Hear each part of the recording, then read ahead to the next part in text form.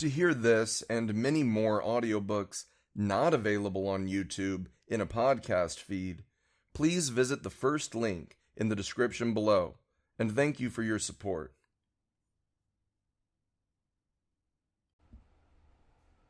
History of the Three Internationals by William Z. Foster. Part 4. The Historic Advance of Socialism. Chapter 50. The Aftermath of World War II. World War II, which was an expression of the general crisis of the world capitalist system, also greatly deepened that crisis. It intensified all the major internal and external contradictions, which are inexorably undermining the strength of capitalism in all countries. The war was another great milestone on the road of the capitalist system to its inevitable doom. Among the many post-war manifestations of the deepened character of the capitalist general crisis may be noted the following. A. The growing reliance of the capitalist countries, particularly the United States, upon munitions production to keep their industries going in a capitalist world of increasing productive power and decreasing markets. B. The splitting of the world market into two segments, the socialist and the capitalist, a development which Stalin called the most important economic consequence of the war. C. The sharpening struggle of the capitalist countries for control of the shrinking capitalist world markets. D. The intensification of the unevenness in the development of the capitalist countries, the most spectacular aspect of which is the shaky hegemony of the United States over the capitalist world. E. The breakdown of the colonial system, marked by the outburst of revolutionary national liberation struggles in many parts of the colonial and semi-colonial world. F. The increased tendency of the capitalist system towards economic crisis, fascism, and war, because of its profoundly weakened condition, and most decisive. G. The enormous post-war growth of the world democratic and socialist forces which basically weaken capitalist domination and the capitalist system as such. After World War I, the badly shaken capitalist system still possessed enough vitality so that it could, during the period of 1924 to 1929, achieve a partial and temporary stabilization, but it has been unable to do even this after World War II. The basic crisis elements in the world capitalist situation continue to increase, with further catastrophes for that system looming in the not-distant future. So far has the capitalist system degenerated, and so greatly has its rival system of socialism developed, that the basic world issue of this period, behind the intense and immediate mass struggle to prevent another world war, has become that of socialism versus capitalism.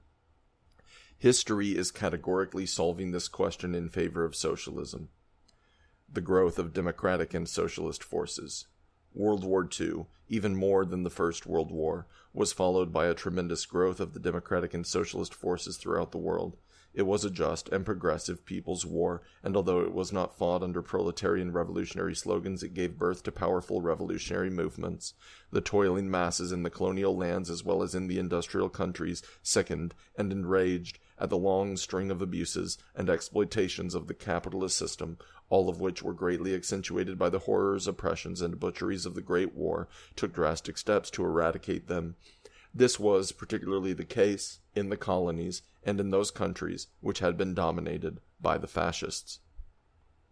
The great post-war strengthening of the world democratic and socialist forces falls under four general heads. A. The enormous increase in the political prestige of the USSR because it had basically won the war against Hitler's Germany and had an extremely rapid rise in its general power due to its unparalleled post-war economic recovery and development. B. The establishment of revolutionary people's democracies in Czechoslovakia, Poland, Yugoslavia, Romania, Hungary, Bulgaria, and Albania, and the People's Democratic Republic of East Germany. Footnote. Yugoslavia was later betrayed by Tito. End of footnote. C. The growth of powerful national liberation movements in China, India, Indochina, Burma, Korea, Indonesia, Malaya, the Philippines, and various areas in Africa, a vast elemental movement which reached its climax in the Great Chinese Revolution. D. An enormous growth of trade unionism all the world over, together with a huge expansion of the youth, women's, and other mass movements. These great mass struggles and movements, constituting as a whole an enormous revolt against capitalism and basically inspired and led according to Marxist-Leninist principles, were fundamentally indigenous and spontaneous. One and all, they were based upon the specific grievances and program of the respective toiling masses and peoples in general. It is stupid, the bourgeois allegation, that the many revolutions of the period have been the results of Soviet plots and infiltration. But then, the capitalists are congenitally unable to conceive that conditions under capitalism both cause and justify revolution, and that socialism is a superior form of society to capitalism. Stalin swept away with the Russian plot drivel in his interview 14 years ago with Roy Howard when he said, quote, "The export of revolution is nonsense. Every country will make its own revolution if it wants to, and if it does not want to, then there will be no revolution." End quote. The drive of American imperialism for world domination. A second great force operating in the post-war situation on the basis of the greatly weakened world capitalist system, in this case profoundly counter-revolutionary, is the drive of American imperialism for maximum profits and world domination. American monopoly capitalism, which has for over half a century been the major capitalist power, and which enormously increased its wealth and productive capacity during World War I, is now out to reduce the rest of the world, socialist as well as capitalist, to its domination. All its policies, domestic and foreign, are constructed and geared to the achievement of this supreme imperialist goal. American monopoly capitalism has long been striving in the general direction of world rulership.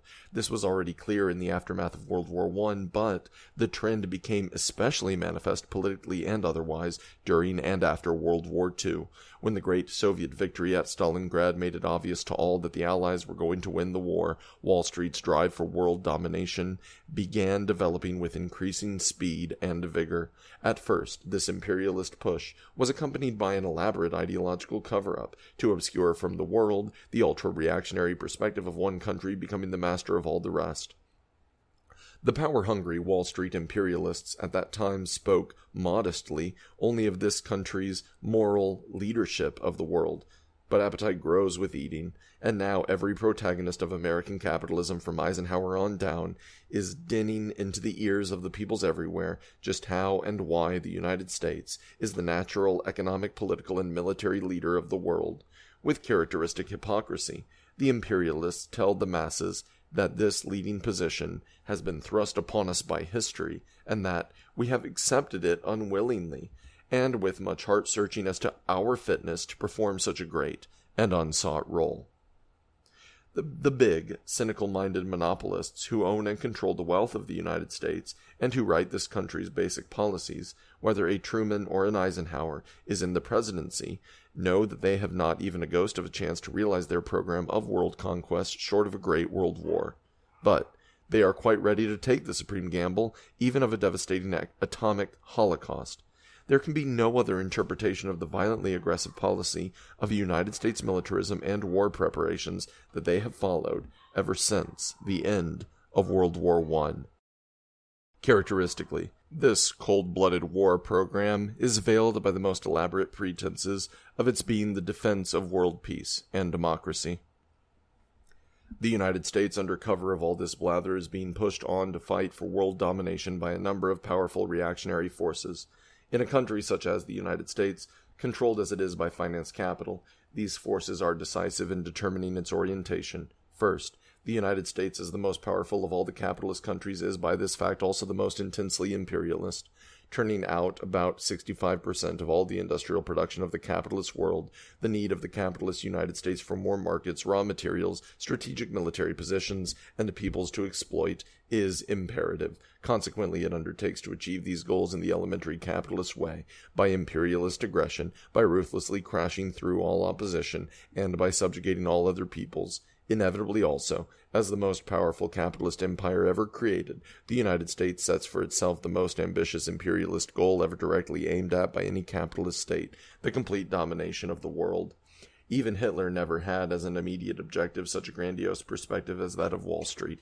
In his imperialist drives, he had to contemplate a world in which at least Japan and the United States would be powerful factors, but American imperialism counts on ruling the world alone. Second, a key factor in the drive of American imperialism for world conquest is that the big Wall Street capitalists are undoubtedly alarmed at the realization that the world capitalist system is in danger of falling to pieces, and that its basic enemy, world socialism, is growing by leaps and bounds. While they reject the validity of the Marxist-Leninist concept of the general crisis of capitalism, they at least are realistic enough to understand that their system is now showing startling symptoms of deep trouble. Their remedy for this situation is for them, with their vast wealth, industrial and military strength, and technical know-how, to smash the industrial socialist forces and to reorganize the bankrupt capitalist world, with the United States as the future dominating center and with all the other peoples paying tribute to it. Third, and very important in impelling American imperialism onto a path of aggressive war and conquest, is the growing conviction in big capitalist circles that, in the present sick condition of world capitalism, the only way they can keep their industries in operation and their own fabulous maximum profits rolling in is by a vast production of war munitions and eventually by war itself. This is the reactionary end to which the Keynesian policy of pump priming has inevitably led. Immediately after the end of World War II, driven on by the above forces, the United States launched out upon its program of world domination. The first major result of this was, by economic pressure, financial grants and loans, and political intimidation, to set up a measure of shaky American control over the capitalist world during the early post-war years.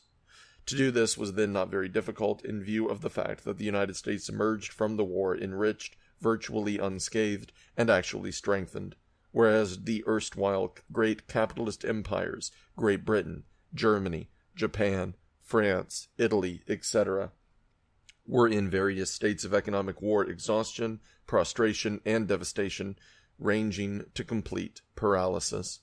The American capitalist hegemony was something new in the world. In the past, one or another country, notably Great Britain in the mid-19th century, has occupied a key or even decisive position in the capitalist world economy, but this was the first time in history that any single country had achieved the role of becoming virtually the acknowledged boss of all the other capitalist powers. American capitalist hegemony was definitely a product of the general crisis of capitalism. It could not possibly have come into existence, even in its wobbly and incomplete form, except that the other capitalist powers were in a deep state of crisis.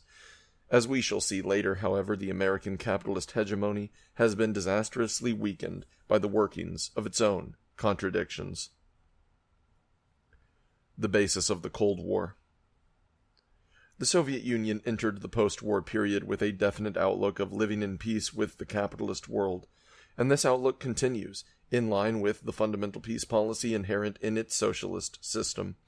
The coexistence perspective is in no sense contradictory to the Marxist-Leninist position that the present is a general period of revolution, with the obsolete capitalist system gradually being supplanted in the various countries by rising socialism.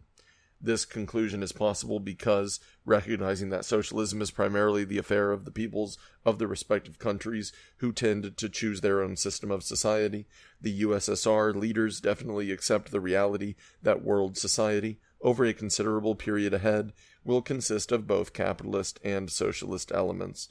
Marxist-Leninists are by no means committed to the theory that socialism can be realized only by a simultaneous worldwide revolution or as a result of a great war.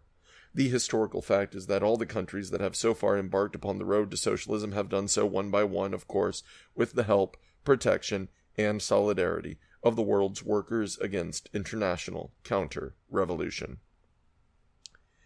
That the USSR follows a policy for a post-war world of peaceful coexistence with the capitalist states is made clear from many facts. First, the dissolution of the Communist International was not only a measure to help win the war, but also, as Stalin indicated at the time, for thus, quote, clearing the way to a future organization of the companionship of nations based upon their equality, end quote. At the historic Tehran Conference of Roosevelt, Churchill, and Stalin in December 1943, Stalin, proceeding on the same principle, signed the joint agreement which declared, quote, we express our determination that our nations shall work together in the war and in the peace that will follow, end quote. Also, when the United Nations was formed in San Francisco in April 1945, the USSR took an active part and became a member, although it was vastly outnumbered in votes by the capitalist countries. In accordance with this peace perspective, the USSR, contrary to all the lies spread in this country, immediately upon the end of the war made drastic reductions in its armed forces. On this matter, Stalin has said, quote, Demobilization was carried out in 3 steps. The first and second steps in the course of the year 1945, the third step from May to September 1946. In addition, demobilization of the older age groups of the personnel of the Soviet Union was carried out in 1946 and 1947, and in the beginning of 1948 all the remaining old age groups were demobilized. End quote. Meyer adds these details, quote, "The Soviet armed forces, which crushed Hitler's Wehrmacht, were close to 12 million strong. By October 1946, the Soviets had demobilized 30 age groups, or about 83% of their wartime forces. In 1951, France, with less than 1/15 of the Soviet frontier, had 22 soldiers. The United States, flanked by 2 oceans, had 18 soldiers, and the USSR, 12 soldiers per 1,000 inhabitants." End quote. So generally were the communists resolved upon cultivating a peaceful coexistence with the capitalist states in the post-war period that this perspective actually gave birth to serious opportunist illusions in many communist and workers' parties. The worst expression of this right deviation was expressed by Earl Browder in the United States. Browder developed a crassly opportunist interpretation of the Tehran Agreement, in which he not only asserted that the capitalist powers would drop their opposition to the USSR and live in friendly cooperation with that country, but that also within the capitalist countries thenceforth, specifically in the United States, class peace and class collaboration would reign, with the capitalists voluntarily doubling the workers' wages and making other basic concessions. Sticking to this absurd conception of a capitalist utopia led to Browder's expulsion from the Communist Party. American imperialism, however, with Great Britain as its junior partner, had no intention whatever of living in peaceful coexistence with the USSR. As we have seen already during the war, Wall Street monopolists, with their sights definitely set upon the ruling of the post-war world, had not hesitated to betray the Soviet Union in the face of the common enemy, in the hope that that country, which they knew would refuse to submit to their domination, would, if weakened in the war, be unable to offer them successful resistance in the post-war period. It is a fact, of course, that immediately the war was ended, substantial demobilization of American ground forces took place. This, however, had nothing to do with any alleged plans of Wall Street to cultivate friendly relations with the USSR. It was based on 2 other quite different elements. First, the demobilization movement was precipitated by a huge, irresistible, mass demand that the war being over, the armed forces must be reduced, an expression of the basic anti-militarism of the American people. Secondly, the movement rested also upon the fact that the American militarists, founding their hopes for world conquest upon their possession of a supposed atomic bomb monopoly, pinned their faith on the Air Force and believed that large land armies were obsolete. Hence their failure to make more active resistance to the mass demobilization movement. Historically, it is an indisputable fact that with the cessation of World War II, the United States militarists began to plot and plan for a great anti-democratic, anti-socialist war. This course was facilitated by the death of Roosevelt, April 12, 1945, and the accession to the presidency of the bitter Soviet hater, Truman. He at once devoted himself energetically to the cultivation of the Cold War, in preparation for a shooting war.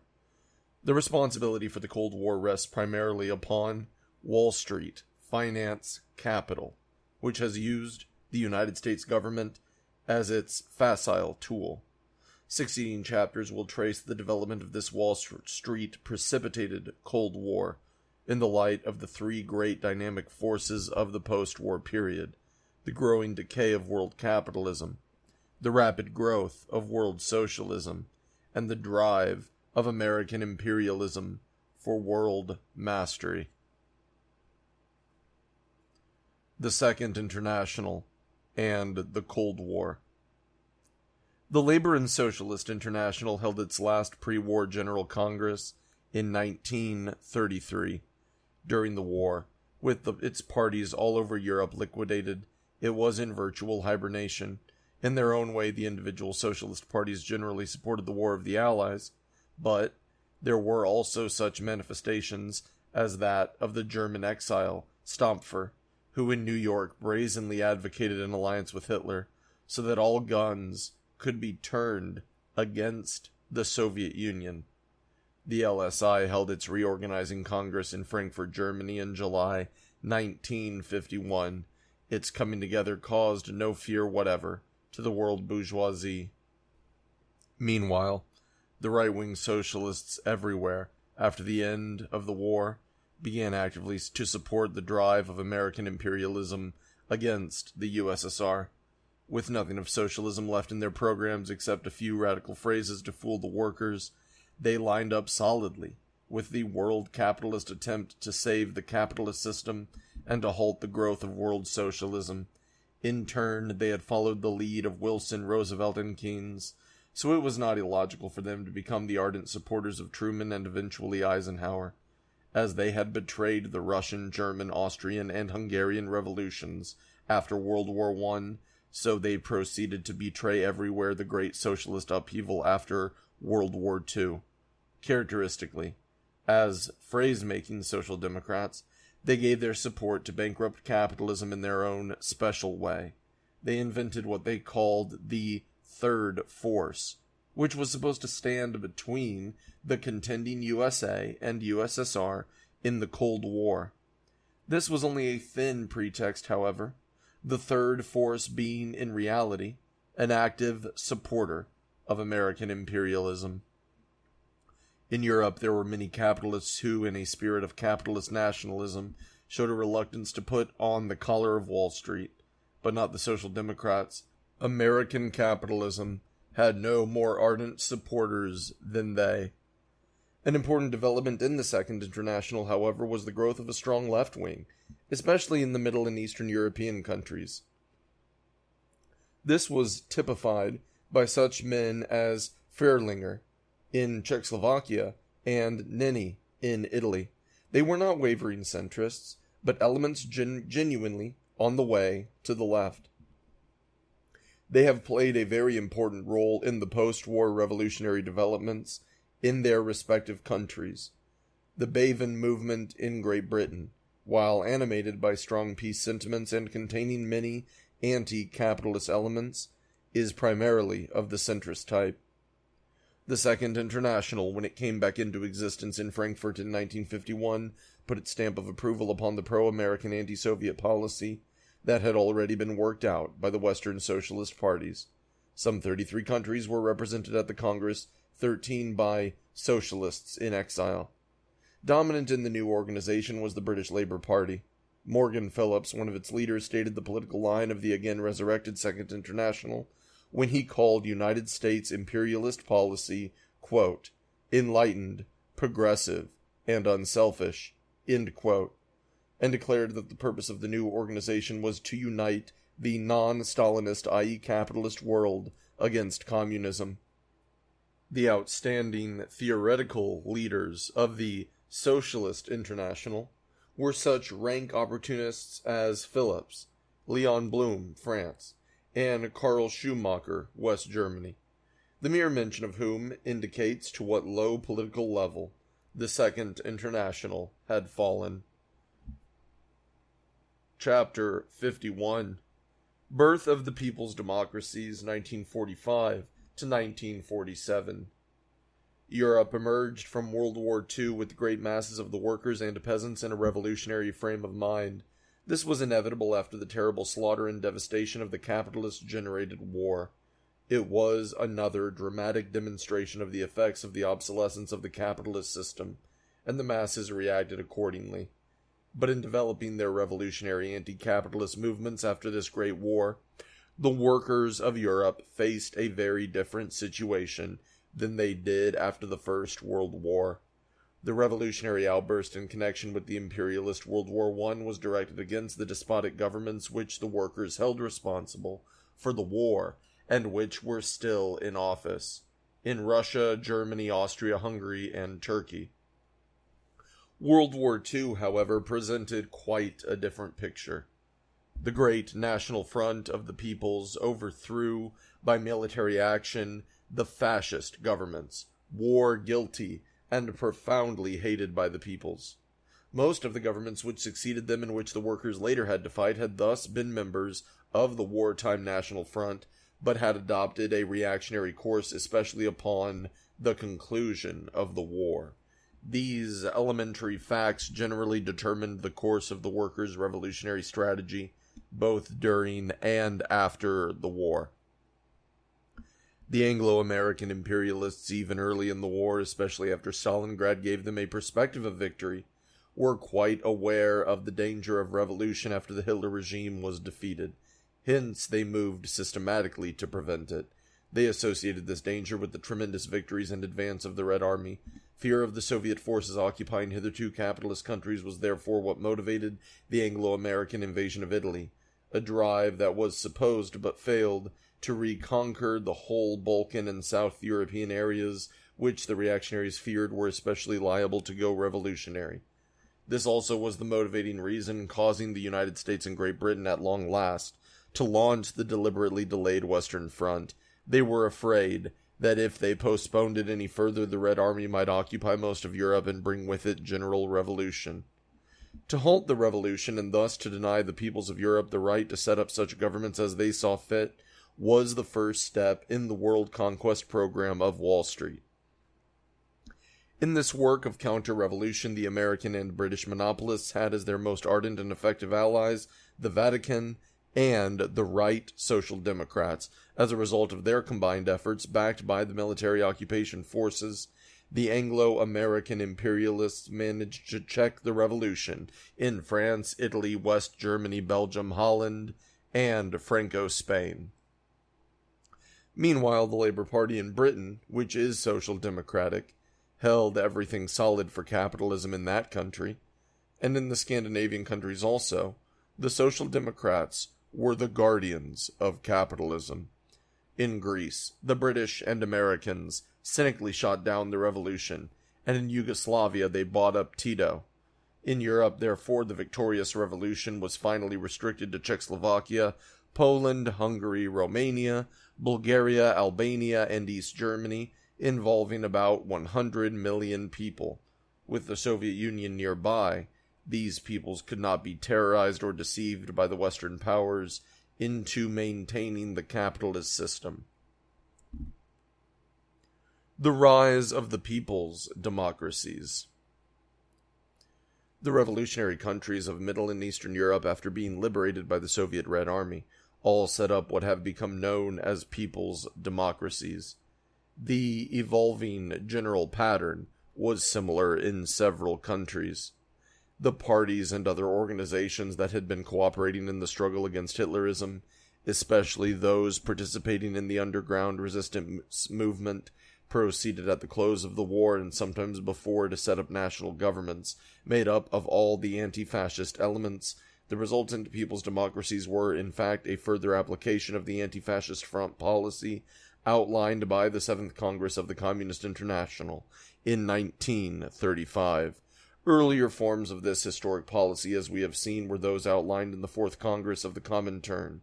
See Chapter 37, the pre-war People's Front movements, the great all-anti-fascist People's Military Alliance during the war, and the broad multi-party wartime underground movements and guerrilla formations.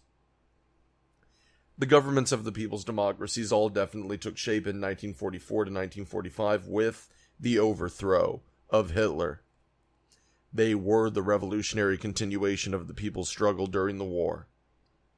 The broad character of the people's democracies was illustrated by the Czechoslovakian government, which consisted of two communist parties, Czech and Slovak, Social Democratic Party, Czech National Party, Catholic People's Party, and the Slovak Democratic Party. In Poland, the government bloc consisted of the communists, socialists, peasants, and Democrats. The Fatherland Front in Bulgaria had 5 parties, and Yugoslavia, Hungary, Romania, and Albania also had several parties each in the anti-fascist alliance comprising their governments. A basic factor in all these situations was that the socialist and communist parties amalgamated, slowing off their right opportunists in the process. This was true also in the People's Democratic Republic of East Germany. Everywhere the communists, leaders of the underground, became the leading party in the new democratic governments. There was also a new strong solidarity developed between the workers and the peasants. A striking feature, too, was the widespread revolt of the intellectuals against capitalist domination. and highly significant was the unexampled cooperation established between Catholic and non-Catholic workers in Poland, 90% Catholic, Czechoslovakia, Hungary, and other strongly Catholic countries despite the militant opposition of the Catholic Church. The Anglo-American imperialists watched with great alarm the advent of the people's democracies. Among their measures to meet such a contingency, they had prepared an all-around set of hand-picked puppet governments in exile, located in London, and ready to take over their respective countries at the war's end. But the various peoples had quite other ideas about all this, and they elected their own types of government. The imperialists, however, with active support from the Vatican and social democracy, have never ceased, to this day, carrying on intrigues and violent plots to balk and defeat the democratic will of these peoples. In Poland, Hungary, Bulgaria, and Romania, as the war came to an end, or they organized the civil wars in unsuccessful attempts to prevent the establishment of people's democracies. In 1944 to 1947, they crushed the Greek people's democracy, first with British and finally with American-equipped military forces. And they managed with their money eventually to subvert the willing Tito in Yugoslavia. And it was the American ambassador who, in a desperate effort to regain control of Czechoslovakia, caused 17 bourgeois ministers in February 1948 to resign from the national government in the hope of creating a civil war. But the Czech workers, responding swiftly, defeated this putsch and came into decisive control of the Czech people's state. The Eisenhower Dulles policy of liberation is a continuation of this Civil War program. The new type of proletarian dictatorship. The new people's democracies adopted many far-reaching economic measures aimed immediately at the reparation of the huge war damages. These policies included the breakup of the big landed estates, including in some cases the church lands, and the distribution of the soil to the peasants. The confiscation of all the lands and industries owned by the fascist reactionaries, the nationalization of the major industries and services, including banks, coal, steel, electric power, railroads, inland transport, seaborne shipping, telegraph, telephone, and radio, the systematic cultivation of consumers, cooperatives, drastic tax reforms, the establishment of state control over foreign trade, and the progressive development of planned production through 2, 3, and 5-year plans. The People's Democratic Republic of Germany also followed this general line. The people's democracies did not set for themselves the immediate goal of socialism, but the basis of their program nevertheless was socialist. It shifted the decisive economic ownership and controls out of the hands of big landowners and monopolists into those of the working class and other democratic forces. The result was not a democratic capitalism as many believed at the time, but a transitional regime moving towards socialism.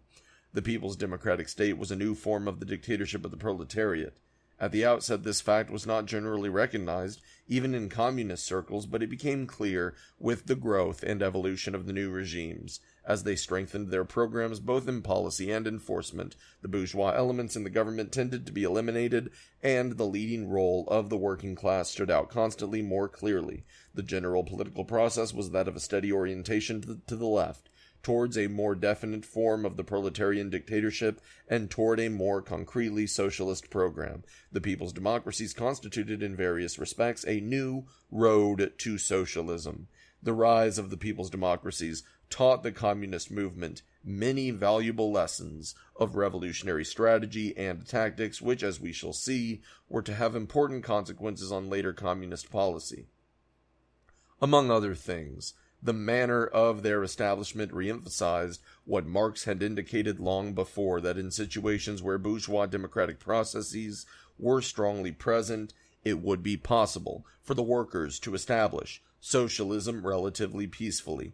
As mentioned in earlier chapters, Marx said, quote, If, for example, the working class in England and the United States should win a majority in Parliament and Congress, it could legally abolish the laws and institutions which obstruct its development." End quote. Lenin demonstrated the same principle on the eve of the Russian Revolution of November 1917, when in the existing democratic situation he proposed, quote, "a peaceful development of the revolution," end quote. In drawing lessons from the relatively peaceful establishment of the people's democracies in Central and Eastern Europe through the development of parliamentary majorities, the elementary facts must not be overlooked, however, that during World War II, through military struggle, the Red Army and the people's insurrectionary movements, by defeating the Hitler forces, had already broken the backbone of the big capitalists and landowners, and that the post-war bourgeois governments in these countries were consequently weak and flabby. In Poland, Romania, and other of these countries, however, the reactionaries did manage to organize small-scale civil wars, despite the efforts of the workers to maintain a peaceful development. The coalition government in Italy. From the closing stages of the war, the Italian working class began rapidly to organize its forces. The Communist Party increased from 5,000 members during Mussolini's tear to 2,300,000 members in 1947 under Palmiro Togliatti's brilliant leadership, and it polled 20% of the national vote, 4,745,000. The Socialist Party, led by Pietro Ninni, also made a strong growth. The two parties in their majority favored fusion and were working together in close cooperation. And the trade unions, uniting communist, socialist, and Catholic workers, grew swiftly into the gigantic General Confederation of Labor, with 6 million members, and with the able communist union leader Giuseppe Di Vittorio at its head. The Communist Party, which in Italy, as everywhere else in Europe, had achieved great prestige in its heroic struggles during the war, won the hegemony over the Italian working class, and also developed a strong influence among the peasantry and the Catholic toilers generally. Upon emerging from the war, the communists in Italy, as elsewhere, moved for a coalition government composed of all the anti-fascist forces. Such a government gradually took shape after a fashion. In the election of May 1946, the Communists won 104 seats, the Socialists 115 seats, and the Christian Democratic Party, Catholic, 207 seats. In the resultant De Gasperi government, the Communists held 4 cabinet posts, with Togliatti as Minister of State. The Socialists had a similar group in the cabinet. The government turned its attention to the overwhelming problems of reconstruction, with the Communists taking the lead in the reparation of the huge war damages. In May of 1946, the Communist-led referendum knocked out the monarchy and established Italy as a republic. But powerful forces were at work to prevent Italy from becoming a people's democracy, as many countries in Eastern Europe were doing. The big Italian employers, of course, were violently opposed to the democratic course of events. The Vatican, as elsewhere in Europe, was exerting all its strength and prestige to keep capitalism from collapsing. The right-wing Social Democrats, actively supported by American and British labor opportunists, were naturally opposed to a course that would eventually abolish Italian capitalism. And dominating the whole scene were the armed forces of Great Britain and the United States, violently anti-socialist. These combined forces of reaction managed to check the growth of a people's democracy in Italy. In 1947, agents of the British Labour Party and the American Federation of Labour, together with the surrogate Italian right wing, managed to split the Italian Socialist Party, swinging 50 seats in Parliament definitely to De Gasperi. During the same year, the United States, which had been pouring UNRRA funds and materials into Italy, made the De Gasperi government a large loan with the usual strings to it. And also, in 1947, that government, the expression of the capitalist Vatican forces, obediently presented a reactionary agrarian program which forced the communist and left socialist ministers to resign.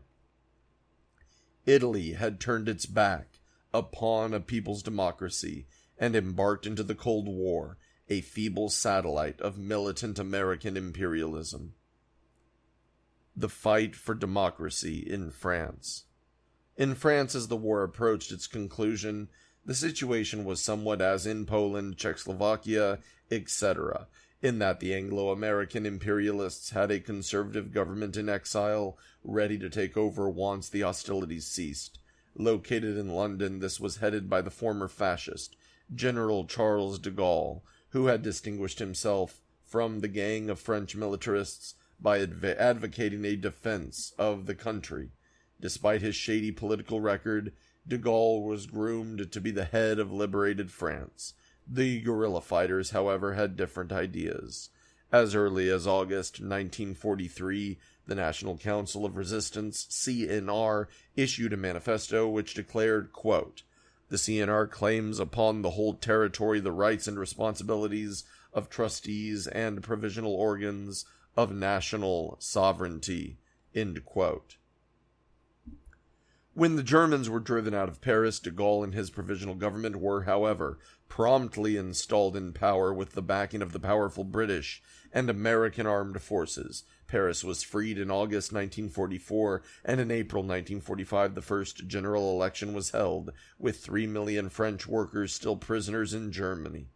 The results showed the Communist Party to be the strongest party in France. De Gaulle at once moved to disarm the resistance forces, which caused the two communists in his cabinet to resign. In the general election of October 1945, the communists polled 5,696,000 votes, against 4,760,000 for the socialists, and 4,580,000 for the Catholic Party, the Popular Republican Movement MRP, giving the CP 152 seats, the SP 142 seats, and the MRP 141 seats. There were also a few smaller parties. The two parties of the working class had an absolute majority in Parliament. The Communist Party proposed a government based upon both parties and their eventual fusion into one organization. As the leader of the largest party, General Secretary Thorez of the CP, was entitled to the premiership. The General Confederation of Labor, CGT, had grown swiftly to an organization of some 5 million members, although it had two general secretaries, Joao and Franchon, the latter a communist, represented by far the bulk of the membership. As Klugman remarks, quote, "The position was favorable to lead the French people forward, continuing the elan and enthusiasm of the resistance towards a new popular democracy and the crippling of the power of the French trusts," end quote. Leon Blum, however, opposed this whole perspective. As a social democratic defender of the capitalist system, he could not support any such revolutionary program.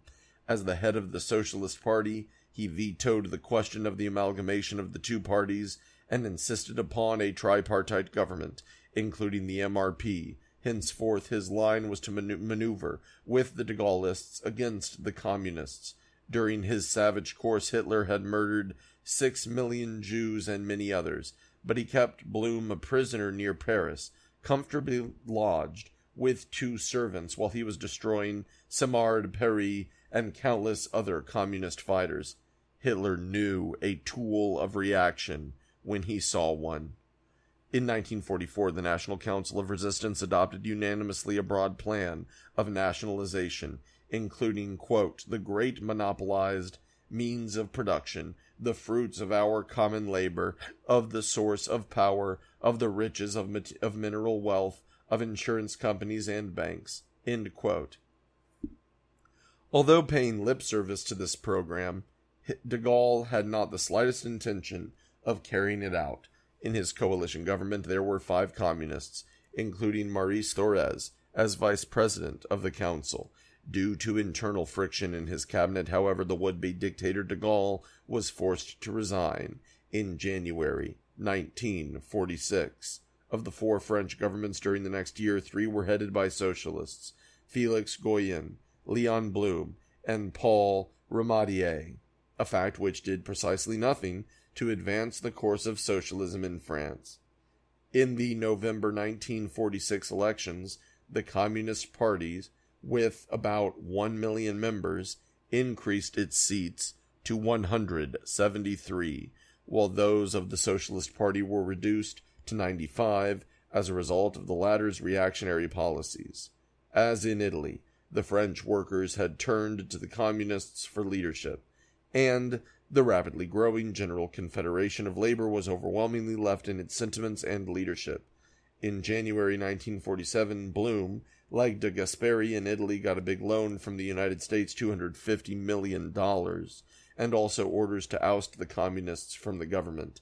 Therefore, in May 1947, the strike-breaking socialist premier, Ramadier, with the aid of the de Gaullists, expelled the Communists from his cabinet. By this action, which was followed by a similar course in Italy, Norway, Belgium, and Denmark, France was reduced to the status of an American satellite, as Italy had been. Blum's line was to save capitalism, not to eliminate it. The French SP left wing, unlike that in Poland, Czechoslovakia, Italy, etc., was not strong enough to shape the party line. Borkenau, the anti-communist fanatic, is thus able lyingly to boast that, quote, "It is by a hair's breadth that France escaped the fate of bureaucracy and popular democracy," end quote.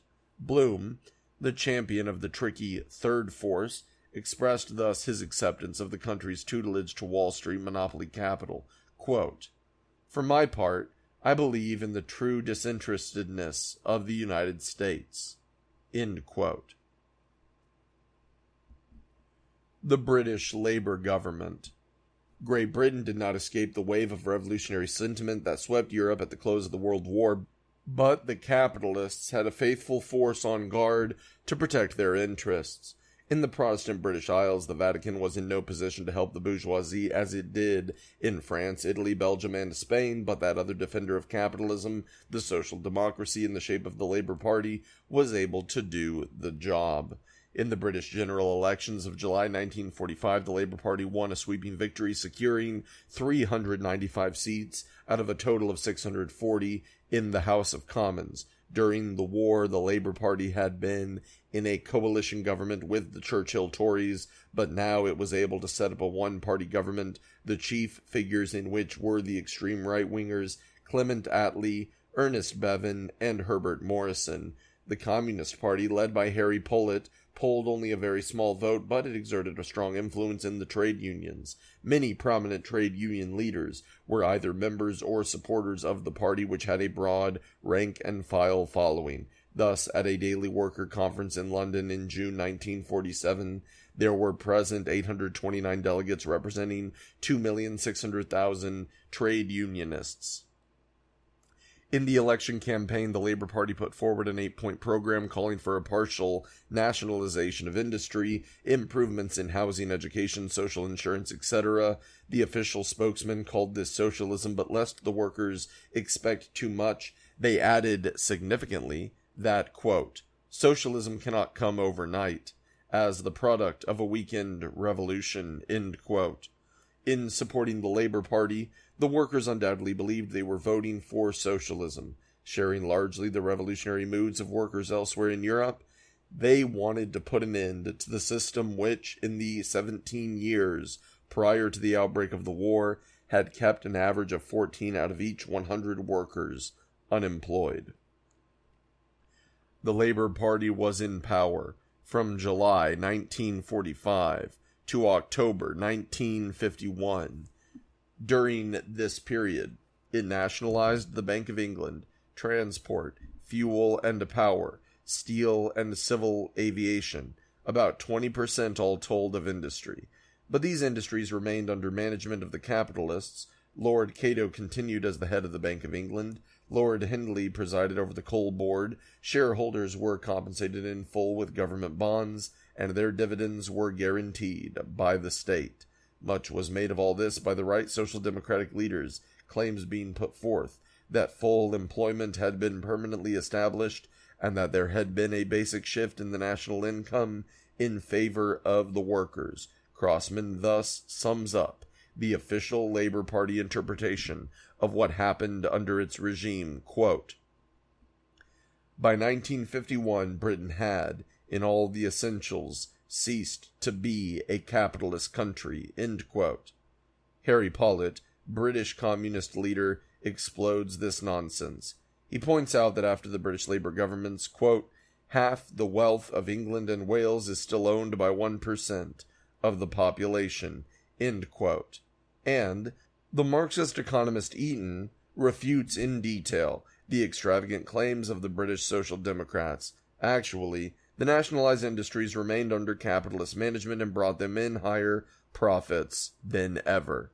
Meanwhile, working class real wages sank, taking 1938 as 100. Wages, by the end of 1951, went up to only 215, whereas profits climbed to 322. In 1951, the average wage a worker was taking home bought 7% less than in 1947. The much boasted steady employment was due to the post-war industrial and munitions boom, not to any basic changes made by the Labor Party in the capitalist system. The only real benefit the workers got out of the Labor Party regime, says Eaton, was an improved state health system. What the Labor Party had done in Great Britain was not to establish socialism, but to strengthen state monopoly capitalism.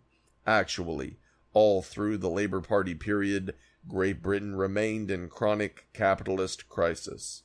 The British Labour Party followed a policy in foreign affairs identical with that of Churchill, the leading party of the Second International. It militantly attacked the Soviet Union, was heavily responsible for the post-war defeat of the democratic forces in Greece, Italy, Belgium, and France, stood guard over the menaced colonial system, and followed the political leadership of the United States. It was a bit difficult for the untamed monopolists of the United States, to whom even the mildest socialist demagogy is revolutionary, to realize that the Labour Party of Great Britain was not going to introduce socialism, but was in reality a rescue force for stricken capitalism in Europe. That they soon saw the point, however, was evidenced by the huge loan of almost $4 billion, which they extended the Labour government in 1945.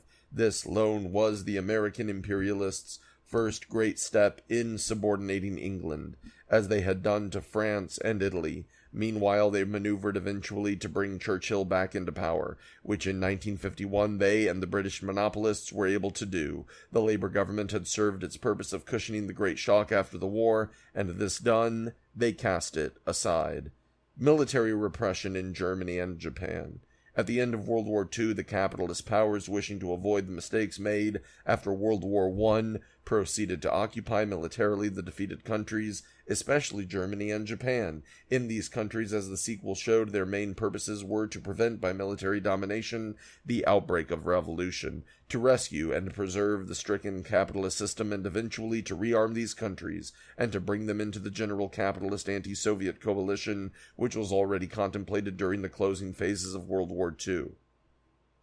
If left to itself at the end of the war, Germany undoubtedly would have established a people's democracy, on the general pattern of the governments that were being set up in Poland, Czechoslovakia, Hungary, and other countries in Eastern Europe. Proof of this was to be seen in Eastern Germany, which was occupied by the Red Army, and where the people had a free hand in their revolutionary aspirations. They promptly established there the German Democratic Republic, based upon an amalgamation of the Communist and Social Democratic parties, and with a program akin to the people's democracies. In Western Germany, however, occupied as it was by the American, British, and French armies, the American-bossed forces of reaction managed to stave off the threatening revolution. While they tolerated the reorganization of the workers' parties and trade unions, they were keen to block every manifestation of working-class militancy. It was only in late 1954 that the workers in West Germany were having their first, post-war, major strikes. The line of the Social Democratic Party, led first by Schumacher and then by Ollenhauer, dovetailed with the policy of the capitalist military occupation. These socialists refused all collaboration with the communists, supported the program of the Truman Doctrine, Marshall Plan, NATO, and the violent American anti-Soviet campaign. Only belatedly did they take a stand against the rearming of Germany. As a consequence of this line, the capitalist program for the rearming and renazification of West Germany, under the general aegis of American imperialism, has proceeded apace. In Japan, the line of the military occupation, which was solely American, has been basically the same as in West Germany. Semi-feudal Japan, whose bourgeois revolution of 1868 was only partial, was ripe for the establishment of a people's democracy at the end of World War II. Realizing this, the American authorities, headed by the petty despot General MacArthur, undertook successfully to subvert the revolution by the introduction of a whole series of bourgeois reforms. They gave Japan a democratic constitution, reduced the monarchy to a constitutional basis, carried through a limited land reform, and dissolved the monster zaibatsu, industrial, financial, and land-owning monopolies. All types of workers' organizations, parties, unions, peasant bodies, cooperatives, cultural societies, etc., for the first time in Japanese history, grew rapidly in the post-war period. The Communist Party, led by Tokuda, Nosako, and others, for many years underground, had heroically fought against the Japanese war makers ever since the invasion of China in 1931. It proposed to work towards the establishment of a people's democracy in Japan, but the Socialist Party, like the Social Democrats in Western Europe, would have none of this. They proposed only a mild democratization of Japan under the overrule of beneficent Wall Street. Between May 1947 and February 1948, their leader, Tetsu Katayama, was the premier of Japan in a bourgeois coalition government.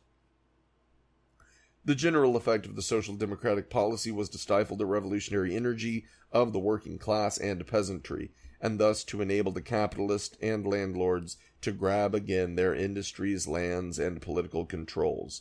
When MacArthur felt that the situation was again somewhat in hand for the ruling classes, he opened up his guns against the left. After arbitrarily calling off a couple of general strikes of government employees in June 1950, he outlawed the Communist Party, which had polled 2,984,627 votes, or 9.6% of the total cast, in the national elections of a couple of days earlier. This marked the beginning of a wide purge of left and progressive forces on the McCarthy pattern.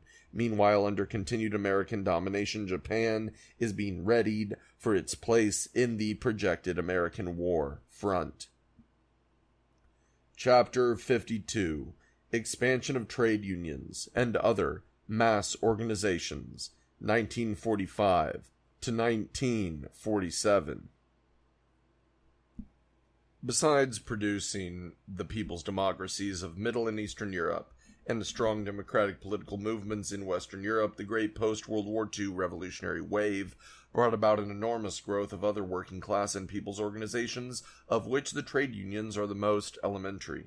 Prior to the war, the unions in Hitler-occupied Europe had been almost completely wiped out, but at the conclusion of the war they went into a swift resurgence that carried them to far higher levels of organization than ever before in the history of the labor movement. By the same token, the post-war upheavals also brought about a tremendous expansion of trade unionism in the colonial and semi-colonial areas, particularly in Asia, Africa, and Latin America. Among the new unions in these areas, the Third Congress of the World Federation of Trade Unions listed the following: All Korea Federation of Labor, 1945. All Indonesia Trade Union Center, 1946. Congress of Labor Organizations of the Philippines, 1941. Vietnam CGT, 1946. All Burma Trade Union Congress, 1945. Central Council of Unified Trade Unions of Iran, 1943. Egyptian Trade Union Congress, 1946. Trade Union of Workers of Iran, General Confederation of Unions of Morocco, Nigerian Trade Union Congress, South African Trades and Labor Council, Transvaal Council of Non-European Trade Unions. In Japan, the trade union movement leaped from practically nothing in 1945 to 6,533,954 in 1948. In this vast trade union movement, the workers tremendously increased their hold in industry by the establishment of their right to a decisive voice in the setting of their wages and working conditions. A major manifestation of this great sweep of unionization was its predominantly left and communist leadership. The new, essentially communist type of post-war trade unionism was characterized by a number of marked features, among them a. It encompassed vast masses of workers, women, unskilled, Negroes, etc., hitherto virtually untouched by unionism. B. It spread into many countries where trade unionism previously had been weak or even unknown. C. It broke with traditional craft union conceptions and put the central stress upon industrial unionism. D. It was highly political in character and cooperative with all other organized bodies of the working class. And E. It was animated by a powerful sense of class unity, breaking down all political barriers in the working class and including in its ranks communists, socialists, anarcho-syndicalists, Catholics, and others. Formation of the World Federation of Trade Unions. The World Federation of Trade Unions, the crystallization of the new broad trade union movement, was born in 1945. Although the pre-war world organization, the International Federation of Trade Unions, headed by the Right Social Democrats, Citrine, and Chivinals, as Lorwin says, quote, at this time claimed 19 million members in 23 countries, it was little more than a name and a memory, end quote. Already early in the war, the need for a new organization was felt. This resulted in the formation of the Anglo-Soviet Trade Union Committee in December 1941. The AFL, true to its inveterate red-baiting character, refused to join this. So, in July 1942, the Anglo-American Trade Union Committee was established. This dualism was the germ of an eventual split in the ranks of world labor. Under the growing pressure for a new organization, the British Trades Union Congress, at the instance of the Anglo-Soviet Committee, called a General Labour Conference, which eventually took place in London, February 6, 1945. In attendance were 230 delegates of 63 organizations from all over the world, representing some 60 million workers. The CIO was present, but the AFL stayed away. At this time, the armies of the USA and the USSR were fighting jointly to smash Hitler, but the reactionaries at the head of the AFL would not let themselves be contaminated by contact with the Russian workers. On September 25, 1945, the World Labor Congress was held in Paris. This brought together 185 delegates representing 66,700,000 workers in 65 national and 86 international organizations, and coming from 56 countries. Again, the AFL ostentatiously held aloof, the only important labor organization in the world to do so. The CIO, however, with Sidney Hillman, 1887 to 1946, heading the delegation, sent 20 representatives. The Congress definitely established the WFTU. It set up a general council of 71 members. Louis Salliant of France was chosen General Secretary, and Sir Walter Citrine of Great Britain chairman. It also set up an executive committee consisting of 9, including, besides Salliant and Citrine, Leon Joao, France, Sidney Hillman, USA, V. Kuznetsov, USSR, Lombardo Toledano, Mexico, H.F. Chu, China, Giuseppe Di Vittorio, Italy, and Evert Coopers, Netherlands. The preamble stated the purposes of the organization as follows, quote, A. To organize and unite the trade unions of the whole world, irrespective of race, nationality, religion, or political opinion. B. To assist the workers in less developed countries in setting up their trade unions. C. To carry on a struggle for the extermination of all fascist forms of government and every manifestation of fascism, under whatever form it operates or by whatever name it may be known. D. To combat war and the causes of war and to work for a stable peace. E. to represent the interests of world labor in all international organizations, resting upon agreements and conventions concluded between the United Nations. F. To organize the common struggle of trade unions in all countries for democratic liberties, full employment, improvement of wages, hours, and working conditions, for adequate social insurance, and for all other measures furthering the social and economic well-being of the workers, and G. To plan and organize the education of trade union members on the question of international labor unity." End quote. The WFTU represented a far greater international trade union organization numerically than the workers had ever before been able to create. It not only contained the labor movement of Europe, including such new contingents as Poland, 2 million, Yugoslavia, 800,000, Romania, 1,500,000, Hungary, 1 million, etc., but it also embraced many colonial and semi-colonial countries where previously the unions were very small or even non-existent, including Latin America, Asia, and Africa. This greater breadth numerically also expressed itself politically in the general type of the program, as in the preamble. This document, not raising the question of the ultimate goal of the working class, was purposely framed so as to make possible the affiliation of all political tendencies of workers, communists, socialists, anarcho-syndicalists, Catholics, etc. It was of the all-anti-fascist front character, which had become the general pattern of progressive labor. The struggle for world labor unity. The organization of the WFTU was a magnificent achievement, a true reflection of the post-war fighting spirit of the workers. There were within it, however, many hostile European right-wing social democratic elements, inveterate enemies of labor unity, whether in the industrial or the political field, but so great was the workers' urge for unity at the close of the war that they did not dare openly to oppose it in the unions. The leaders even had to merge the decrepit International Federation of Trade Unions into the WFTU, a consolidation which took place in December 1945. The AFL, although a member of the IFTU, did not attend the dissolution meeting. However, the AFL reactionaries, blatant labor imperialists, dared to take a bolder stand against the WFTU than their social democratic brothers in Europe. Closely attuned to the policies of the U.S. State Department, they realized that hostility against, not cooperation with, the Russians was to be the monopolists' political line of the post-war period.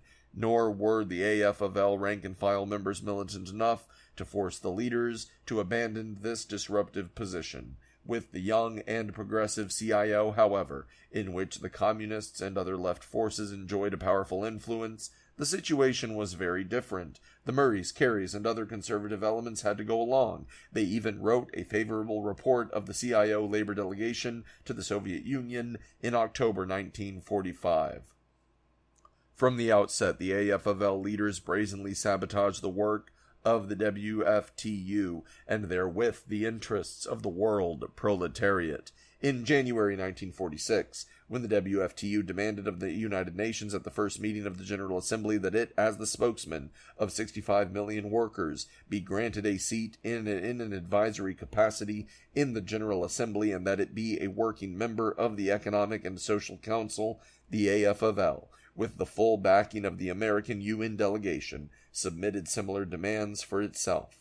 The result was that not only the WFTU was given consultative rights in the Economic and Social Council, but also the AFL and a whole group of other organizations, a decision which weakened the entire proposition. The AFL leadership was preparing new splitting activities, which we shall deal with further along. The World Youth Organization.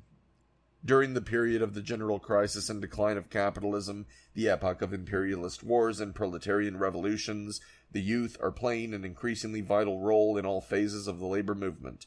This is because the ever-sharpening class struggle demands from the workers and their allies those qualities of imagination, daring, courage, strength, endurance, and resolution which, above all, are the characteristics of the youth of both sexes. In the broad, sharp struggle against fascism, the fighting working youth is imperative to meet boldly the hoodlum gangs of the fascists.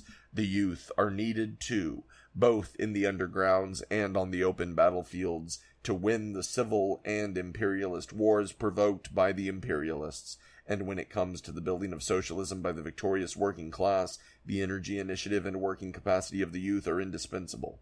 These basic lessons have been taught by the struggles of the youth against fascism in France, Germany, and Italy, by their valiant participation in the long and hard-fought civil wars in China, and by their activities in the building of socialism in the USSR and the people's democracies. Never were the youth such a key factor in the fighting creative forces of the labor movement as during these crucial years.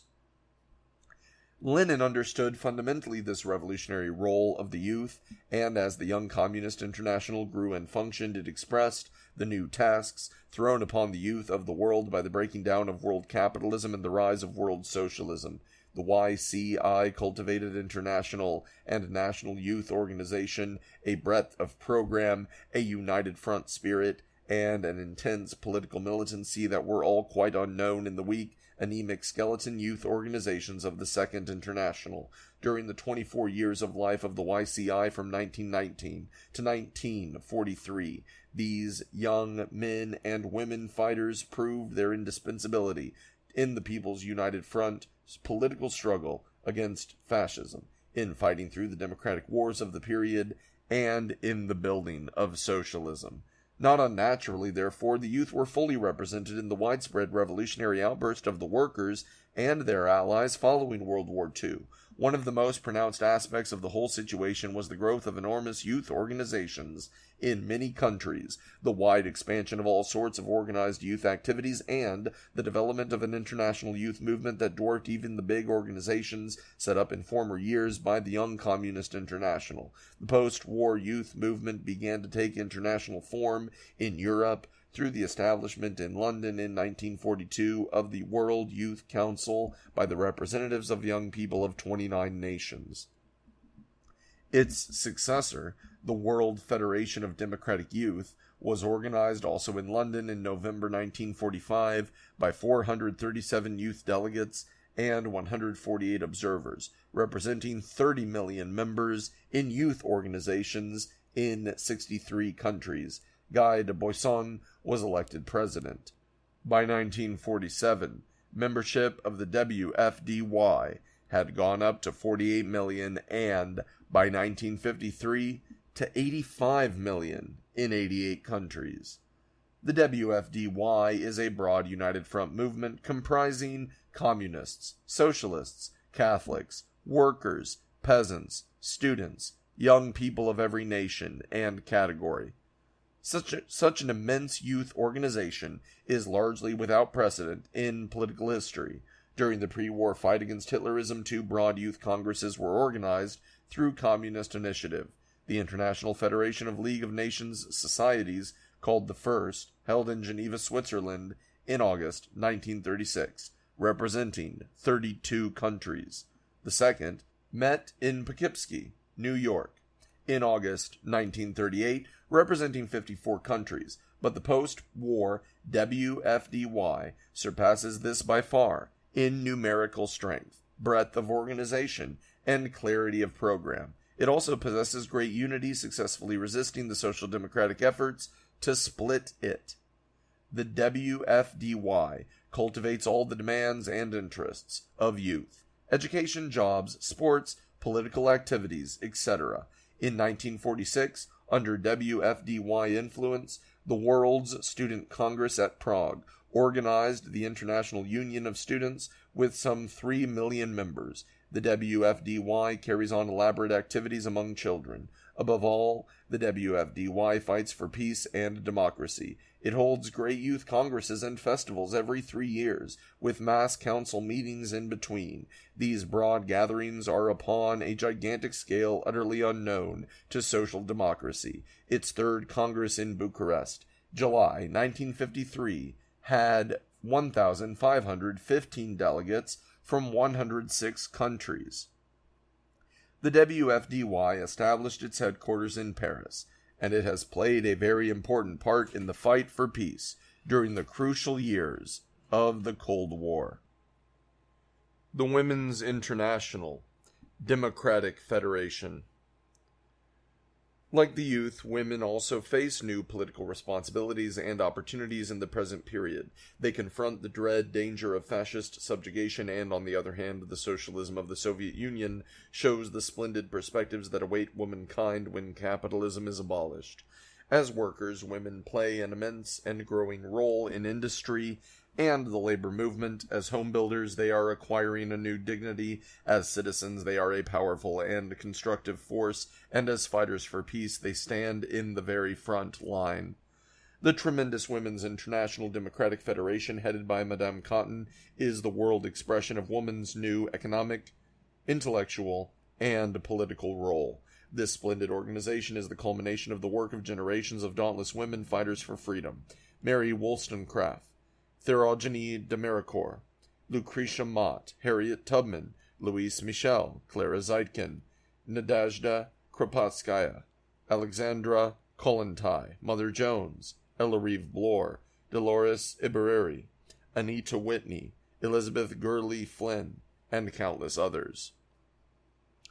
The WIDF had as forerunners, as we have seen, the preliminary work of the Second International, but especially that of the Third International. In the pre-war fight against fascism, a broad Women's World Committee against war and fascism was also organized and carried on an active fight against advancing Hitlerism. The WIDF, a wide united front organization containing working women of every group and every category, was organized in Paris in November 1945, with 900 delegates present from 42 countries. By 1947, the organization reported a membership of 81 million in 44 countries, and at its 1953 Congress in Copenhagen, it had affiliated organizations in 70 countries, representing hundreds of millions of women in all parts of the world. The program of the WIDF covers all the general interests of the broad working masses, as well as the specific demands of women. It lays the greatest stress upon the central issue of preserving world peace, and it has been a strong force against the warmongers during the Cold War period. The great post-war women's movement, as with the youth and the trade unions, expresses under present-day conditions the modern progressive policy of the workers and their allies. This is the broad, all-out, united front against fascism and war, enunciated by the historic Seventh Congress of the Communist International in 1935, and since then taken up by immense sections of humanity fighting for peace and freedom. The Second International, with its reactionary policy of tailing along with after-war-like American imperialism, has from the outset looked with hostility upon these enormous mass movements, and has spared no efforts to disrupt and to split them. The European mass communist parties. Of vital importance in the early post-war growth of broad mass organizations, trade unions, youth, women, etc., was the expansion of the communist parties that took place at this time. Some of this growth we have already indicated in passing. At the British Empire Communist Conference, held in London early in 1947, a table of the membership of the world's communist parties was presented, from which the following figures were mainly taken to indicate the strength at that time of the communist parties in union. Soviet Union, 6 million. France, 1 million. Italy, 2,100,000. Czechoslovakia, 1,700,000. Poland, 700,000. Bulgaria, 450,000. Yugoslavia, 400,000. Romania, 500,000. Hungary, 600,000. Belgium, 100,000. Spain, 60,000. Denmark, 60,000. Finland, 40,000. Sweden, 50,000. Norway, 40,000. And Germany, 400,000 in the West. And 1,700,000 United Communists and Socialists in the East. Many of these parties have since greatly grown. This represented a membership increase for the various parties of from 10 to 50 times over pre-war. It dwarfed the weak growth of the Second International parties in Western Europe. It was a basic consequence of the sound leadership given by the communist parties in the long and bitter struggle against Hitlerism. Generally, the voting strength of these communist parties ranged from 3 to 10 times their membership. The parties speedily developed a powerful press.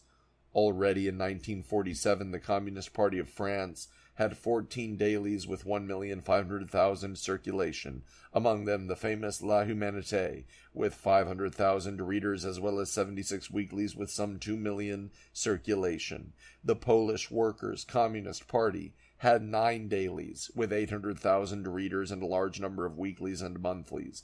The Italian Communist Party had 14 dailies, chief among them La Unita, with 500,000 circulation. The Communist Party in Czechoslovakia, with its leading organ, Ruda Pravo, circulating 500,000 copies per day, had 4 other dailies, 18 political weeklies, and many other papers for women, youth, peasants, children, etc. The parties in Bulgaria, Romania, Hungary, Yugoslavia, Albania, etc. also had a large and growing press. The communist parties were composed predominantly of proletarians, the Italian Communist Party, characteristically having 53% of its membership made up of industrial workers. The parties also drew into their ranks at the close of the war unprecedented numbers of women, peasants, and Catholic workers, and all over Europe, save in the social democratic strongholds of Scandinavia and the British Isles. The strong turn of intellectuals of all kinds to the communist parties was one of the most striking features of the whole post-war mass upsurge. The communist parties were and are of an entirely higher grade than those of the Second International. Parties of Lenin's new type, they were proletarian, unified, energetic, and possessed of a revolutionary spirit and program utterly unknown in the Second International. They universally had won the respect of the workers and the fear of the employers. To sum up the early post-war situation in Europe, the European capitalists, aided by Anglo-American armed forces and financial help, and especially with the devoted services of the Vatican and the social democracy, had managed to retain control of Western Europe with, however, only a very precarious hold upon France and Italy. But generally, the position of capitalism in Europe was very greatly weakened as a result of the post-war revolutionary movement. In the Baltic states and the people's democracies of Middle and Eastern Europe, capitalism had lost control of another 100 million people, and much of the richest territory in Europe. Besides, in those parts that remained capitalist-controlled, there was a tremendous growth of the communist parties, trade unions, and women youth, and cultural and other mass organizations, all of them constituting a vast anti-capitalist force. Another great blow like this, and European capitalism would be only a memory. Chapter 53. The Revolution in the Colonial World, 1945 to 1949. World War II had at its aftermath a great intensification of the national liberation movement throughout the world, particularly in Asia. The vast struggle involving over 1/2 of the human race is tearing away the very foundation of world capitalism, the colonial and semi-colonial regimes. This has weakened the capitalist system even more than the loss of the European countries to socialism, the splitting of the world market in two, and the enormous growth of the World Trade Union and other mass movements during the post-war period. Lenin has taught us, see Chapter 34, that without colonies, capitalism is doomed. The broad colonial revolution, which still continues to develop, is caused by the attempts of the national capitalists and petty bourgeoisie in the colonies to break or relax the restrictions placed upon their growth and development by the foreign imperialists. And beneath this force is the elemental revolt of the working class and the peasantry against the unbearable conditions of destitution, oppression, and exploitation forced upon them by the imperialists and the big national capitalists and landlords. Generally, it is a bourgeois democratic revolution, which is in varying degrees of maturity in the several countries. In China, however, with the masses definitely on the road to socialism, it passes beyond the scope of a bourgeois democratic revolution. The colonial revolutionary development depends, among other factors, upon the degree of industrialization attained, and especially upon whether or not the working class with the Communist Party at its head, has achieved the leadership of the movement. When the workers lead, as in China, the revolution tends to an open break with imperialism and the big national capitalists, and to the establishment of a progressive regime and real national independence. But where the national capitalists retain the hegemony, as in India, the movement tends to remain within the scope of bourgeois national reformism, that is, to retain many ties with the imperialists, to continue the bitter exploitation of the workers and peasants, and to stop short of real national independence. Among the many profound effects of the colonial revolution upon the imperialist countries, 3 are outstanding. First, their growing internal crises are thereby all greatly accentuated, especially in respect to Great Britain, France, and Holland. This is because of the relative loss of colonial markets and privileges, a vast curtailment of the areas in which they gain super profits, the ruinous costs of maintaining puppet governments, and of the many colonial wars of this period. Colonialism has largely lost its profitableness to the imperialist powers. Second, the imperialist powers, in trying to save something from the burning, are generally being forced, in place of their earlier methods of direct domination and control, to adopt these specifically American forms of colonialism. See the Philippines, Cuba, Puerto Rico, and many other countries of Latin America, where the colonial peoples are permitted a shadow of national independence through puppet governments, while the imperialist country retains the substance of economic, political, and often military domination. Third, the breakdown of the world colonial system is causing a greatly sharpened struggle among the imperialist powers for a larger share in the dwindling markets of the newly independent and semi-independent countries. The villain in this piece is the United States. All the other imperialist powers are now engaged in desperate struggles to keep American imperialism from encroaching disastrously upon their erstwhile colonial preserves. The most inveterate and relentless enemy of the colonial revolution is the United States, dominated by Wall Street. Completely violating its own revolutionary traditions, this country is to be found everywhere lined up with Great Britain, France, Holland, Portugal, and other imperialist powers, trying to stamp out or to shoot down the revolutionary colonial movements and to grab for itself control over the rebellious peoples. In the vast colonial revolution now going on, the influence of the Second International naturally is to be found on the side of beleaguered imperialism. Characteristically, as Dutt says, quote, all the colonial development programs of the British Labour government were supported and endorsed by the Conservative Party. End quote. Generally, as we have seen, the Social Democrats, in their narrow concentration upon the skilled labor aristocracy, tended over the decades to confine their organizations and activities mostly to the imperialist countries, and it is from this basis mainly that they cooperate with the imperialists.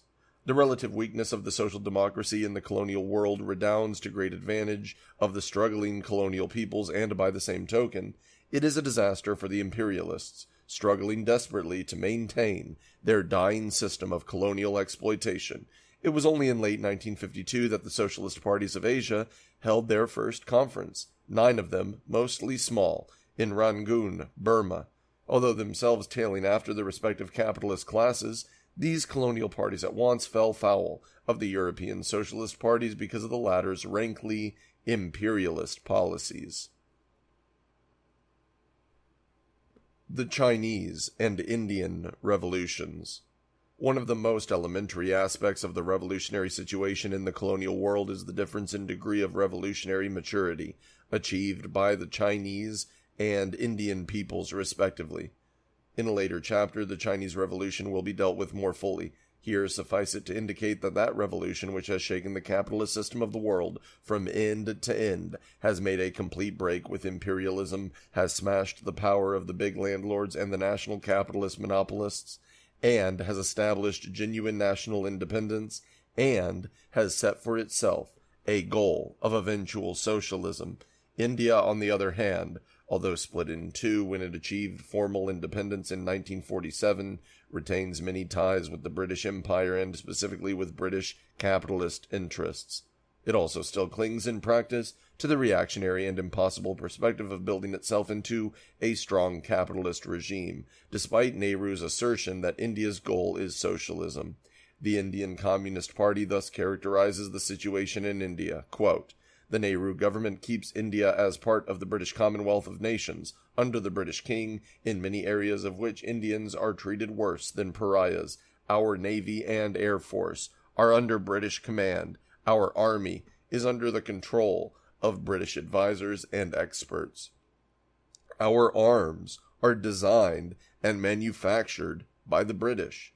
The British continue to own or to exercise control over our coal mines, our oil deposits and refineries, our jute factories, many of our engineering plants and concerns.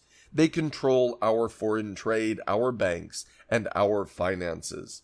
With their capital investments, which amount to 6 billion rupees, and through their administration agencies, they reap millions of rupees in profit, hold our economy in their murderous vice." End quote. Meanwhile, the peasants have not been given land, the working masses live in a poverty without equal anywhere else in the world, and harsh repressive measures are used by the Nehru government against every militant movement of protest. In 1951, the CP reported that, quote, "Hundreds of party members were shot or tortured to death in prisons. The number imprisoned exceeded 25,000, end quote. The difference in tempo in the development of the Chinese and Indian revolutions is to be ascribed to a number of basic factors. As Dutt says, quote, "China was a semi-colony, India a full colony for 2 centuries. Imperialism never penetrated China, but was only established on the coasts, with its tentacles extending through trade into the interior. In India, imperialism established and consolidated a complete administrative structure, controlling every detail of the life of the country throughout its territory. Imperialism in relation to India was a single British imperialism. Imperialism in China was divided. Various imperialist powers sought to partition China between them, but were hampered by their own differences. This gave greater opportunity for the early advance of the Chinese national struggle. Under the conditions of the long-continued imperialist rule in India, a considerable bourgeoisie and even big bourgeoisie developed, with strong roots within the country and mass influence entirely different from the compradors in China. The contrast between the development of the India National Congress and the Kuomintang was an expression of the different relations of the character and basis of the bourgeoisie in the 2 countries." End quote. Dutt also remarks that, quote, "It was not a question of the Chinese communists opening a phase of armed struggle after a previous bourgeois-led passive struggle, but on the contrary, carrying forward the national armed struggle after it had been betrayed by the Kuomintang leadership." End quote. The armed attempt of the Japanese imperialists to subject China outright also came at a time when the Chinese national movement was well developed, a fact which favored armed struggle, whereas India was subjugated long before the birth of such a movement, and in World War II the Japanese did not reach India. Gandhiism, that employer-inspired pacifism which paralyzed the revolutionary initiative of the masses and enabled relatively a handful of British imperialists to dominate some 350 million Indians, played no role in China. Dutt calls Gandhi, quote, "This Jonah of revolution, this general of unbroken disasters, who could unleash just enough of the mass movement to drive a successful bargain for the bourgeoisie and at the same time save India from revolution." End quote. Social democracy also played its part in checking the Indian Revolution, mainly from the British end.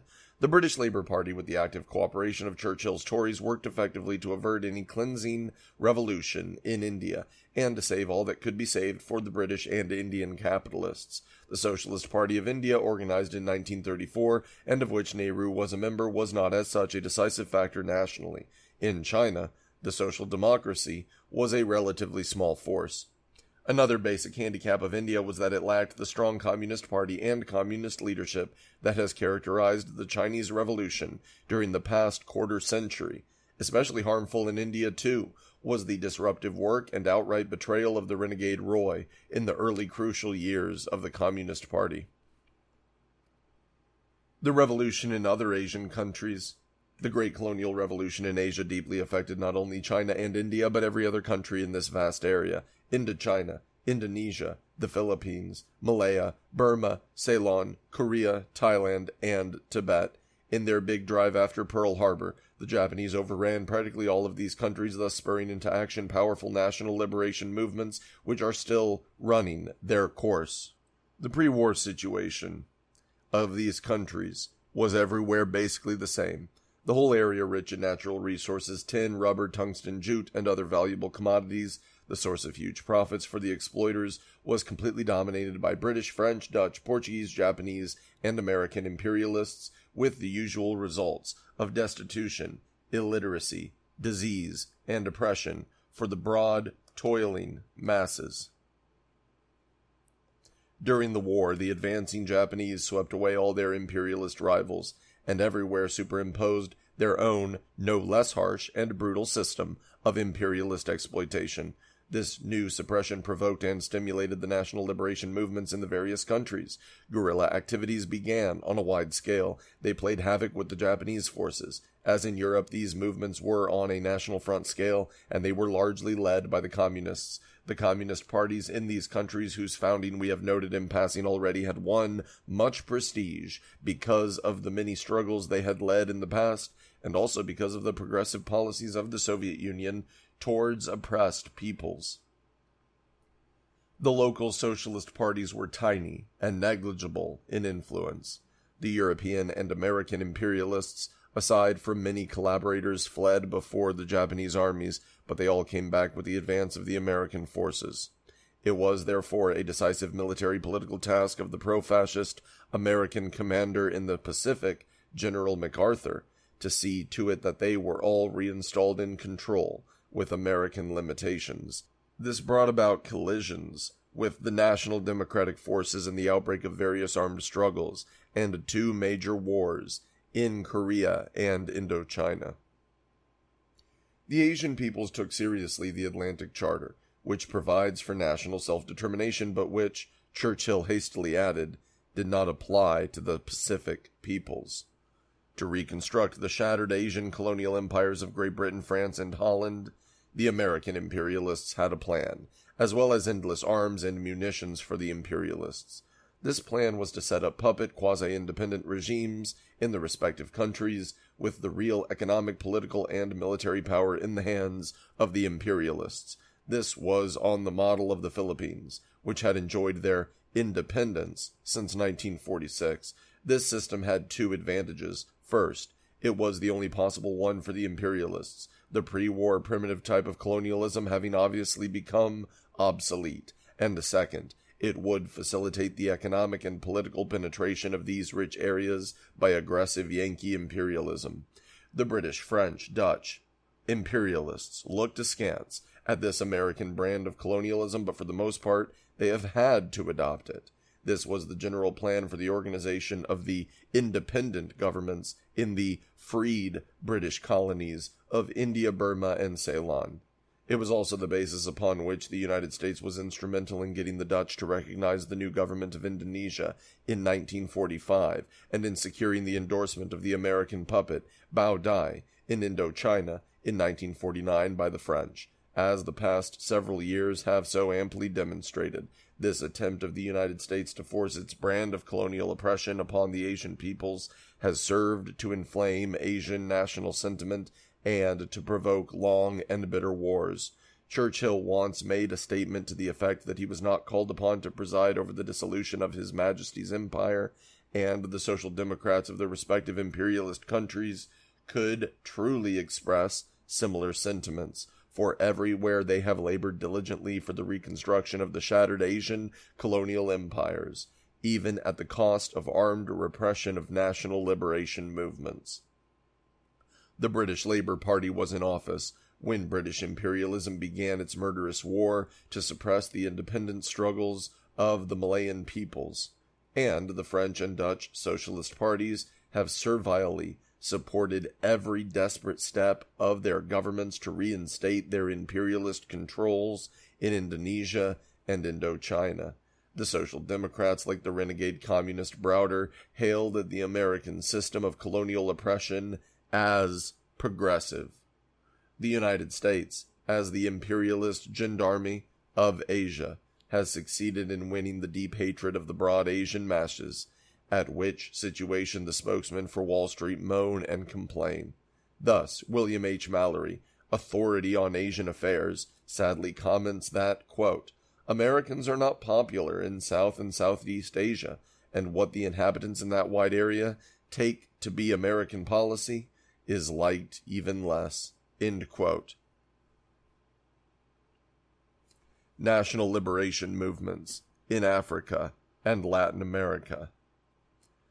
The African continent, long the heaven of the exploiters and the hell of the toiling masses, is now aboil from end to end with national liberation spirit.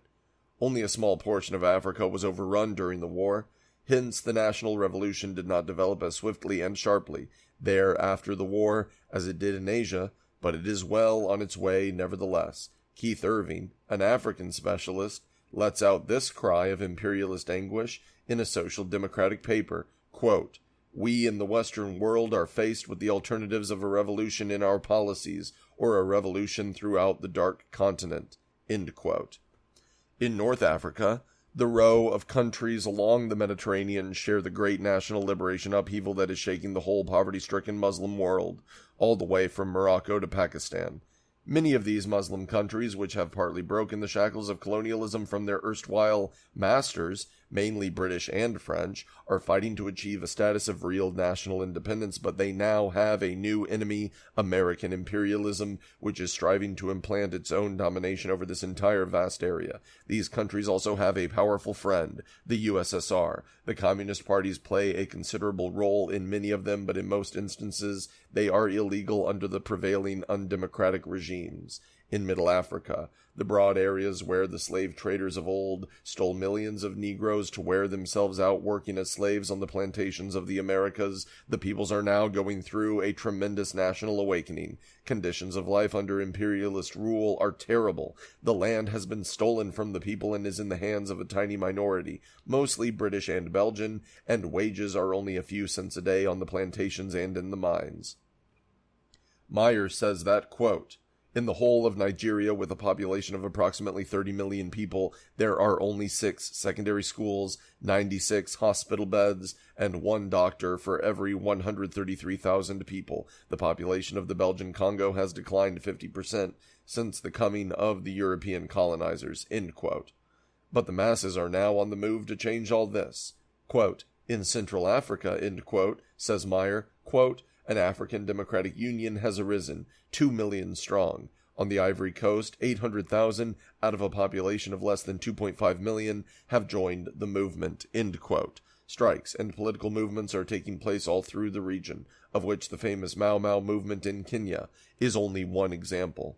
In South Africa, the national ferment is no less intense than elsewhere on the continent. The near-fascist white government of the Union of South Africa is striving desperately to keep 8 million Negroes enslaved to a handful of British and Boer big landlords and industrialists. But this terrorism does not prevent a swift rise in the national movement, in which the workers are the leading element. These peoples are on the way to freedom, and nothing can halt them. The Communist Party is an important factor in this vital situation. Dutt thus summarizes the general situation in Africa.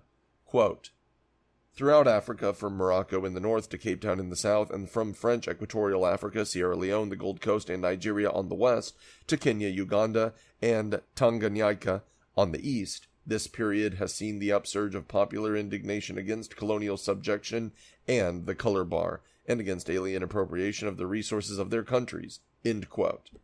Latin America has also long been a happy hunting ground of American imperialism. Since the war, with its former powerful rivals in this field, Britain, Germany, Japan, in chronic crisis, the United States has been extending its imperialist domination. In 1952, direct American capital investments in Latin America reached $5.7 billion, or twice the figure of 1943. Nearly all of the 20 countries of Latin America have U.S.-dominated puppets at their head. Here, the specific American type of colonialism prevails. That is, the countries possess a semblance of independence, but actually they are dominated by the United States. This system is also being fully developed in the one old-style American colony, Puerto Rico, which has now been extended its independence. This oppressed country is a shocking example of American colonialism. In its efforts to strengthen its colonial hold on Latin America, the United States has the same two powerful aids that it has in Europe, the Vatican, and social democracy.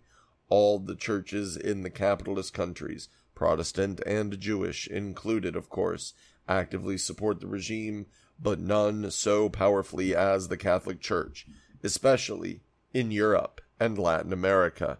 This church is particularly conscious of the dangerous position of world capitalism and is sparing no effort to save the system and to strengthen its own position in the process. That is why, tying its fortunes to American imperialism, the Vatican is particularly active in cultivating Wall Street's war drive and in furthering fascist development everywhere. Social democracy plays an important role in Latin America. While the socialist parties themselves generally are very weak, opportunism is strong in the trade unions. But United States imperialism gets most of its social democratic help for Latin America from its own home base, from the AFL and CIO top leadership. These elements, thoroughly imperialist, are always at hand to do whatever Wall Street requires of them in Latin America. They split the Latin American Confederation of Labor, of which more anon, and as a settled course they support the various other economic, political, and military measures used by Yankee oppressors to tighten their hold upon the Latin American peoples. In all the Latin American countries there are communist parties, but 13 of the 20 parties have been illegalized by the local semi-fascist dictators. Latin America is a powder keg. The vast masses of the people live at starvation levels and are a prey to sickness and illiteracy. Their discontent, unlike that of Asia, did not burst into revolutionary flame at the end of World War II, because Latin America did not suffer the tragic war devastation and military occupation, and it lacked the strong national anti-fascist movement that most of the Asian countries had. Besides, the United States colonial system in Latin America, with its false slogans of democracy and national independence, is much more tricky than the primitive type practiced by British, French, and Dutch imperialists in Asia. But that working class revolts and national liberation sentiment are growing in Latin America needs no further demonstration than the powerful movements now developing in Brazil and elsewhere, and especially the democratic anti-imperialist governments established recently in British Guiana, British Honduras, and Guatemala, but brutally overthrown by British and American imperialism. Latin America will soon be the scene of broad independence movements against the extreme arrogance and domination of Yankee imperialism. Chapter 54, Early Phases of the Cold War, 1947 to 1950. The Cold War, initiated by American imperialism in its drive for maximum profits and world conquest, began to take shape, as we have seen, during the latter years of World War II in the deliberate attempt of the United States and Britain to weaken the Soviet Union. Also, as soon as the Great War was over, President Truman began more intensive cultivation of imperialist anti-Soviet hostility. Quote, "Within a week of Roosevelt's funeral," end quote, says Marzani, quote, "Truman had begun to reverse Roosevelt's foreign policy," end quote, of peaceful coexistence with the USSR. Such action was to be expected from a man who during the war had said, quote, "If we see that Germany is winning, we ought to help Russia, and if we see that Russia is winning, we ought to help Germany," end quote. But of course this was the policy of Wall Street, and would have been such whether Roosevelt had lived or not. The complex of Cold War policies that Truman proceeded to develop in behalf of Wall Street, particularly after 1947, aimed A. at destroying the USSR, B. at establishing American hegemony over all capitalist countries, and C. ultimately at Wall Street's establishing its mastery of the whole world. A third world war was taken for granted in the development of this grandiose imperialist perspective. Atomic diplomacy. The Washington warmongers at first believed that in the atom bomb they had an absolute weapon, one that would guarantee them world dominion. In this conception, conventional arms largely lost for them their earlier significance. This explains why the militarists made so little resistance to the early post-war demand of the American people that the boys must come home, with a consequent substantial slashing of infantry forces. It also explains the arrogance used towards the USSR, the get tough with Russia policy, which had already begun to show itself in 1945 at the founding of the United Nations in San Francisco. Brandishing the atomic bomb thenceforth became the main means of American diplomacy with the Russians. The question of the control of this fearsome weapon came to be an international issue immediately after its outrageous use upon helpless Hiroshima and Nagasaki in 1945, with the end in view of protecting its monopolies of the bomb. On June 13, 1946, the United States presented the Baruch Plan to the first meeting of the Atomic Energy Commission of the United Nations. This plan was carefully designed so that the Russians could not accept it. As the English expert Blackett says, it, quote, would have put the Soviet Union in a position where she would have been subservient in her nuclear development to a group of nations dominated by America, end quote. The United States moved aggressively to grab uranium deposits all over the capitalist world. The automaniacs of Washington figured that they could intimidate the Soviet Union with the bomb threat, or if need be, a shower of A-bombs upon her cities would bring her to book. This was the preventative war theory then brazenly advocated in the American press and elsewhere. The possibility of the USSR herself getting the bomb was dismissed as being negligible, a matter of 5, 10, or 20 years if ever. This was a typical capitalist underestimation of the technical capacity of socialism. The Soviet people, however, refused to be browbeaten by the bomb brandishers. The Soviet government proposed a sane solution of the A-bomb problem by the stringent prohibition of its manufacture or use, and the destruction of stockpiles then on hand, all of which was anathema to Washington, which was basing its world conquest plans upon the A-bomb monopoly. Meanwhile, the USSR in self-defense proceeded to break the monopoly by making atom bombs. By 1947, it had nuclear weapons. But this was not generally known until 1949, when President Truman made the announcement. Although failing to establish Wall Street world dominion, the atom bomb nevertheless did perform important services for American imperialism. Brandishing the bomb helps to maintain world tension, which facilitates the present enormous American military buildup, and, by preventing any international production control, the Baruch Plan opened the way to the development of the hydrogen bomb and the present alarmed state of humanity over this grave menace to civilization. Eisenhower's Atoms for Peace program is essentially part of the protective demagoguery built around the use of the atom bomb for aggressive war. Unlike the USSR, the United States is only secondarily interested in the use of atomic energy for peace purposes. Its whole program of world conquest is based upon the bomb for war aggression. The Truman Doctrine.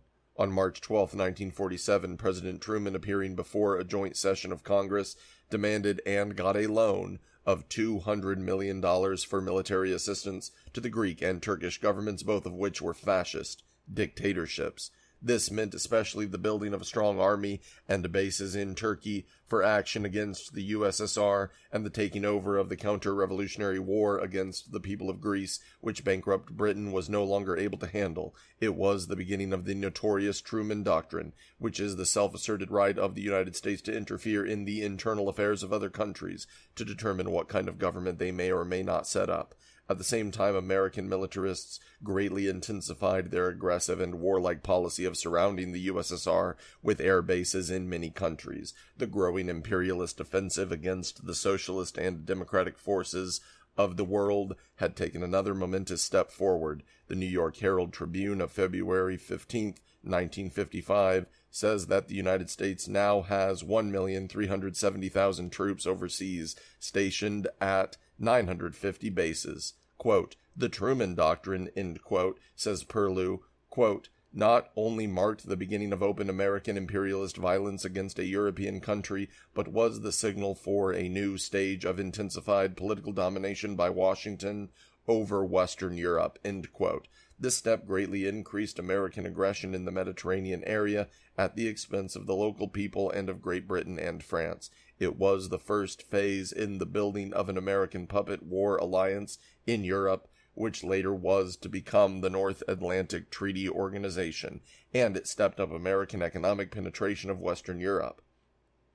Bolsover points out that, as the price of this military aid to Greece, United States corporations took over control of that country's communication system, tobacco, airlines, water supply, hydroelectric power, and other industries.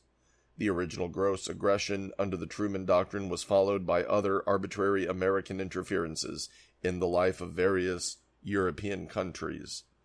It was only 2 months after this, as remarked earlier, that the communists of France, Italy, and Belgium were forced out of their respective governments upon American insistence, and in the Italian elections of April 1948, American interference was blatant and arrogant, Washington even going so far as to send warships to Italian waters and to threaten armed intervention if the Italian people should dare to elect a democratic government. The Truman Doctrine got a tremendous setback, however, in Czechoslovakia, when, in February 1948, American agents brought about the resignation, see Chapter 53, of a big group of ministers from the People's Government with the aim of setting up a government without the communists. But the scheme backfired, with a complete defeat of the counter-revolution and a basic strengthening of the people's democracy in the country. The United States was arrogantly asserting its development hegemony over capitalist Europe. The fire-eater Churchill, who saw what was coming, tried by his notorious Fulton, Missouri speech of March 5, 1946, to write in Britain as a strong junior partner, unavailingly, as it proved, in the growing drive of American imperialism for world mastery. With the guns of the Great World War hardly stilled, Churchill proposed in substance an Anglo-American military alliance directed against the USSR and for world domination. It was here that Churchill first used the term Iron Curtain, which he had pilfered from Goebbels' propaganda arsenal. Truman, who was present at the Fulton meeting, was obviously pleased at this formal declaration of the Cold War. The initiation of the Truman Doctrine and the Cold War caused a big increase in American military activities, which already were based upon the theory of the inevitability of an anti-Soviet atomic preventative war. The American Secretary of Defense at this time, with full charge of the entire armed forces, was James Forrestal, a violent Soviet hater who, in the midst of his war preparations, went violently insane and leaped to his death from a hospital window. An auspicious beginning, this, for the crazy policy of attempted world domination, which was then getting well underway. Fittingly enough, also, the beginning of the Cold War marked an unprecedented attack in the United States upon the Bill of Rights and against traditional American democratic freedoms. Only 10 days after his congressional speech, in which he outlined the Truman Doctrine, the president issued his first executive order, number 9835, decreeing loyalty tests for some 2 million government workers. This was the beginning of the shameful and unprecedented campaign of political intimidation and fascist-like thought control and witch hunting, which in the shape of McCarthyism was soon to reach such dangerous heights. The Marshall Plan. 2 months after the United States government announced the Truman Doctrine, it took the next major step in the development of a foreign policy of aggressive American imperialism.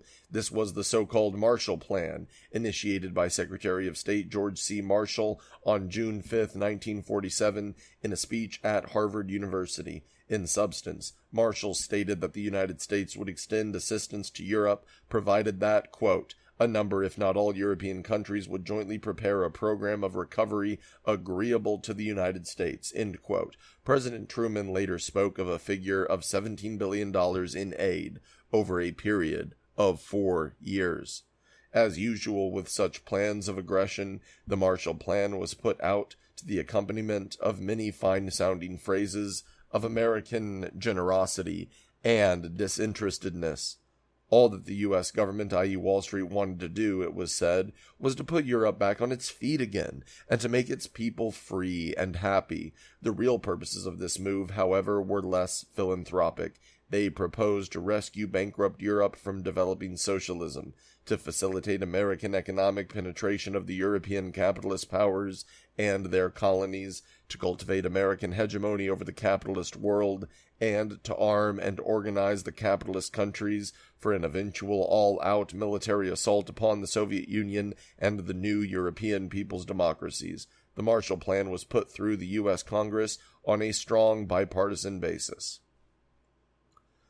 To facilitate its conquest of the undeveloped countries, American imperialism also put out what came to be known as Point 4 during his inaugural speech. On January 20th, 1949, Mr. Truman proposed, quote, to embark on a bold new program for making our scientific advance and industrial progress available for the improvement and growth of undeveloped areas, end quote.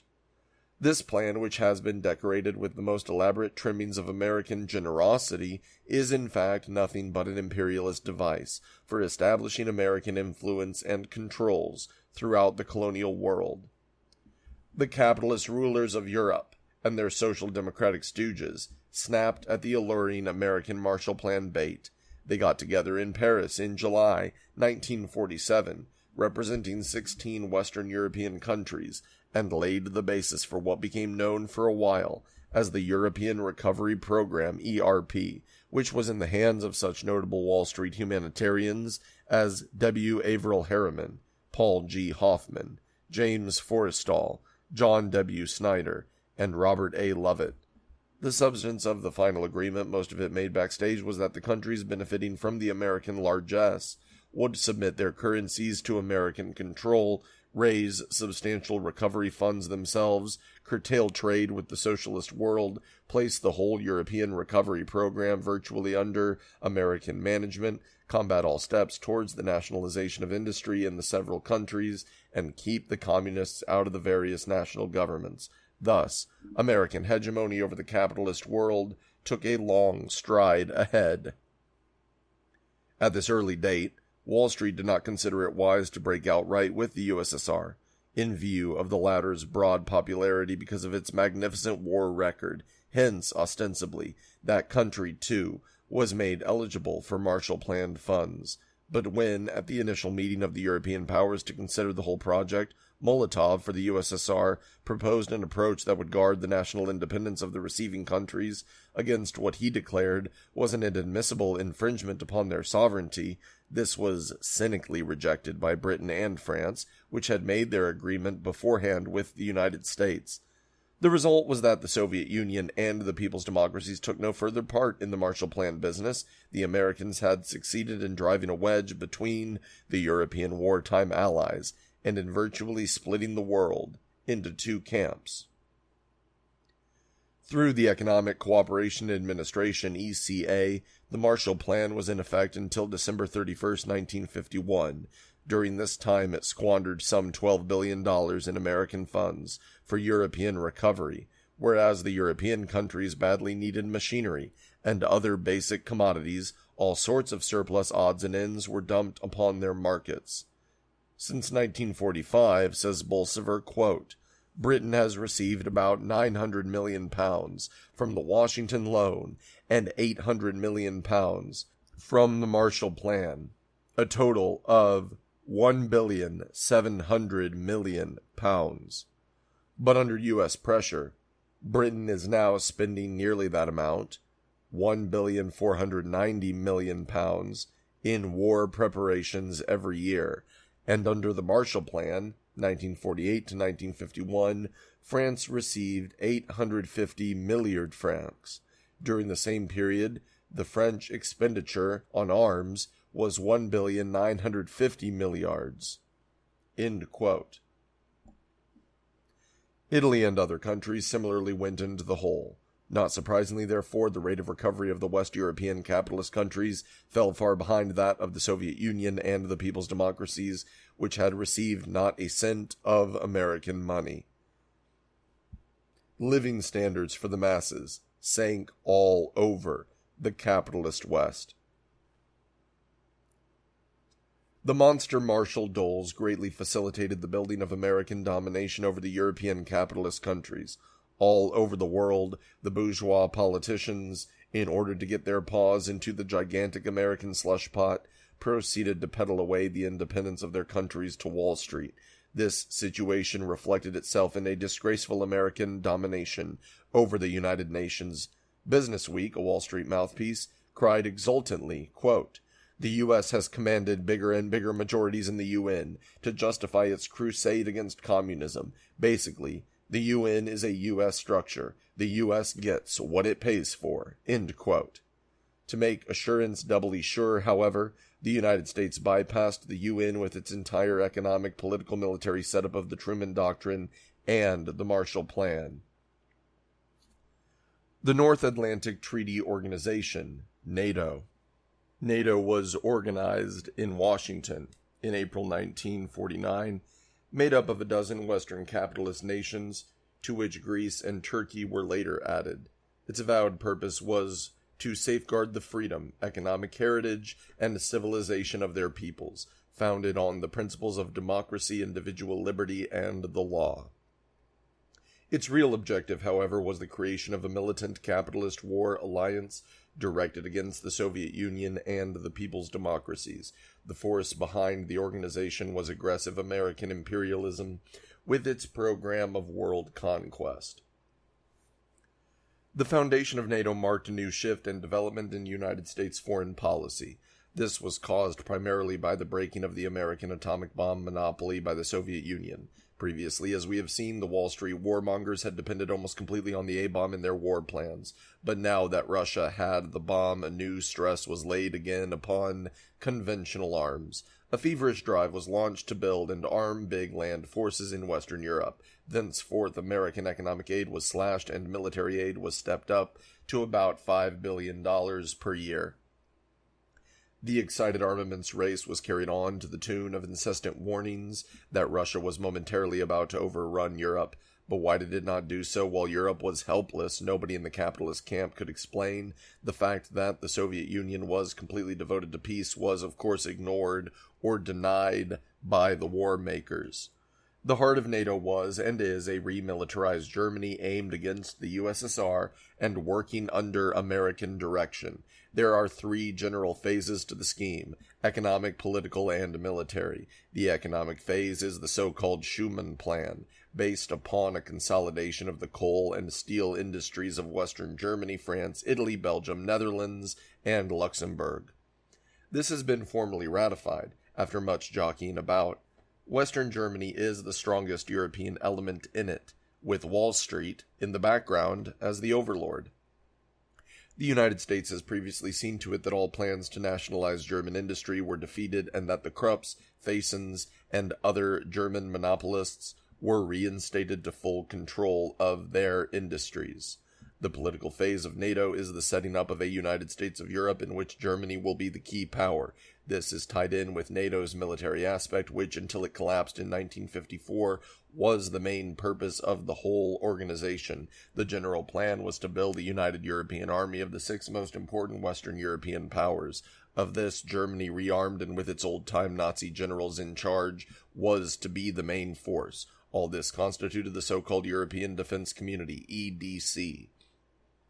General Eisenhower, in December 1951, was charged with being the general American superintendent of this whole economic, political, military project. Bolsover thus sums it all up, quote, "The kind of European Union now being mooted is certainly not an international federation of equal peoples. It is the creation of a collection of satellite states under the control of American capitalism, with West German capitalism as the future general manager and chief executive." End quote.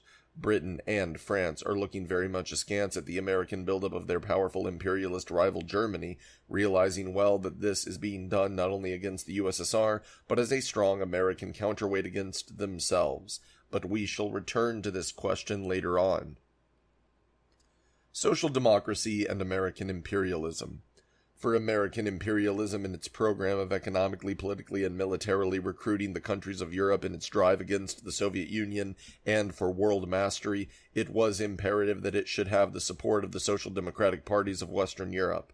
The workers in Europe were in a revolutionary mood following the war, and the only possible way that their sure opposition against American war plans could be confused and broken up was with the assistance of those experienced misleaders of labor, the right Social Democrats. Therefore, American post-war foreign policy had as one of its main cornerstones a working arrangement with the Social Democrats. The first real step in this direction was the nearly $4 billion loan to the British Labour government as early as 1946, despite the fact that that government was then allegedly introducing a program of socialism in the British Isles. From then on, the British opportunist Labourites were the most ardent organizers for American imperialism in the socialist parties of Europe. Nor was their work difficult among the Blooms, Johow, Spocks, Schumachers, Olenhauers, Sarragotts, and other hidebound social democratic opportunists. The latter were only too anxious to put on the collar of Wall Street. Decisive in determining their stand on the American program was that it was aimed to save world capitalism and to attack the Soviet Union.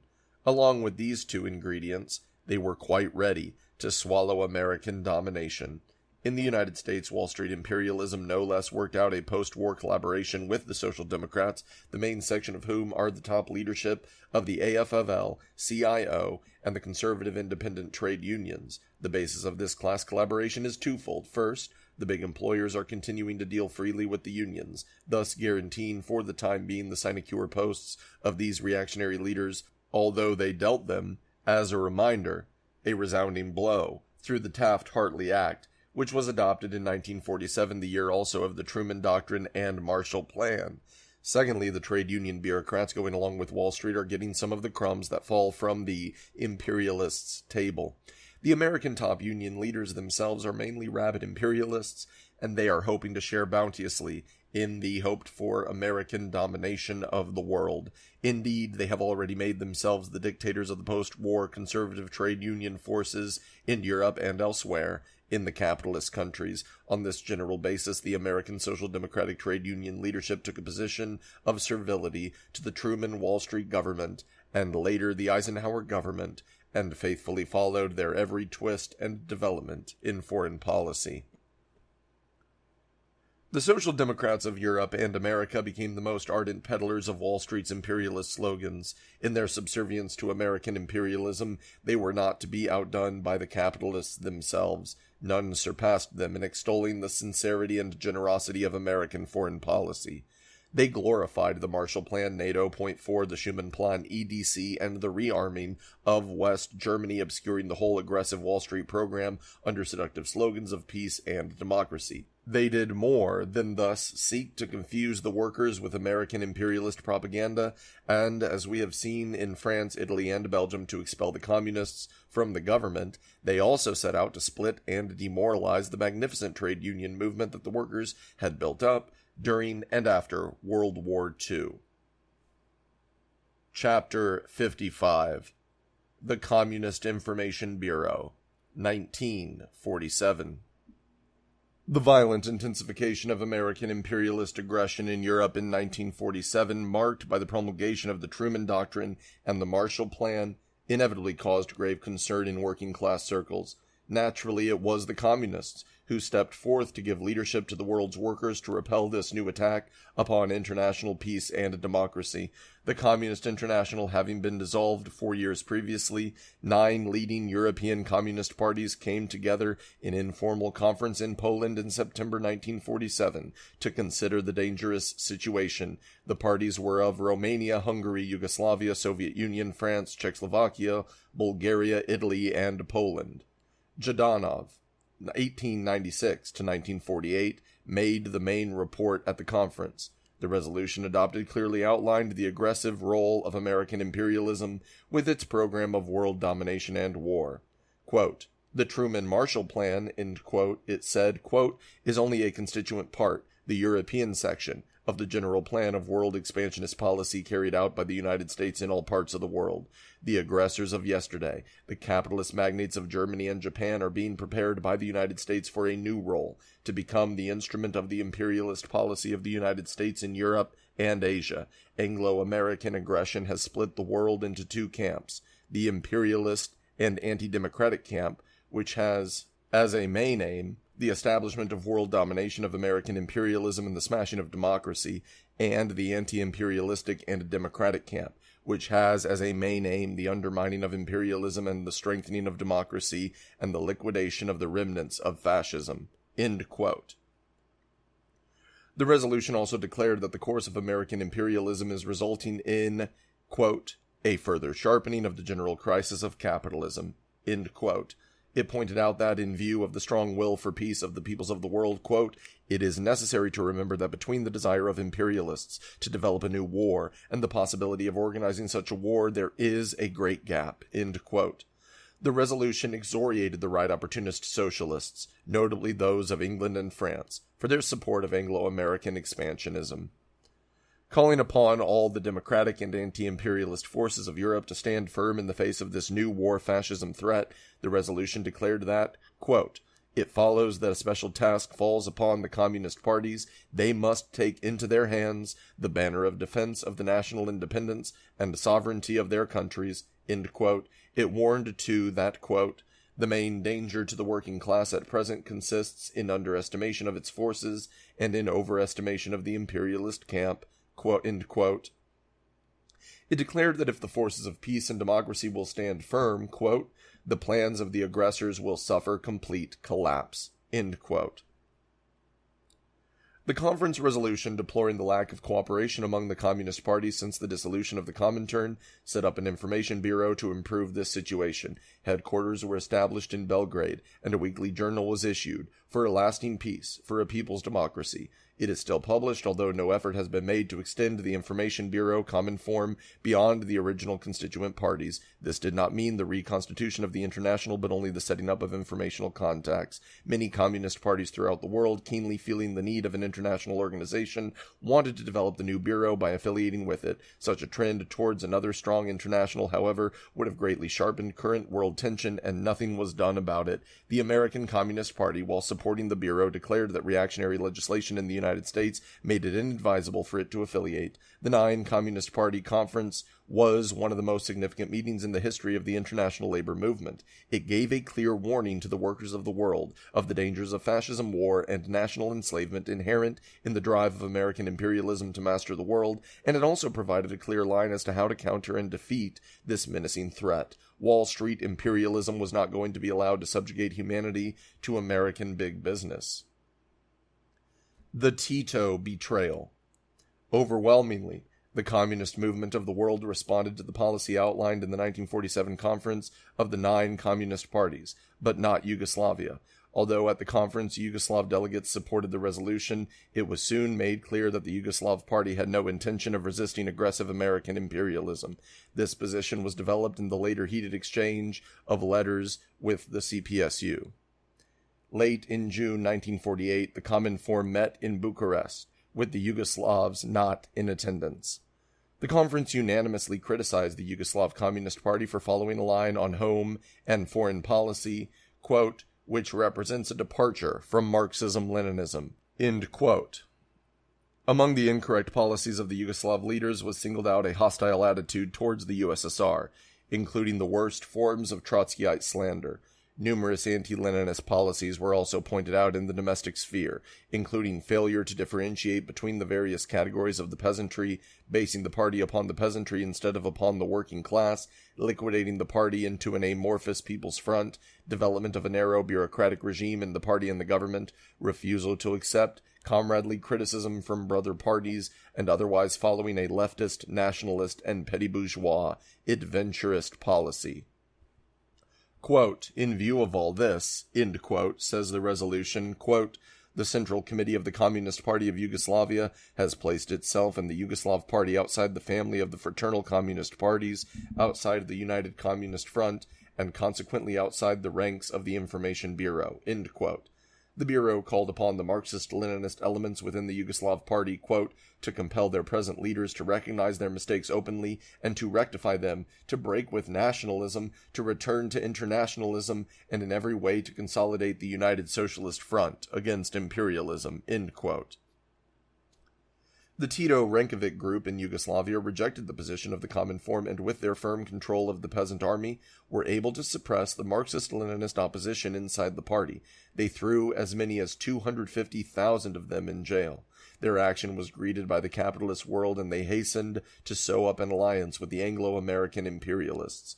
Consequently, in its meeting in Budapest in November 1949, the Information Bureau, characterizing Tito's ideology as fascist, declared that, quote, "The Yugoslav government is in a state of complete dependence on foreign imperialist circles and has become a tool of their aggressive policy, which has resulted in the liquidation of the sovereignty and independence of the Yugoslav Republic. The Central Committee of the party and the government of Yugoslavia have completely joined forces with the imperialist circles against the entire camp of socialism and democracy, against the communist parties of the whole world, and against the people's democracies and the USSR." End quote. Tito became a favorite of the capitalist world, and Titoism was hailed as a new and deadly weapon against international socialism. Tito's Yugoslavia was taken into the ranks of the Anglo-American War Alliance, and from 1950 to the present time, it has received an estimated $700 million of American money. In return, the Tito forces became violent anti-Soviet elements, and also set about liquidating many steps taken earlier toward socialism in their country, by denationalizing industries, liquidating the collective farms, and the like. They cynically abandoned the Greek Revolution, which then went down to defeat. Tito's defection had far more dangerous implications than swinging Yugoslavia out of the peace camp. It was nothing short of an attempt to sever the relations between all the people's democracies and the USSR, and lead the former into the imperialist camp.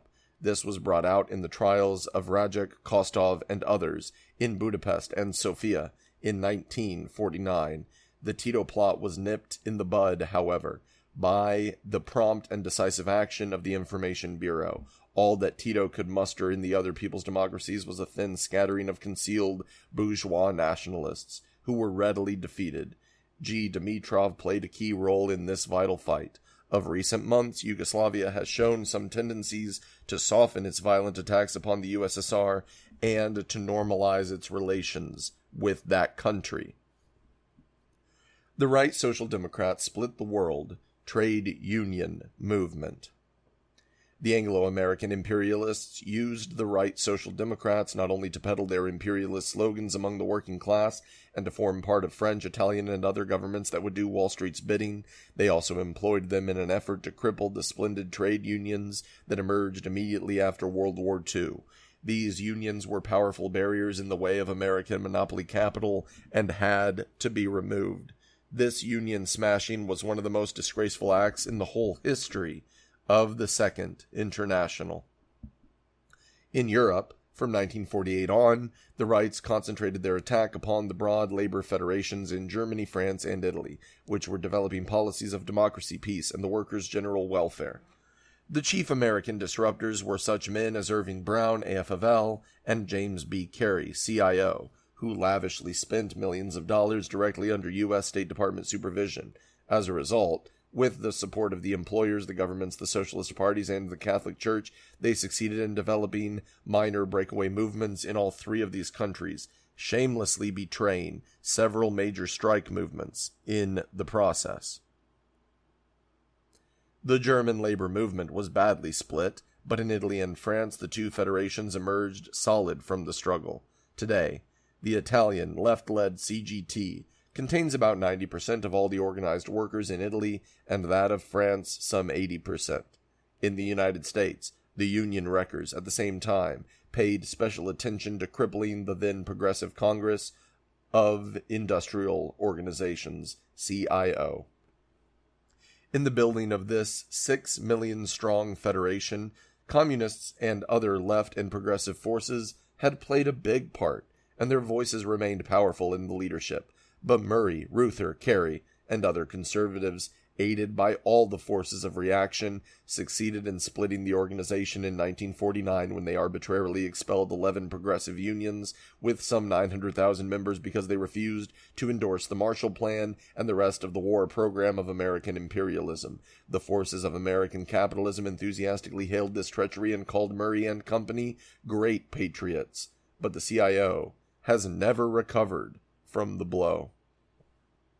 Meanwhile, the Social Democratic Union splitters also turned their attention towards wrecking the Latin American Confederation of Labor, CTAL, the finest organization ever produced by the workers in this immense territory of semi-colonies. In this shameful work, the AFL and the CIO, erstwhile bitter enemies, worked hand in hand, again under the direction of the U.S. State Department. Their aim was to force Wall Street's war line upon Latin America. In 1948, in Lima, Peru, they succeeded in tinkering together the Inter-American Confederation of Workers, CIT, mostly based on the AFL-CIO, and scattered groupings of Latin American strikebreakers. This organization, quickly discredited, was reorganized in Mexico City in 1951 into the Inter-American Regional Workers Organization, OIRT. The OIRT is dominated from top to bottom by United States imperialist labor agents. All this disruptive work has done grave injury to the workers of Latin America and made much easier the path of oppressive American imperialism in the area. The CTAL, nevertheless, although weakened by the splits, remains the strongest labor organization in Latin America. The main union-smashing task of the Social Democrats, however, was their attempt to destroy the powerful World Federation of Trade Unions. Here again, the leading union wreckers were Americans, known agents of the government. American imperialism, as a first condition for the subjection of Europe to its war program, had to remove the militant and progressive WFTU from its path. The CIO undertook to do this major job of union smashing with the AFL, which was not affiliated to the WFTU, helping from the outside. The chief union smashing agent of the CIO, AFL, and State Department was James B. Carey, Secretary-Treasurer of the CIO. This is the man who, at a reactionary New York meeting, stated, quote, "In the last war we joined with the communists to fight the fascists. In another war, we will join with the fascists to defeat the communists." End quote. As in the cases of the CIO, the CTAL, and the labor federations in Germany, France, and Italy, Carey raised the question of endorsement of the Marshall Plan as the splitting issue.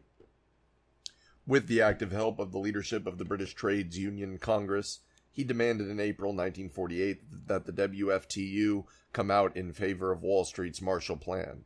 The WFTU, instead, to preserve world labor unity, decided to leave the matter to the respective national union centers to resolve for themselves. This action, of course, did not satisfy Carey and his co-conspirators, who had orders to wreck the WFTU at whatever cost. Hence, on January 1st, 1949, at the WFTU Executive Committee then meeting in Paris, they arrogantly demanded that the WFTU suspend its operations for a year, a move clearly designed to kill the organization. This proposal was rejected, whereupon the CIO, British, and Dutch union delegates walked out. The split was thus made an accomplished fact, and the Social Democrats had added another act of deepest treachery to their long list of labor betrayals. Carey, Deacon, and the others who struck this body blow at world labor were hailed as real labor statesmen by the capitalist world. The Social Democratic labor splitters, financed by the U.S. government and aided actively by all the other Marshall Plan European governments, then proceeded to launch a new world labor organization. This was done in London in November 1949, when there was formed the International Confederation of Free Trade Unions, ICFTU, with J.H. Oldenbrock as General Secretary. This organization, bossed with some difficulty from top to bottom by American labor imperialists, has since followed the general line of the U.S. State Department in the latter's efforts to develop a general war against the Soviet Union. The extremist forms of labor disruption, violent denunciation, and strike-breaking are its accepted weapons against the WFTU and other militant unions everywhere. The ICFTU now claims 54 million members, but its actual membership is far less. At its 1953 Congress in Stockholm, the voting strength shown was for 39 million members. Over half of its membership is located in the United States and Great Britain. The Catholic unions, which also tended to separate themselves from the mainstream of labor in their International Confederation of Christian Trade Unions, have small organizations in 14 countries, with a total of about 2 million members. Meanwhile, the WFTU has proceeded along its course, functioning and growing vigorously. The Wall Street-inspired attempt to destroy it failed dismally. At its second Congress, Milan, 1949, after the split, it reported 72 million, and at its third Congress, Vienna, October 1953, the total number of workers represented, as reported by its General Secretary, Louis Sallian, was 88 million, of whom 8 million, although with delegates present, were not actually affiliated. Thus, as things now stand, the WFTU is at least twice as large numerically as the ICFTU. Its general policy is one of cooperation with all other labor organizations for a class struggle policy. The above developments go to demonstrate the very important reality that the decisive leadership of the World Trade Union movement, which for many decades during the life of the Second International had been definitely in the hands of the right Social Democrats, has, since the period of World War II, passed to the Communists and other left forces. Significant in the world lineup of organized labor are the facts that the ICFTU has its main stronghold in the United States and Great Britain, countries where imperialism is still strong and the labor aristocracy continues to play a big role, whereas the strength of the WFTU lies in the socialist nations, in the colonial and semi-colonial lands, and in those capitalist countries that are feeling most sharply the effects of the ever-deepening general crisis of world capitalism. The basic course of the world labor situation tends increasingly to shift the center of trade union leadership irresistibly to the left, the ideological decay of world social democracy. In this and previous chapters, it has been pointed out how the parties of the Second International in the post-World War II period attached themselves to the war chariots of American imperialism and became Wall Street's most reliable collaborators. As we have seen, this led them to such anti-working class depths as the shameless propagation of imperialist war slogans among the masses, the breaking of strikes, the splitting of unions, and the management of governments in the interest of their national bourgeoisie and the Wall Street would-be world conquerors. Their ideology, once professedly Marxist, underwent during this period a corresponding further decay. Now, as always, the right-wing Social Democrats are what Lenin called them many years ago, quote, the agents of the bourgeoisie in the ranks of the workers. Their special job is to make bourgeois policies palatable to the workers or to sections of them by dolling them up in labor and socialist phraseology. As Kusenin says, quote, it would be impossible for the social democratic reformists successfully to do their job as servants of the bourgeoisie if they did not at the same time take care to retain the confidence of the workers who still follow them. That is why they use the flag of socialism, end quote. But today, the Second International parties have become so saturated with the bourgeois spirit that their pretense of socialism is growing thinner and thinner. In the United States, the Social Democrats have long since abandoned even a pretense of socialism, and have become the most open and noisy defenders of capitalism. This bourgeois decay affects not only the socialist parties in the imperialist nations, but also in the colonial and semi-colonial world, where generally they play a lesser role. Thus, in India, where the bourgeoisie are in deadly fear of the developing proletarian revolution, the Social Democrats, as their faithful servants, are busily amalgamating Marxism with paralyzing Gandhiism. They are preaching a revolution of love, glorifying petty hand production, and opposing every form of militant struggle by the working class, all of which perfectly suits the big British and Indian capitalists. The right Social Democrats have everywhere unceremoniously thrown aside the whole system of Marxian economics. They have become ardent advocates of bourgeois Keynesianism, with its conceptions of a managed capitalist economy and progressive capitalism. The class struggle, another foundation of Marxism, has gone the same way. Today, the right Social Democrats are not to be outdone by even the most blatant defenders of capitalism in their denial of class struggle and their advocacy of class collaboration. Dialectical materialism has also been rejected piecemeal and in general. Nowadays, the Second International parties are the hospitable hosts to every form of bourgeois obscurantism.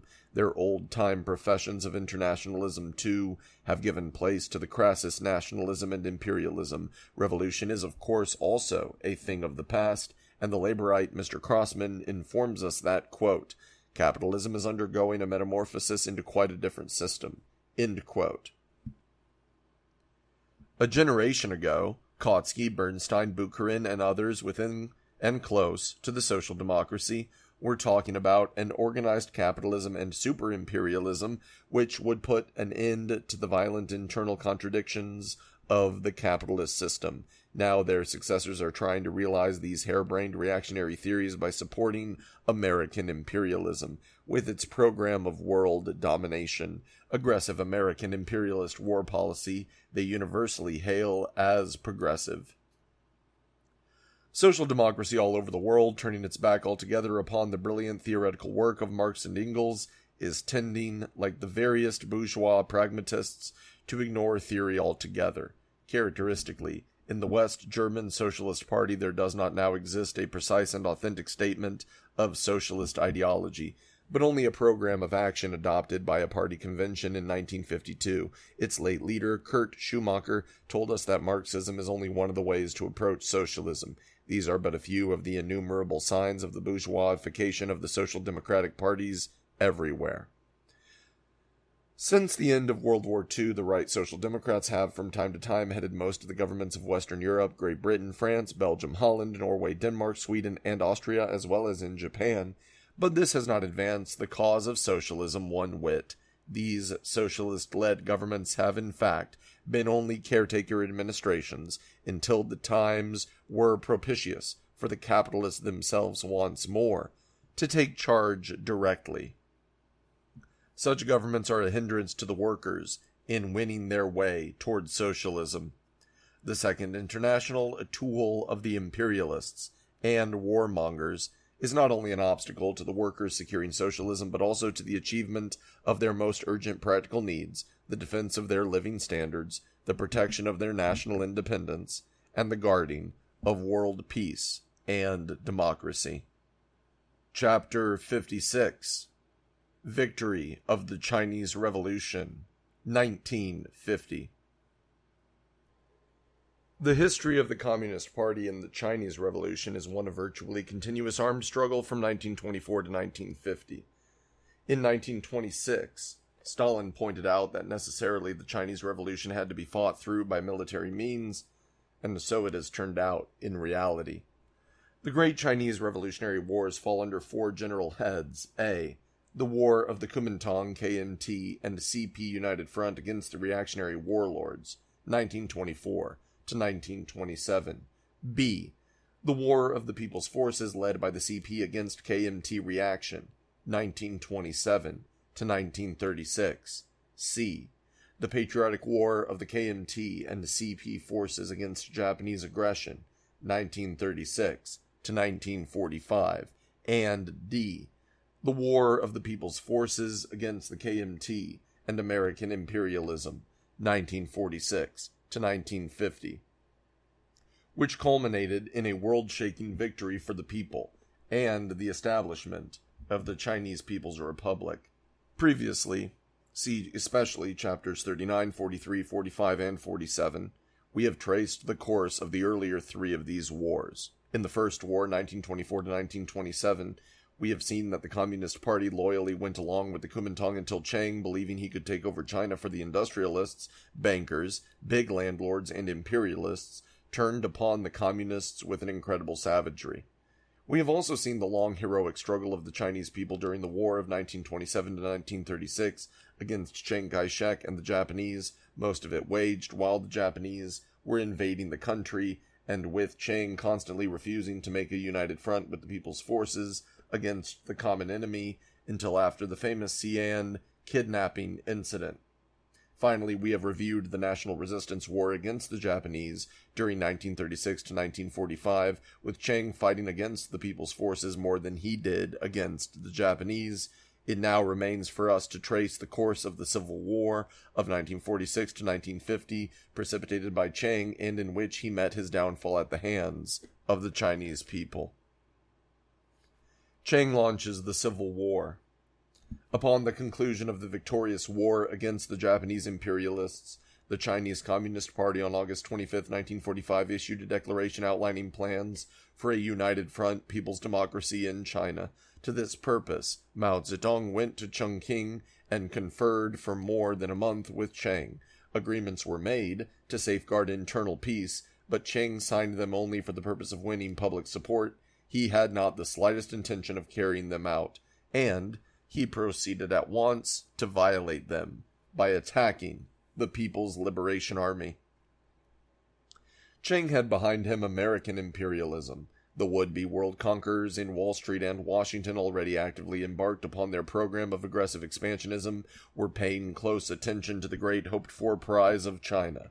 Chiang was their willing puppet. With American support and in violation of the agreement he had just signed, Chiang began to seize those large parts of China previously held by the Japanese. In taking over various of the big cities of northern China, he had the active help of U.S. warships, transports, and airplanes, which moved his soldiers and supplies. Meanwhile, he attacked the troops led by the communists, with the result that many armed clashes developed. At this juncture, the communists took the initiative in calling for a truce on January 10th, 1946. A conference was assembled with all groups represented. The United States sent as its representative General George C. Marshall to replace Patrick J. Hurley in the role of mediator. In his instructions to Marshall, Secretary of State Burns said, quote, "We believe, as we have long believed, and constantly demonstrated, that the government of Generalissimo Chiang Kai-shek affords the most satisfactory base for a developing democracy." End quote. The communist-led People's Liberation Army was much too powerful, however, to be summarily brushed aside as President Truman would have liked. So maneuvers had to be made.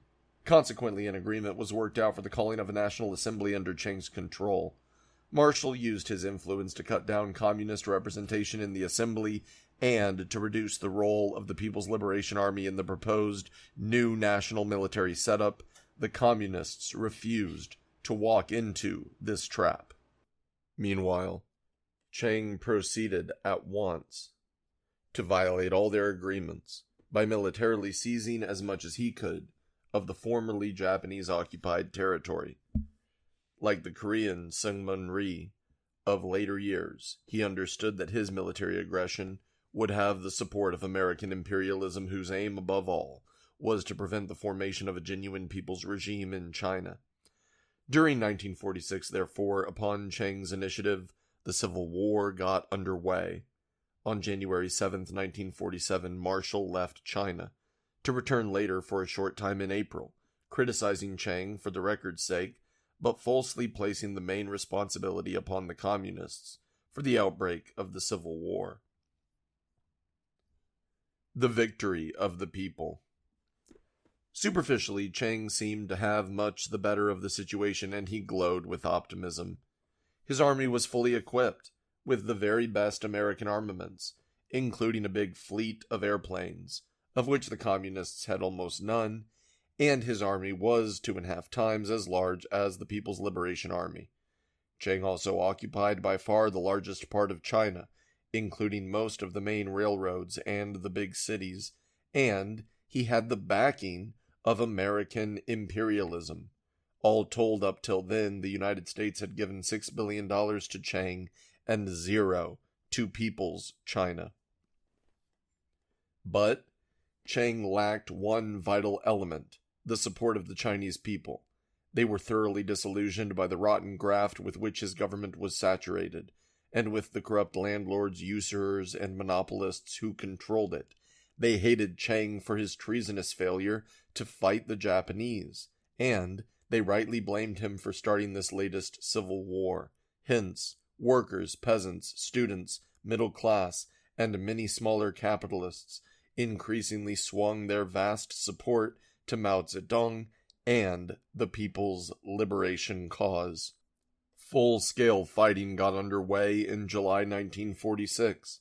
Against Chiang's vastly heavier forces, the People's Liberation Army, following Mao's approved strategy and tactics, withdrew from many larger cities and concentrated with success upon inner lines, As Chu Tu says, quote, "By the time the war was 8 months old, over 700,000 of Chiang Kai-shek's bandit forces had been wiped out.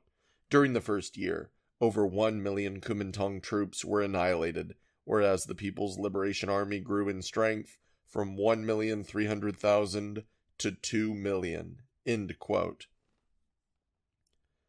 In July 1947, Mao's forces took the offensive, and during the next year they won many important victories. The morale of the Kuomintang troops sank, and large bodies surrendered, with their brand new American equipment. During the period from September 1948 to January 1949, the People's Liberation Army delivered 3 powerful offensives against the Kuomintang's forces, putting 1,540,000 out of action. Great Chinese cities fell one after another before the People's Armed Forces: Tientsin, Peking, Nanking, Shanghai, and others. With the fall of Nanking, Chiang's capital, the KMT regime was basically defeated. By June 1950, the rest of the country was mopped up, and Chiang and the remnants of his forces were driven to the island of Taiwan, Formosa, where they still remain, living upon American handouts. The Great Chinese Revolution, foreseen by Lenin and Stalin and supported by the Third International, had won. The 4-year Civil War, one of the greatest ever fought, resulted in a glorious victory for the people. The latter's armies roared across China, sweeping before them all the trash of feudalism and imperialism. During the fierce struggle, the People's Liberation Army destroyed or captured 8,700,000 of Chiang's troops, won over some 1,700,000 more, and seized from Chiang 50,000 pieces of artillery, 300,000 machine guns, 1,000 tanks, 20,000 motor vehicles, and many other kinds of military equipment, nearly all American-made. The 25 years of war in China were at an end. The forces of Chinese reaction and American imperialism were wrecked, as had been those of Japanese imperialism. The vast Chinese nation had broken the fetters that had so long enslaved it, and was now embarked upon the road, the goal of which is socialism. With the oldest contemporary civilization in the world, China is an immense country. It has 4,300,000 square miles of territory, or 1/6 more than the United States. Its population, rapidly growing, amounts to some 600 million, the largest in the world, and about 1/4 of all humanity. It is a country rich in agricultural and industrial resources, having vast stretches of fertile land and large deposits of tungsten, copper, nickel, magnesium, aluminum, zinc, and other minerals. China has coal deposits of 400 billion tons. It is especially rich in iron ore. Its oil deposits far exceed those of Iran, and in its water power facilities, it is superior to the United States and second only to the USSR. China was a very great prize indeed for the imperialist looters and exploiters to fight for. The capitalist world, especially the big industrial barons in the United States, stood amazed and aghast at the epic people's victory developing in China. But in view of the elemental trend of the people to the new People's Republic, they were utterly unable to change the course of events. All they could give Chiang was further weapons, and he already had more of these than he could use. What Chiang needed was not munitions, but the confidence of the Chinese people, which he had long since forfeited. But if the world's capitalists were shocked at what was taking place in China, the revolutionary and progressive workers of the world hailed it with rejoicing. The loss of China by revolution was a fundamental and irretrievable disaster to the world capitalist system. On October 1st, 1949, the Central People's Government of China was proclaimed, with Mao Zedong as chairman and Zhou Enlai as premier. On this same day, the Soviet Union diplomatically recognized People's China and extended it a hearty welcome to the free peoples of the world. With a wary eye to Hong Kong and its other colonies in the Far East, Great Britain recognized the new regime on January 5th, 1950. As for the United States, it was profoundly shocked by the whole turn of events and felt itself to be hardly less defeated than was the Kuomintang itself. Therefore, inasmuch as it had arrogated it to itself the autocratic right to decide what kind of governments all other peoples may have, the United States refused recognition to People's China. It also opposed the admission of the new regime into the United Nations. No sooner was People's China established by the overwhelming will of the great Chinese people than the Wall Street monopoly capitalists, hoping frantically to turn back the wheels of history, began to unfold a policy of hatred towards it, and they are planning for an eventual war against that country to undo the Great Revolution. The Chinese People's Democracy. Mao thus characterizes the Great Chinese Revolution, quote, "The historical process of the Chinese Revolution must be divided into two stages. First, the Democratic Revolution, and then the Socialist Revolution, two revolutionary processes quite different in character. Before the Russian Revolution of November 1917, the Chinese bourgeois democratic revolution belonged to the category of the old bourgeois democratic revolution of the world, and was a part of it. Since then, the Chinese bourgeois democratic revolution has changed its character and belongs to the category of the new bourgeois democratic revolution. As far as the Revolutionary Front is concerned, it is a part of the world proletarian socialist revolution." End quote. The old type of revolution was led by the bourgeoisie, the new type by the proletariat. Mao defines the new regime as, quote, "a dictatorship of the people's democracy based on an alliance of the workers and peasants and led by the working class through the Communist Party." End quote. He also says, quote, "The working class must lead the dictatorship of the people's democracy, for only the working class is the most far-sighted, just, unselfish, and consistently revolutionary class." End quote. And Chen Po-ta adds, quote, "It was precisely the leadership of the proletariat and the alliance of the working class and the peasantry brought about by it which made possible the victory of the revolution against imperialism, feudalism, and bureaucratic capitalism." End quote. Mao justifies the new regime thus, quote, "In a certain historical period, the Soviet-style republic cannot be fittingly practiced in colonial and semi-colonial countries, the national policy of which, therefore, must be of a third type, that of the new democracy." End quote. The new people's democracy is genuinely democratic.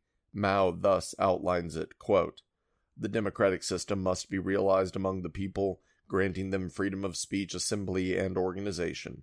The right to vote is granted only to the people and not to the reactionaries. These two aspects, namely democracy for the people and dictatorship over the reactionaries, represent the dictatorship of the people's democracy." End quote. And Mao adds, quote, "At the present stage, in China, the people are the working class, the class of the peasantry, the petty bourgeoisie, and national bourgeoisie." End quote. There is obviously a close political kinship between the people's democracy in China and the people's democracies of Eastern Europe. The basic legislative body in China during the 5 years pending the holding of a broad national congress was the Chinese People's Political Consultative Conference. This was officially described as follows, quote, "The Chinese People's Political Consultative Conference, CPPCC, was an organization of the Democratic United Front of the entire Chinese people. It embraced the representatives of the working class, the peasantry, the revolutionary army men, the intellectuals, the petty bourgeoisie, the national bourgeoisie, national minorities, the overseas Chinese, and other patriotic democratic personages." End quote. 10 political groups went to make it up. The leading party in this preliminary government was the Communist Party, which in 1952 had some 6 million members. There were other parties and great mass organizations behind it. The trade unions, with 10 million members, the youth, with 8 million members, large women's organizations, etc. It was the CPPCC, organized in 1949, which proclaimed the People's Republic of China. The People's Republic of China adopted its national constitution at a great congress in September 1954 in Peking. The constitution proclaims the new government as, quote, "a people's democratic state, led by the working class and based on the alliance of workers and peasants." End quote. The Constitution proclaims socialism as its goal. It states that, quote, "the period from the founding of the People's Republic to the attainment of a socialist society is one of transition. The central task of the state during this transition period is to bring about, step by step, the socialist industrialization of the country and to accomplish gradually the socialist transformation of agriculture, handicrafts, and capitalist industry and commerce." End quote. The economy now existing is of 4 types. 1. State ownership, ownership by the whole people. 2. Cooperative ownership, that is, collective ownership by the working classes. 3. Ownership by individual working people. And 4. Capitalist ownership. The whole national economy is based on planned production. The government guarantees full social rights and liberties to the people. Women are the equal of men in every sphere, economic, political, and social. The various nationalities making up the Chinese people are all upon an equal basis. The government, nationally, has but one chamber, which meets annually in the Congress. The interim leading bodies are the Standing Committee, Cabinet, and the State Council. The chairman of the Republic is Mao Zedong, the vice chairman is Chu Te, and the premier is Zhou Enlai. New China's objective, as Mao says, is, quote, to develop from an agrarian country into an industrial country and to pass from a new democracy to a socialist and communist society in order to abolish classes and to bring about world communism. End quote. This does not mean, however, that the land has been collectivized and all industry nationalized. This will take time. Land collectivization will depend upon a considerably higher degree of industrialization than yet exists. It is officially estimated that land collectivization will be basically achieved in 1958. While industrialization by the state is proceeding, certain forms of capitalism will be tolerated and encouraged, much as under the NEP in early Soviet Russia. The industries of the imperialists, the compradors, their agents, and bureaucratic capitalists, monopolists, have been nationalized. With the workers and their allies in firm control of all the key sectors of the national economy as well as of the state power, they can permit a certain growth of capitalism as an addition to the decisive industrialization carried on by the government. As Mao says, quote, "Our present policy is to restrict capitalism but not to destroy it." End quote. The new constitution specifies these restrictions and declares that, quote, "The state forbids capitalism to endanger the public interest, disturb the social economic order, or undermine the national economic plan by any kind of illegal activity." End quote. But this element of national capitalism is only temporary, as the country proceeds to industrialize itself. Mao points out that the petty bourgeoisie and the national capitalists, as proved by history, cannot possibly lead the revolution, as he also warns, quote, "The people have in their hands a strong state apparatus, and they do not fear a revolt on the part of the national bourgeoisie." End quote. During the later years of the Great Chinese Revolution, the belief spread in American bourgeois circles that the Chinese communists were not really revolutionary, that they and the movement they were leading were only of an agrarian reform character. But this was nonsense, a form of bourgeois self-deception in the face of this elemental movement of the powerful Chinese people. From the outset, the Chinese communists, cleansing their party of all renegades and deviators, have drawn their inspiration from the works of Marx, Engels, Lenin, and Stalin, and that they very plainly said this all along. They are especially lavish in their appreciation of Stalin, who for many years was a close advisor on the Chinese Revolution, and of Lenin. Zhizek says, quote, "It is with the warmest love and deepest admiration that the Chinese people honor this brilliant leader of all progressive mankind, their own best friend and teacher, V.I. Lenin." End quote. And in presenting the Constitution to the Congress, Liu Shaoqi, General Secretary of the Communist Party, declared, quote, "The road our country will take as laid down in our draft Constitution is the road that the Soviet Union has traversed." End quote. The Chinese also have always worked in close cooperation with the other communist parties of the world, especially during the period of the Third International. In his great article so often quoted here, Mao thus expresses the powerful spirit of internationalism of the Chinese Revolution in the policy of the new government, quote, "Unity in the common struggle with the countries of the world, which regard us as an equal nation, and with the peoples of all countries. This means alliance with the USSR, and with the people's democracies in Europe, and alliance with the proletariat and the masses of the people of the other countries, to form an international, united front." End quote. The laying of the economic basis for socialism is now proceeding very rapidly in People's China. This is because the Chinese are being greatly helped economically by the Russians. Thus, at the first National People's Congress in Peking, Mao declared, quote, "We must strive to learn from Soviet Russia, in the constitution of our country, economically and culturally, to make China a superior state." End quote. The Soviet Union militarily is also a great protector of People's China from the imperialists. The role of Mao Zedong. The great leader of the Chinese Revolution possesses many of the qualities of leadership that characterized Marx, Engels, Lenin, and Stalin. A man of resolution, initiative, and boundless energy, Mao is a brilliant theoretician, an exceptional organizer, and a very powerful leader of the masses in open struggle.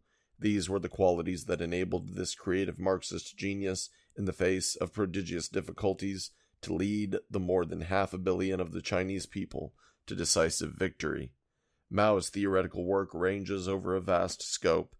It sums up to an adaptation of the basic principles of Marxism-Leninism to the specific conditions prevailing in China, a monumental task which he has done with profound skill and thoroughness. The basis of this work was a Marxist evaluation of the character over the years of the developing Chinese Revolution, his differentiation of the new type bourgeois democratic revolution from the old type, and the establishment of its relationship to the socialist revolution constitute major contributions to the general body of Marxist theory. Mao also paid close attention to the Marxist analysis of class forces in China and the relation to each other of democratic forces in united front movements, his work in this respect being one of the classics of communist political writing. Classical, too, are Mao's writings on military strategy and tactics in the situation of a guerrilla army gradually growing into a mass military force and carrying on the struggle in the face of a vastly stronger enemy. Splendid also is Mao's development theoretically of the leading role of the small Chinese proletariat, especially in the midst of the vast sea of peasants. Another of Mao's many theoretical achievements was his skilled utilization of the 3 principles of Sun Yat-sen. Footnote. Originally, these 3 principles were nationalism, democracy, and the people's welfare, but later Sun reinterpreted them to provide for alliance with Russia, cooperation with the communists, and assistance to the peasants and workers.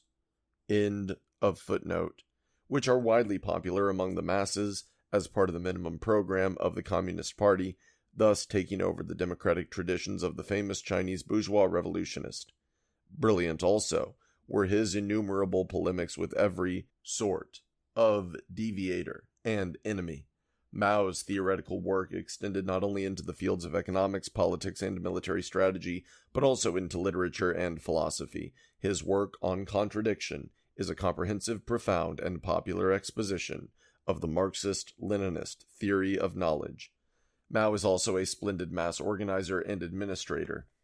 He is not one merely to throw out broad slogans. He also knows how to go to the masses and organize them to realize these slogans. His works are filled with consideration of the most detailed questions of organizational work in the building of the Communist Party, the People's Army, the trade unions, and all other organizations of the people, and it is all written in the simplest of language. A classical example of this is his work on the rectification of incorrect ideas in the party, dealing with such errors as, quote, the purely military viewpoint, extreme democratization, non-organizational viewpoint, absolute equalitarianism, subjectivism, adventurism, etc., end quote.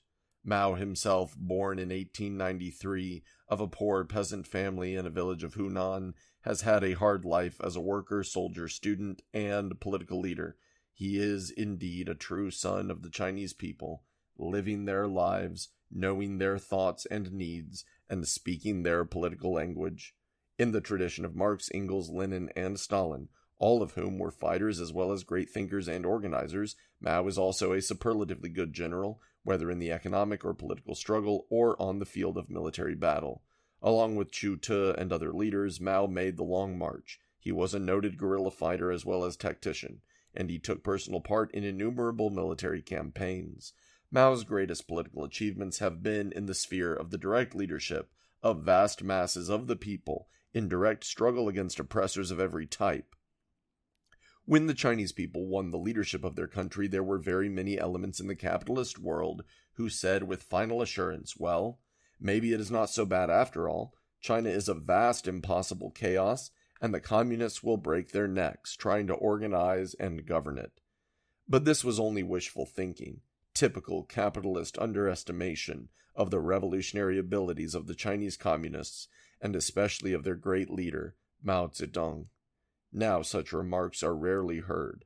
Already, the Chinese communists, with Mao at their head, have clearly demonstrated that they can organize and lead forward their huge people. This adds just one more to the many impossibilities that they have accomplished in their epic struggle for freedom. Chapter 57. Wall Street wants war. The world wants peace.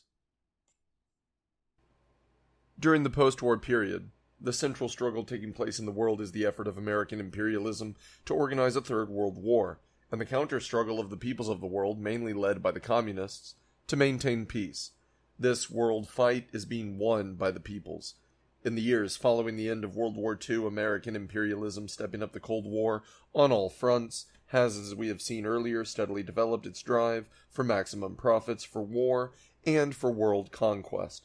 In Europe, by the end of the 1940s, the United States, pouring out its billions and deeply penetrating the economies of the capitalist countries, had patched together the half-wrecked capitalist system of Europe into the wobbly NATO EDC war alliance, and, by means of the Marshall Plan, Dole's and its domination of Latin American puppet governments had set up what appeared to be a firm control over the United Nations. Like robots, large numbers of delegates in the UN voted the American capitalist masters' wishes.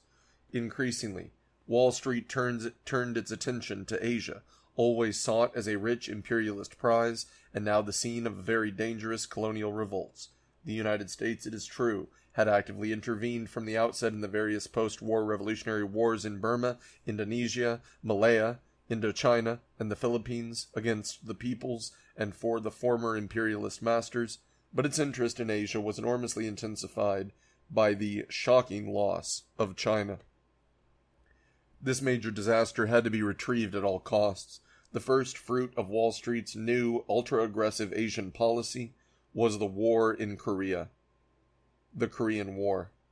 The war in Korea, begun on June 25, 1950, was designed to be the initial step in the reconquest of China and the establishment of American domination of Asia, the first general phase of a third world war. It has been established that the war was started by the Sungmin Rhee clique in South Korea.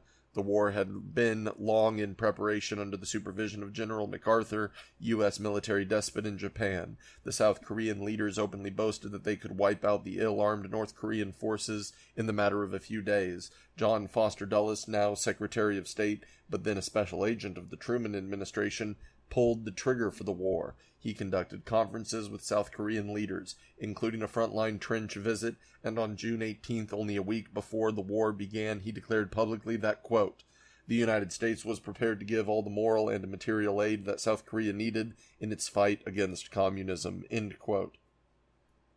The first reports of the war that came to Tokyo clearly stated that the South Koreans had begun it, an interpretation, however, which was quickly discarded.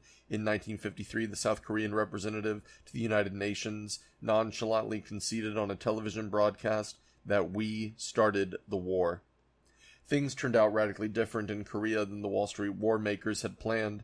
The South Koreans, although equipped with the best American arms, had no will to fight, and the North Koreans drove them back pell-mell. In a panic, President Truman, on June 27th, even without consulting Congress, autocratically ordered American forces into the war. The United Nations speedily gave this aggression its blessing and took responsibility for the American war. Truman displayed his chauvinistic contempt for the Asian peoples by calling his Korean military campaign merely a police action. The superior weight of American troops tended to overwhelm the little North Korean army, and when MacArthur went storming north, obviously with China as his goal, this brought in the Chinese volunteers in October 1950, who drove back MacArthur helter-skelter. To break the military stalemate that later developed, both Truman and MacArthur wanted to use the A-bomb. Truman, who had cold-bloodedly ordered the atomic bomb dropped upon Hiroshima and Nagasaki, wanted to repeat this outrage upon the crowded Chinese cities. This was clear from his statements at the time. Inasmuch as People's China has a mutual security pact with the Soviet Union, the Truman-MacArthur proposal was tantamount to launching a third war. But the world outcry against the Truman-MacArthur proposal was so great that the president had to give it up, there being danger otherwise that NATO would fly to pieces. The removal of General MacArthur from his command in Japan was chiefly because of the menace that this firebrand would drop the bomb simply upon his own initiative. Meanwhile, American reactionaries made hay on the basis of the Korean War.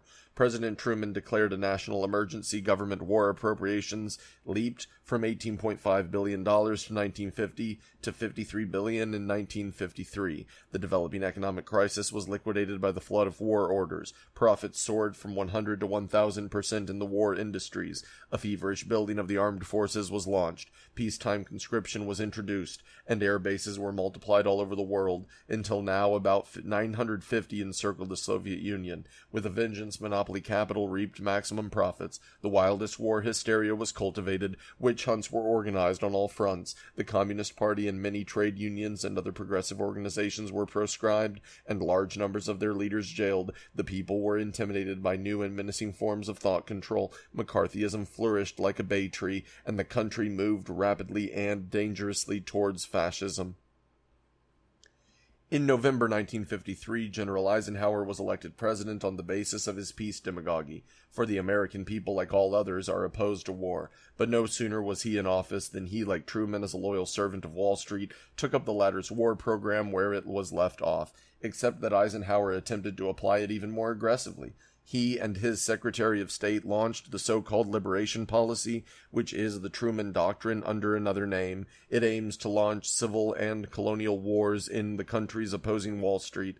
Eisenhower and Dulles promulgated, too, their theory of instant massive retaliation, which claimed for the president the right to launch a major war at will without consulting Congress or the people. The Eisenhower administration also tried desperately to continue and expand the Korean War, threatening to A-bomb Chinese cities and to inject Chiang Kai-shek's Formosan army into the struggle, but the world demand for peace in Korea was so overwhelming that the Eisenhower government was not able to defy it, and it had to sign the armistice on July 27th, 1953, which it had so long sabotaged in the negotiations. This was a disastrous blow to the whole world imperialist program of Wall Street.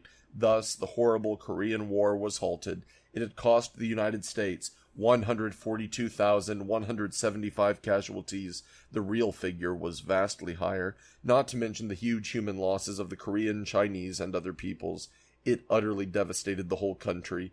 In no modern war was there more savage brutality shown. The USA forces using germ warfare, slaughtering unarmed prisoners, indiscriminately bombing unfortified cities, and constantly threatening to use the atomic bomb. The war in Indochina. Stopping the Korean War was a basic setback for the Wall Street war makers, and accordingly their stock market took a nosedive. It was not long, however, until Dulles and his war partners found another opening which they believed would give them a chance to develop their much-wanted Third World War under conditions that would leave them at least some of their present allies to help make the fight. This was the war in Indochina, where ever since 1946 the French imperialists had been trying in vain to shoot down the liberation revolution of the people led by Ho Chi Minh, and to win control again over this very rich country. The Communist Party of Indochina was formed in 1930, under the leadership of Ho Chi Minh. It led the guerrilla fight against the Japanese invaders in World War II. Ho Chi Minh became president of the Democratic Republic, formed at the end of the war. The war against France began when the French imperialists tried to take over again after the Japanese had been defeated. Up to 1954, the war cost the French an estimated 250,000 casualties, of which they admit some 40%. The United States, which considers itself to be the leader, i.e. ruler of the world, moved sharply into the Indochina War without even asking the consent of the United Nations, sending money, planes, tanks, and military advisors to aid French imperialism. By the beginning of 1954, the United States was paying 78% of the financial expense of this deadly war, which altogether cost this country $3 billion. The Eisenhower-Dulles line was to intensify and to spread the war, meanwhile superseding French influence in the whole area.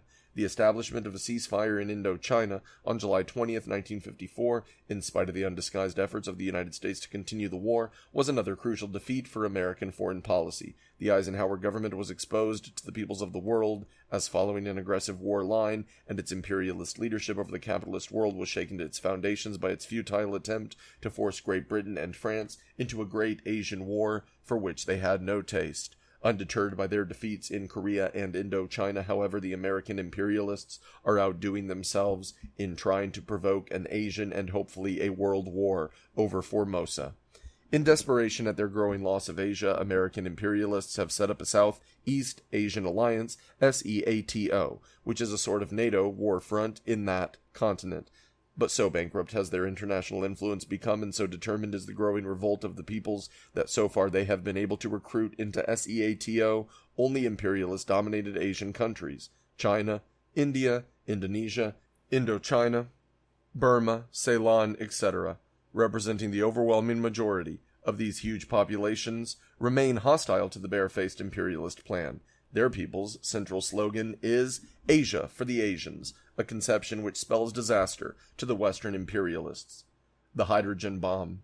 Meanwhile, a tremendous event had happened: the appearance of the hydrogen bomb in the hands of the reckless American militarists. This caused a wide shift in American strategy. The NATO had proven essentially a failure, with many of its component countries showing a marked reluctance to carry out Wall Street's plan for an all-out attack upon the socialist world, much along the line of the fascist anti-Comintern Pact of Hitler's time. With the new and dreadful bomb at their disposal, however, the reactionaries dominating the United States government believed that they had the means that would provide them with world domination.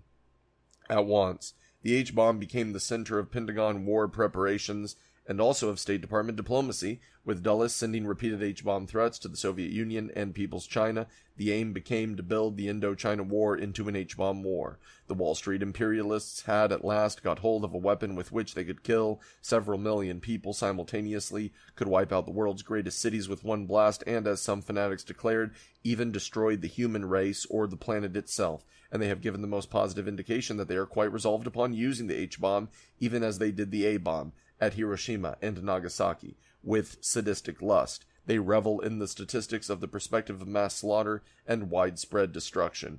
But there are two flies in the ointment of the would-be users of the terrible hydrogen bomb. The first of these is the fierce protest from the peoples all over the world against the H-bomb, notably upon the occasion of the bomb tests at Bikini in March of 1954. This mass outcry has weakened the NATO and renders vastly more difficult the manufacture and use of the H-bomb. But still worse for the Wall Street warmongers is the fact that the Soviet Union has also invented the H-bomb and is reportedly even farther advanced in its development than the United States. On August 20th, 1953, the USSR exploded an H-bomb, and on March 12th, 1954, Premier Malenkov warned the Washington bomb brandishers against the terrible disaster of an H-bomb war. The loss of the H-bomb monopoly, like that of the A-bomb, constituted another catastrophe for American foreign policy. But the wild automaniacs in Washington go ahead nevertheless with their attempts to build up the world situation for the launching of an A and H bomb war. The collapse of the EDC. One of the serious defeats suffered by American imperialism during the post-war period after the Chinese Revolution of 1949 was the breakdown of the European Defense Community EDC in August 1954. The EDC was the military phase of the North Atlantic Treaty Organization NATO, the major expression of the U.S. effort to mobilize the nations of Western Europe on the basis of a rearmed Germany for an eventual all-out capitalist attack upon the USSR and the people's democracies of Eastern Europe. It collapsed when the French National Assembly refused to ratify this attempt to organize the armed forces of Germany, France, Italy, Belgium, Holland, and Luxembourg into a unified anti-Soviet army under American control. The reasons for the EDC debacle were the vast mass peace pressure in France and the antagonisms among the respective imperialist powers, chief of which were the conflict in policy between Great Britain and the United States and the acute hostility between French and German imperialism. Following the collapse of EDC, the capitalist statesmen scurried about like ants in a panic, finally cooking up the Paris Agreement of October 23, 1954. The heart of this agreement, as of EDC, is the rearmament of Germany, in total violation of the Potsdam Treaty. Great Britain increased its continental commitments, which made the new agreement possible. West Germany, tongue-in-cheek, agreed to limit its troops to 12 divisions and not to produce atomic, bacteriological, or chemical weapons. This war pact could not have been formulated without the active support of the Social Democrats, particularly of Great Britain and France. The new setup will face many obstacles in its aim of a militant anti-Soviet war alliance, although it nevertheless constitutes a serious war danger. The pact's fiber is weakened by the same forces which eventually brought down EDC in a crash: internal capitalist contradictions and the pressures of the Great World Peace Forces. This is why the United States, disillusioned by its untrustworthy allies, Great Britain, France, and Italy, tends more and more to rely for its war alliance upon such reliable countries as West Germany, Japan, Pakistan, Turkey, Spain, Greece, the Philippines, and certain Latin American countries, all of them on the American dole. As this is written, the fight still goes on over the rearmament and renazification of Germany. The fight for world peace. While the big monopolists of the United States with their Cold War and through their agents Eisenhower, Truman, Dulles, Atkinson et al. Have gone ahead furiously preparing for a third world war, the peace-loving peoples of the world have been no less active in striving to prevent them from carrying out their destructive purposes. Never has the world seen such a tremendous peace movement as that carried on in the past several years by the socialist sector of the world and by the peace-loving masses in the capitalist countries. The first phase of this great peace struggle was the building up of a powerful military defense by the USSR, People's China, and the European people's democracies, which now, in the face of the rearming of Western Germany, is becoming a defensive military alliance. Although socialist countries are inherently peace-loving, they have no alternative than to defend themselves in a war-crazed capitalist world, while carrying out a diplomacy based on peace, the banning of atomic bombs, and general disarmament. This military readiness is what has so far balked the imperialist warmongers of the West. The capitalist war firebrands learned in World War II to have a wholesome respect for the fighting qualities of socialist peoples, a respect which was greatly enhanced by their recent experience in Korea and Indochina. Especially decisive so far in maintaining world peace has been the breaking of the American A and H-bomb monopoly by the Soviet Union. Had this not been done, undoubtedly by this time the world would have been plunged into a devastating war. Those who A-bombed Japanese cities would not have hesitated to bomb Russian cities if they could have done so without atomic retaliation. The second phase of the people's great fight for peace during the Cold War years is the vast peace work carried on all over the world by various progressive-led mass organizations. Among these are the World Federation of Trade Unions, the World Federation of Democratic Youth, the Women's International Democratic Federation, the Communist parties, and a host of other mass organizations and individuals. These huge movements, with tens of thousands of groups in virtually all countries, are carrying on an immense peace propaganda. Finally, there is the powerful World Council of Peace, which unites all the peace forces of the entire world in periodic great congresses and in continuous struggle for peace. The first World Peace Congress was held in April 1949, simultaneously in Paris and Prague. The second Congress took place in Warsaw in March 1950, and the third Congress in Vienna in December 1952. These were enormous meetings. The first Congress assembled delegates representing some 600 million people from 72 countries. The second was even larger, and the third had 1,859 delegates from 85 countries, representing at least 700 million. The chairman of this vast movement is Frédéric Joliot-Curie, the eminent French scientist and Nobel Prize winner, and the general secretary is Jean Lafitte. The World Peace Council has held other interim world conferences, as well as broad national conferences in their respective countries. It has also convened enormous regional conferences in Latin America, Asia, and elsewhere. The Conference of the Asian and Pacific Regions, held in October 1952, brought together 367 delegates from 37 countries. The delegations to the conferences and to peace congresses come from every walk of life, from the capitalist as well as from the socialist countries. Thus, of the 1,817 delegates to the Vienna Peace Congress, 1,019 were from the capitalist world, including British 157, Italian 198, and French 176. The British delegation contained 50 labor MPs, 93 trade union officials, and 10 clergymen. There was also an American delegation. This vast peace movement fights generally and in their respective countries for peace and against every feature of the program of the warmongers, for whom Wall Street is the world headquarters. The Council fights to ban the A and H bombs, to slash the various nations' war budgets, against the rearming of West Germany and Japan, for the development of East-West trade, against chemical and biological warfare, for military disarmament, for the national independence of the various countries against American domination, for the development of the United Nations as a genuine peace organization instead of an American war alliance, etc. The Council has carried on a tremendous worldwide campaign to end the Korean and Indochina Wars. Two especially gigantic peace campaigns of the World Peace Council were the Stockholm Mass Petition, put out on March 19, 1950, for the unconditional prohibition of atomic weapons, which amassed about 500 million signatures, and the February 1951 appeal of the Council for a Five-Power Peace Pact, which secured some 610 million signatures. These unprecedented mass campaigns aroused tremendous enthusiasm in the various countries. In the USSR, almost every adult person signed. In the capitalist countries, scores of millions attached their names. And in People's China, 224 million signed the Stockholm Petition, and 344 million signatures were collected in 3 months for the petition for the Five-Power Peace Pact.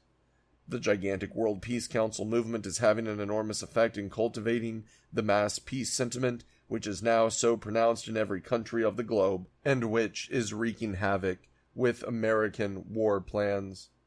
It was a basic factor in preventing the use of the A-bomb in China, in slowing the rearmament of Western Germany and Japan, and especially in forcing the Washington warmongers to allow the Korean and Indochina wars to be brought to a halt. The World Peace Council, along with the sturdy diplomatic peace stand of the USSR People's China and the European People's Democracies, is helping to teach the Wall Street war incendiaries that it is one thing to plot a war and quite another to bring it to pass.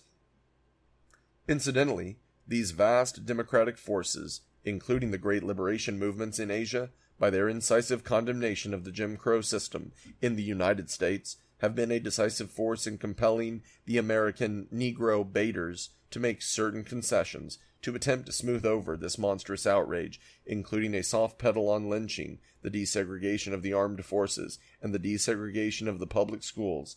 Even arrogant Wall Street imperialism, which tries to appear in a garb of democracy, has been compelled to back up on Jim Crow in the face of almost universal world condemnation.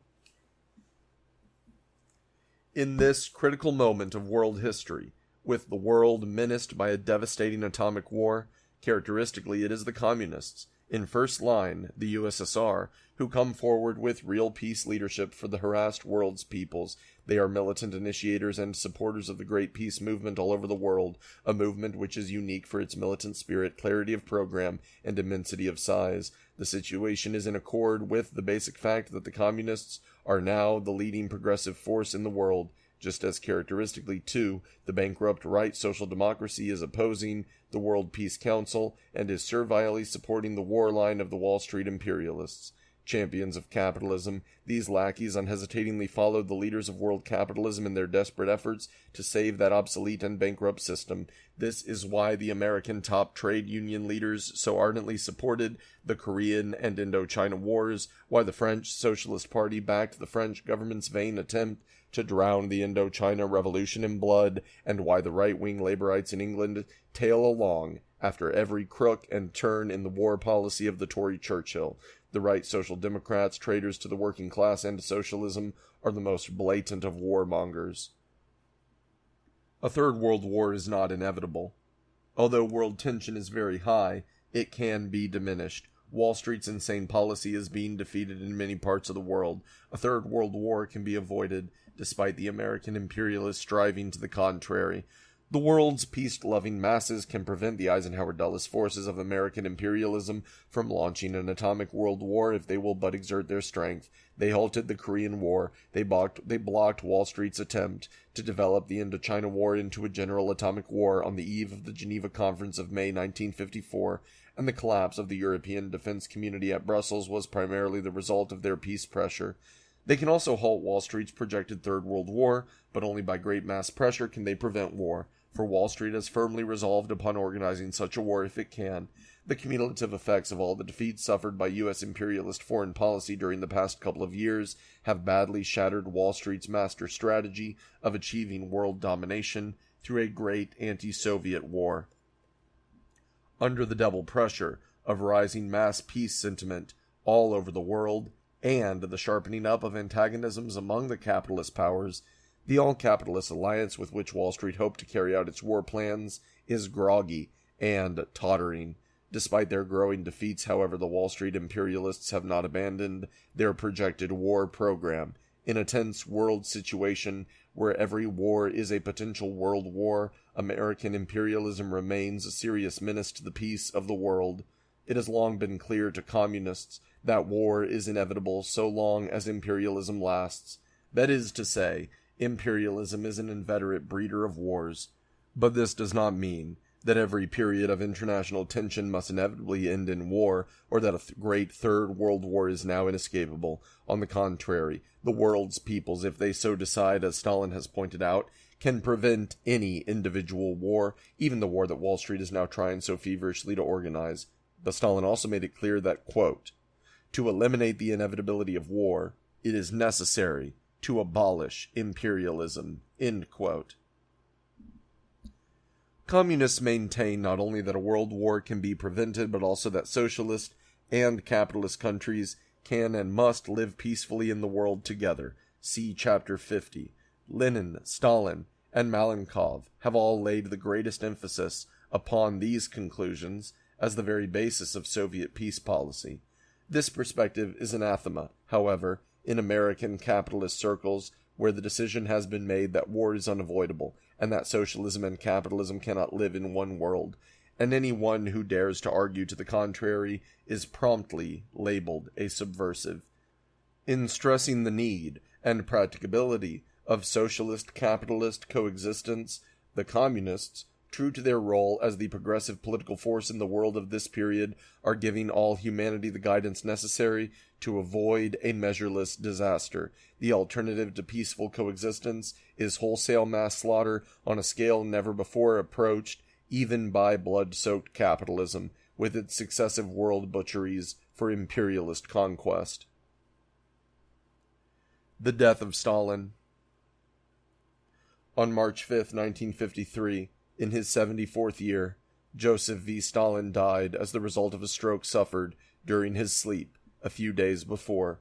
This ended over half a century of revolutionary struggle on the part of one of the greatest fighters ever produced by the world's working class. His death was a tremendous loss to the Soviet people and to the international movement for peace and freedom. Stalin, as we have seen above, was a major theoretician. Perhaps his greatest theoretical work was on the national question, on which he was the world's leading expert.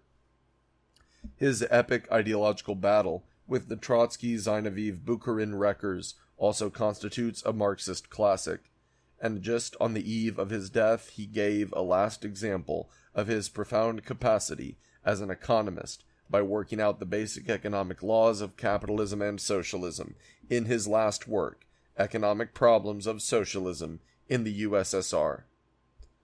Stalin was also a magnificent organizer. His building of the Communist Party, the Soviets, and other immense mass organizations of the Soviet people was a real masterwork. His leadership of the party and the mobilization of the people for the driving through of the successive 5-year plans, with their building of industry and collectivization of farming, was organizational work beyond compare. Stalin, too, was a militant fighting leader of the masses. His whole life was one long, relentless battle against the enemies of socialism, both within and outside the party. He was a tower of strength as a military commander in the Civil War of 1918 to 1920. And in leading the Soviet people to victory over the Hitler barbarians in 1941 to 1945, he displayed a peerless fighting spirit and outstanding military genius. During the Cold War, the arrogant capitalist imperialists also came to dread the indomitable spirit and brilliant diplomacy of Stalin. He was, indeed, a man of steel, as his name signified. At Stalin's funeral, Malenkov said of this brilliant and courageous leader, quote, "Comrade Stalin, the great thinker of our epoch, creatively developed the teaching of Marxism-Leninism in the new historical conditions. The name of Stalin rightly stands alongside the names of the greatest men in human history, Marx, Engels, Lenin." End quote. Chapter 58. The General Crisis of World Capitalism. Decay and decline are characteristic of the world capitalist system in its present and final stage of imperialism, due to the working of its internal and external contradictions. Once progressive in laying the foundations of industry, the world capitalist system has now become obsolete and reactionary. It is in process of disintegration and is marching toward its death. At the hands of the revolutionary proletariat and its allies, the world is moving rapidly from capitalism to socialism. The fatal flaw in the capitalist system lies in the fact that whereas modern production is fundamentally a social process, under capitalism the great industries and national resources are privately owned. This causes chaotic production, leading to overproduction and to periodic economic crises. It also leads to an uneven rate of development in the capitalist countries, which under imperialism is a basic cause of war. Capitalism is founded upon intensive exploitation, political subjugation, and widespread destitution of the workers. Inevitably, the capitalist system generates conflicts between workers and employers, between big monopolists and small capitalists, between farmers and industrialists, between imperialist states and colonial peoples, between the imperialist powers themselves, and between the world forces of socialism and of world capitalism. With the development of the imperialist phase of capitalism and the intensified drive for maximum profits, all these contradictions and antagonisms inevitably grow deeper and broader. They also produce recurring major social explosions, such as world imperialist wars, devastating world economic crises, fascism, and the breakdown of capitalist democracy, and proletarian and colonial revolutions. The current major manifestation of these capitalist explosions is the Cold War, with its dangerous threat of becoming a great Third World War. All these conflicts sum up to the general crisis of the world capitalist system, a crisis which constantly tends to deepen and to become more catastrophic. The supreme manifestation of the general capitalist crisis is the growth of a powerful worldwide communist and labor movement, and the loss by the capitalist system through revolution of 1/3 of the world to the camp of socialism. Capitalism cannot automatically recover. The capitalist system, by working of its inner economic laws, cannot recover from its general crisis. This is basically because all the factors that have contributed towards developing the general crisis continue still in effect, and in more marked degree. Thus, there remains the chronic tendency, now accentuated, to overproduction, through narrowing of the markets and intensified exploitation of the workers. The present so-called boom in the capitalist countries is highly artificial, being based upon the repairing of the war's damages and upon mass arms production. The uneven development of capitalism in the various countries, a breeder of imperialist war, is also now worse than ever with the lopsided industrial expansion of the United States, and so too is the world capitalist struggle for markets. The famished and crisis-stricken industrial countries are now entering upon a dog-eat-dog battle for markets and sources of supplies of raw materials. This struggle must grow ever more intense, Such projects as the Schuman Plan and the European Defense Scheme will increase, not diminish, capitalist competition. The loss of a big section of the world by capitalism through socialist revolution is a fatal weakness of world capitalism for a generation past. Now it is far greater than before, with 1/3 of the world gone anti-capitalist, and the imperialist powers, especially the United States, also make the situation far worse for themselves by placing an economic embargo against the socialist countries, thus cutting off their nose to spite their face. The breakup of the colonial system, now more advanced than ever, is also an irreparable disaster to world capitalism. Not only does this mean the loss of many preferred markets in these countries to be the imperialist powers, but also that the new societies, too, are beginning to appear on the world market as competitors to the older monopolized lands. Those who think that world capitalism will have a basic renaissance through great growth of the capitalist system in the erstwhile colonial and semi-colonial countries of Asia, Africa, etc., are in for disappointment. These countries cannot become industrialized imperialist capitalist nations under conditions of the deepening crisis of that world system. This is primarily because they face a stultifying, strangling competition from the older imperialist powers, above all from the United States. Consequently, the only practical perspective of national independence and a rounded-out industrial system for them is to begin to orient towards socialism, as China is now doing. Capitalism, which is dying of old age and senility in its birthplace, Western Europe and the United States, can never have its youth renewed in Asia, Africa, and Latin America. The futility of Keynesianism. The bulk of the bourgeois economists, following the lead of the late Sir John Maynard Keynes of Great Britain, have learned that the old-time bourgeois conception that capitalism is an infallible system, self-regulating and bound ever upward on a progressive scale of development is a delusion. While rejecting the scientific Marxist theories of value and surplus value, Keynes understood that Say's law, the erstwhile capitalist gospel to the effect that capitalist production automatically produces a sufficiency of customers to purchase this production, i.e. that production and consumption inevitably balance each other, is a fraud. Keynes argued instead that because of the tendency, especially under monopoly conditions, towards a big accumulation of uninvested capital, there tends inevitably to develop a shortage of markets, which causes overproduction and joblessness. This condition, if uncorrected, said Keynes, could lead to increasingly devastating economic crisis, gigantic unemployment, ruinous imperialist wars, and eventual socialist revolution. To overcome this basic flaw in the capitalist system as he saw it, Keynes proposed to stimulate the investment of capital by government intervention through a variety of means, by manipulating the interest rate, prices, and taxes, by the initiation of public works, etc. Keynes contended that thus full employment would be maintained, and cyclical economic crises either abolished or greatly minimized. The ultimate effect, he declared, would be to cure the general crisis of capitalism. It was a theory of progressive capitalism, managed economy, and the welfare state. The basic error in Keynesianism is that, dealing primarily with the question of consumption, it leaves untouched the basic relationships in capitalist production, which are the fundamental cause of mass unemployment and economic crisis. Keynesianism cannot abolish the gap between production and consumption. As the British economist Eaton says, quote, "If the gap is to be filled by public expenditure by the state, again the gap reappears, because production remains production for profit. What it gives with one hand it takes away with the other. In a system of which profit is the motive power, there must always be the profit gap. This is the gap which is the root source of crisis." End quote.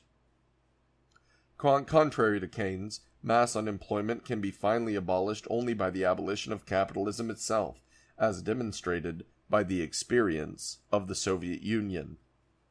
Strongly anti-Marxist, Keynesianism is the bourgeois economics of the period of the general crisis of world capitalism.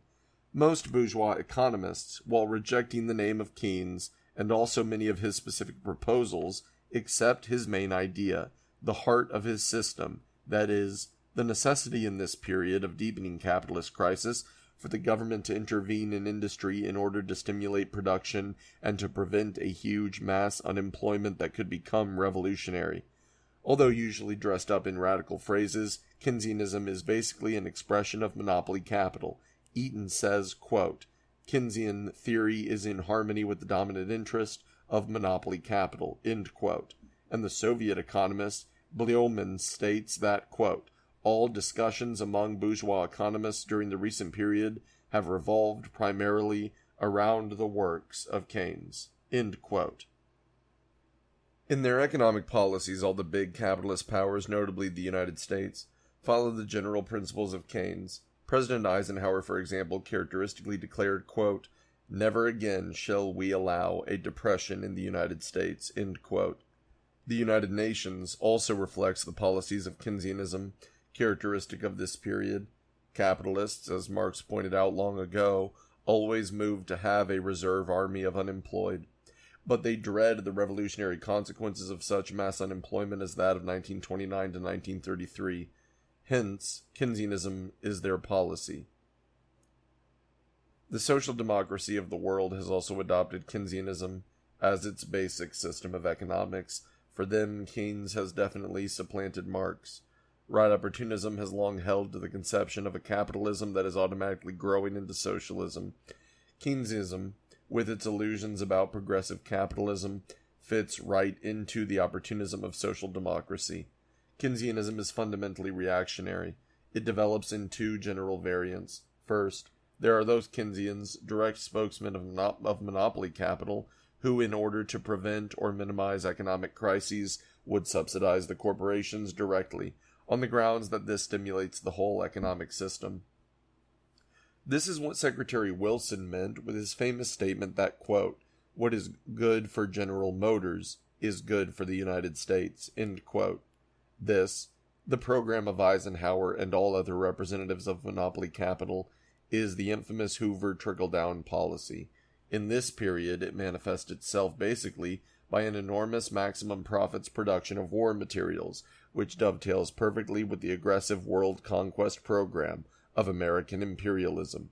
It is quite possible, too, for such Keynesian statesmen as Eisenhower to launch big programs of road building, flood control, etc., but all organized strictly upon the maximum profits trickle-down basis. The other, the petty bourgeois variant of Keynesianism, while advocating the strengthening of the purchasing power of the workers through improved wages, social insurance, tax reduction, etc., in reality joins militantly with the monopolists in supporting the wholesale munitions production program as the chief means of keeping industry going through government intervention. Often, the Social Democrats even outshout the monopolists for government war orders. War preparation, with all its deadly dangers, is the basic expression of Keynesianism, both in its reactionary and reformist variants. Keynesianism is not a managed economy, as its proponents claim. Its dabbling with the tax and interest rates to influence production, and its system of government stimulation of industry through war orders, in no basic sense alter the fundamentally anarchistic and chaotic nature of capitalism. Planned or managed production is impossible under capitalism. Keynesianism cannot cure the cyclical crisis, as we have seen from Roosevelt's futile pump priming during 1933 to 1939.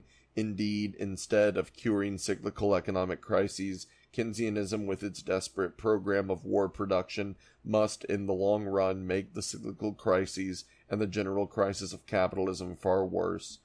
That capitalism has not been made crisis-proof by Keynesian measures, which only give industry a temporary shot in the arm, is amply demonstrated by the increasing signs now of economic crisis throughout the capitalist world, including the United States. Munitions making, especially on its present gigantic scale, is fundamentally wasteful and tends ultimately to undermine and weaken the whole capitalist economy. Keynesianism also is not the welfare state as asserted.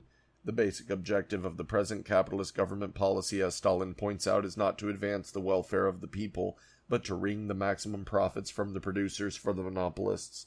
He says, quote, monopoly capitalism demands not any sort of profit, but precisely the maximum profit. That will be the basic economic law of modern capitalism. The main features and requirements of the basic economic law of modern capitalism might be formulated roughly in this way.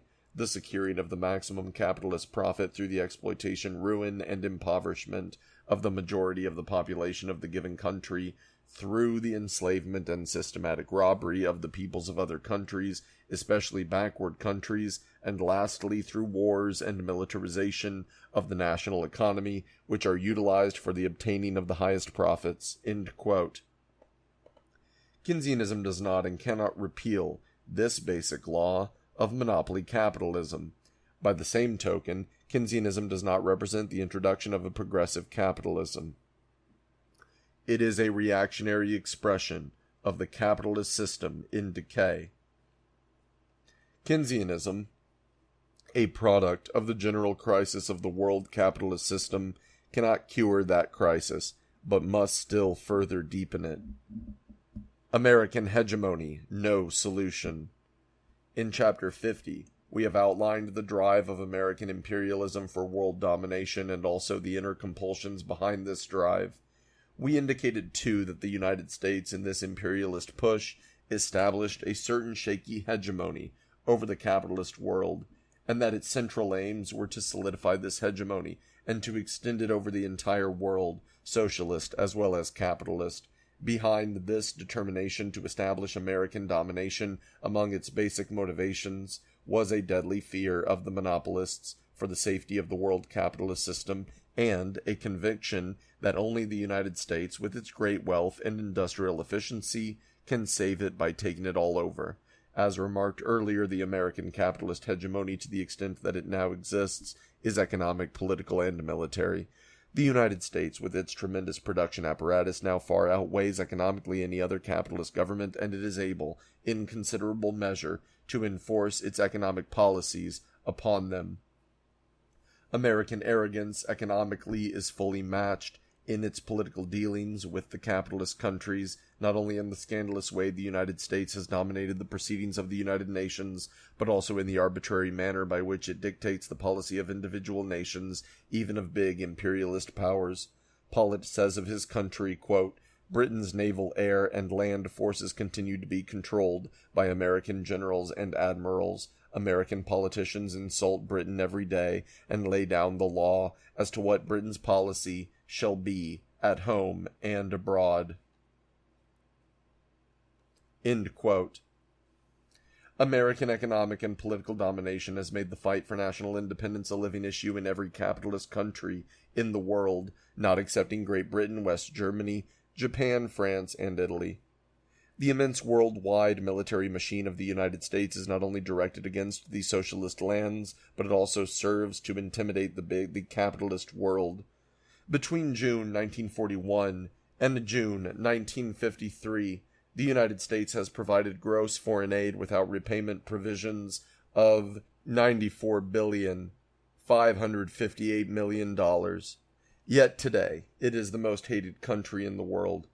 What the great monopolists of Wall Street are driving at is the creation of an American-dominated world, in which the bulk of the decisive basic industry would be situated in the United States, where Washington would be the capital of the world, and where the overwhelming military power of this country would reduce all other countries to the position of mere satellites. It would be an American fascist world. Hitler's ideologists expressed brazenly such reactionary dreams. The Wall Street pro-fascists, more cunning, say little about them openly, but they have made further progress in this general direction than Hitler ever did.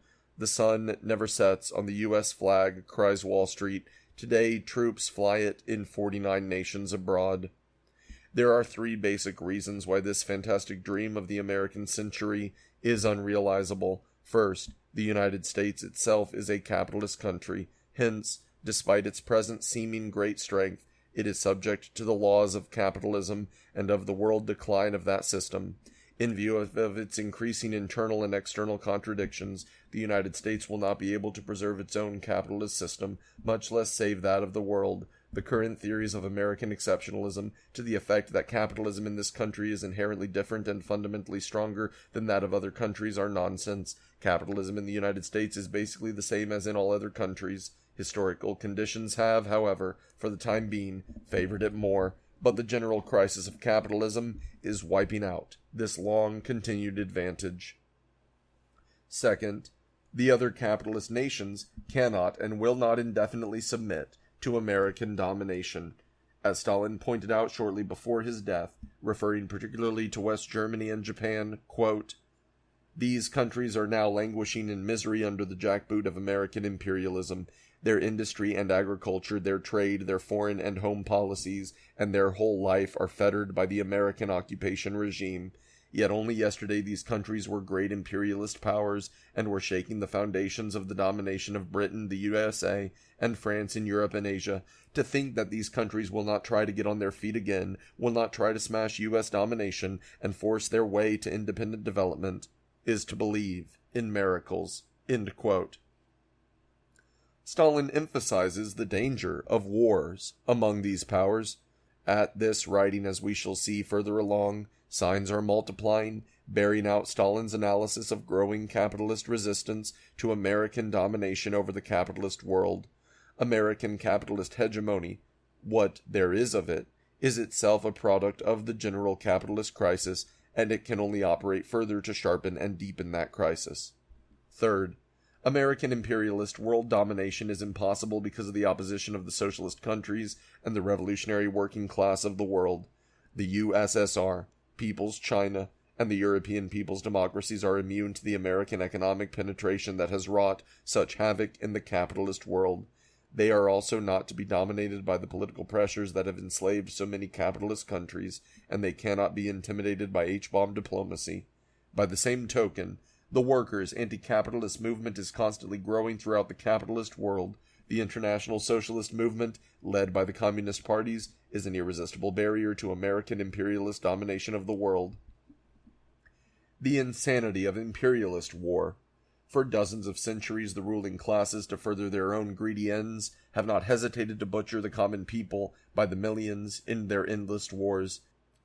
Since capitalism has come upon the world scene, this organized slaughter of the people, for the benefit of the exploiters, has become more widespread and more awful than ever before. The great holocausts of World War I and World War II, products of the capitalist system, are utterly without parallel for bloodshed in the whole course of human history. In order to try to solve the insoluble problems of the general crisis of the world capitalist system, American imperialism with its allies and camp followers is getting ready once more to grasp at the hoary weapon of war. There can be no other rational interpretation of the complex of aggressive policies now being applied by the arrogant monopoly capitalists who control the United States and shape its program. These antisocial elements, parasites, are planning to send the millions of youth to die in masses so that their own blood profits of capitalist exploitation may be increased and their rights to rob and repress the people secured and expanded. But these warmongers will not find war to be the convenient instrument for their class purposes that it once was. The world's working class and its allies will no longer tolerate this savagery. After World War I, they made capitalism pay for that monstrous crime by smashing it throughout 1/6 of the earth, Russia. After World War II, they wiped out capitalism from another 1/6 of the earth, and no doubt after a third world war, if monopoly capital succeeds in forcing a war, they would finish off the system altogether. Already signals are flying all over the world indicating that a third world war would encounter the strongest mass opposition. Thorez and Togliatti have declared that their peoples would not fight against the socialist world. France and Italy would be of no help to the United States in case of a war. The same will be largely, if not wholly, the case also with Great Britain and other important industrial countries. And the help Wall Street would get from the colonial world would be negligible. The opposition of the peoples to the Korean and Indo-Chinese War was only a foretaste of the tremendous resistance they would make to an atomic world war. If the Wall Street warmongers succeeded in launching the Third World War for which they are striving so hard, the United States will have to fight the war virtually alone, with a most unwilling American people in the rear. The United States, even if it had the backing of the whole capitalist world, which it cannot possibly get, could not militarily defeat the socialist world. Hitler, with the entire industrial system and manpower of Europe behind him, went to complete disaster when he attacked the Soviet Union, and since then, while capitalism has grown very much weaker, the forces of socialism have trebled and quadrupled their strength. Wall Street could not possibly overthrow socialism by a third world war. Instead, it would devastate humanity and destroy what is left of the world capitalist system. replying to repeated insane threats by President Eisenhower and Secretary Dulles that they would atom bomb the USSR and People's China unless they bend the knee to Wall Street. The Soviet premier made it very clear that such an attack would be repaid in kind. He said, quote, "If the aggressive circles, banking on the atomic weapon, should resort to madness and should want to test the strength of the Soviet Union, there can be no doubt that the aggressor would be crushed by the same weapon." End quote. But this dread perspective of a terrible hydrogen devastation with certain disaster for them in the end is not enough of itself to stay the hands of the reactionary and increasingly pro-fascist Wall Street warmongers now controlling the powerful United States. In their growing desperation, they have decided upon war, and only the restraining power of the people can defeat their plans. The people can check the war makers within the framework of capitalism, but the United States will never be safe from the danger of fascism and a murderous atomic war until the people drive the agents of big capital out of power, establish a truly democratic government of the workers, Negro people, farmers, and other democratic elements, and reorient the country upon a genuine policy of peace and socialism. The capitalist system in this country as well as elsewhere faces a blank wall as its future. It cannot pull itself out of its deepening world crisis by the normal operation of its inner laws. Keynesian blood transfusions cannot rescue it. American hegemony can only deepen the crisis, and a third world war would be fatal. The capitalist system is historically doomed. All roads lead to communism. Chapter 59. The Inevitability of World Socialism. The basic reason why socialism is inevitable, why in fact it is now rapidly supplanting world capitalism, is because capitalism cannot solve the needs of the people, whereas socialism can and does. Capitalism has proved incapable of extending industrialization throughout the world, without which higher standards of living are impossible.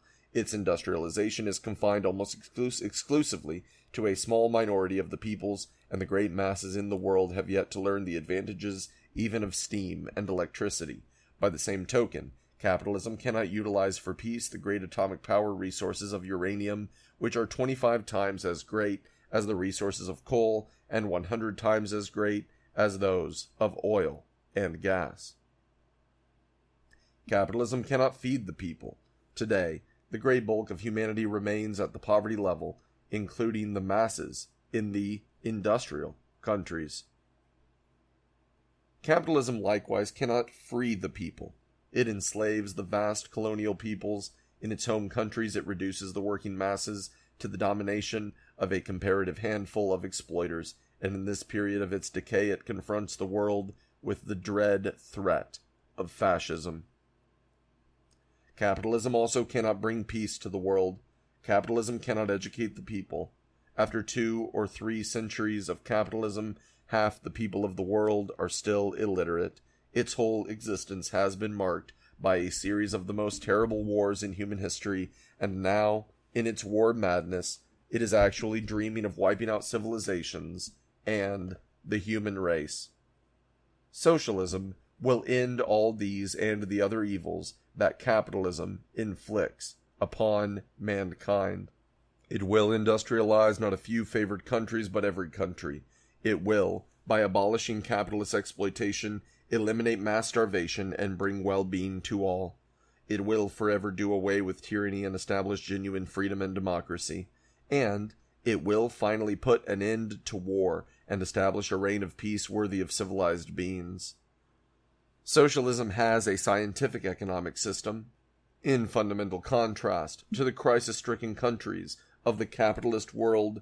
The nations of the socialist world, with sound economies, are marching ahead at an unprecedented pace, industrializing themselves and improving the living standards of their peoples. This is because, with political power in the hands of the workers and their allies, with the industries and natural resources owned and controlled by the nation, with human exploitation abolished, with production planned and carried on for the benefit of the people and not merely for a comparative handful of exploiters, they have eliminated all the inner contradictions, such as cyclical crises, mass unemployment, and struggles over markets that are wrecking the world capitalist system.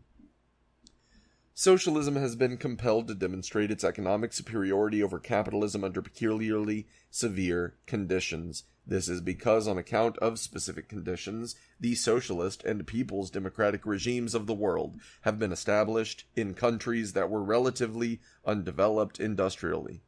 Capitalism was both unable and unwilling to industrialize these countries, but socialism is accomplishing this brilliantly.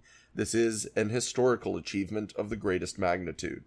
The fact that it has had to build its industrial basis from the ground up and at a great speed has been a serious handicap to socialism in raising the living standards of its peoples, all the more so because of the warlike attitude of capitalism towards the new regimes. This has resulted in the socialist areas being ravaged by war, and it has forced the socialist governments to maintain huge and wasteful military establishments. These are a burden to the people and are fundamentally alien to socialism, which is a regime of peace. Costly military forces have also required the maintenance of strong, disciplined governments, which have hindered the process of the withering away of the state, which is inherent in socialism. Despite these burdens imposed by reactionary and dying capitalism, the new socialist regimes have made swift economic headway. The socialist lands have utterly shattered all the bourgeois arguments that have been made to show the impossibility of socialism, contentions that the working class could not lead the nation, that under socialism there would be no incentive for production, that the workers could not build or operate modern industry,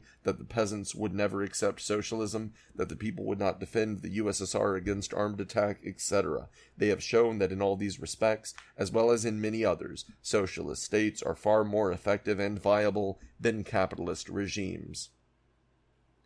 A record of unprecedented economic progress. The history of the socialist industrialization of the Soviet Union is one of the greatest epochs in the life of mankind. The young Soviet Republic took over an industrial and agricultural system that was weak, primitive, and wrecked by years of imperialist and civil war. It had to be rebuilt completely on pioneer socialist lines, creating a whole new army of technicians as it went along, and all this was done in the face of a violently hostile world capitalism. This enmity came to deadly expression in World War II, when half the industries of the USSR were wiped out in that capitalist-generated war. Nevertheless, triumphing over all these monstrous difficulties, the Soviet people have already made their country into a great industrial nation, which before long will be industrially the first in the world. This growth has, of course, enormously increased the military strength of the country in the face of aggressive, war-minded American imperialism. The Soviet Union is now producing 21 times more steel, 19 times more coal, and 45 times more power than was produced in 1924 to 1925. So swift is the tempo of Russian industrial development that not only has all the terrible property damage done by the war been repaired, but in 1953, the third year of the fifth five-year plan, the USSR was producing 70% more oil than in 1940, 100% more coal, 100% more steel, 280% more electric power, and 380% more machinery. The 1954 national budget is more than 3 times larger than the budget revenue of the pre-war year 1940. Industrial production in 1954, says Soviet Deputy Premier M.Z. Saburov, quote, is 63% higher than in 1950, and in the 2 current years, 74 million additional acres, equal to the total sown area of France and Italy, will be brought under cultivation, end quote. A bourgeois commentator makes this characteristic remark of Soviet industrialization, quote, Stalin set Russia's goal as only 60 million tons of oil by 1960. The sights have now been lifted to 70 million by 1955, end quote. Soviet industrialization has produced various projects larger than anything ever done by capitalism. Among them are great power developments on the Volga, Amu Darya, Dnieper, and Don rivers. The scale of the new power and irrigation developments has no parallel in history. The Kubyshev and Stalingrad power stations outstrip anything in the world, including the biggest stations in the United States. At this time, a number of vast projects are also going on to revolutionize agriculture. The following is the general table of the percentage growth of capitalist and Soviet industrial output over the years 1929 to 1951. USSR 1929 100 1939, 552, 1943, 573, 1946, 466, 1947, 551, 1948, 721, 1949, 870, 1950, 1082, 1951, 1266. USA, 1929, 100, 1939, 99, 1943, 270, 1946, 155, 1947, 170, 1948, 175, 1949, 160, 1950, 182, 1951, 200. Britain, 1929, 100, 1939, 123, 1946, 112, 1947, 121, 1948, 135, 1949, 144, 1950, 157, 1951, 160. France, 1929, 100, 1939, 80, 1946, 63, 1947, 74, 1948, 85, 1949, 92, 1950, 92, 1951, 104.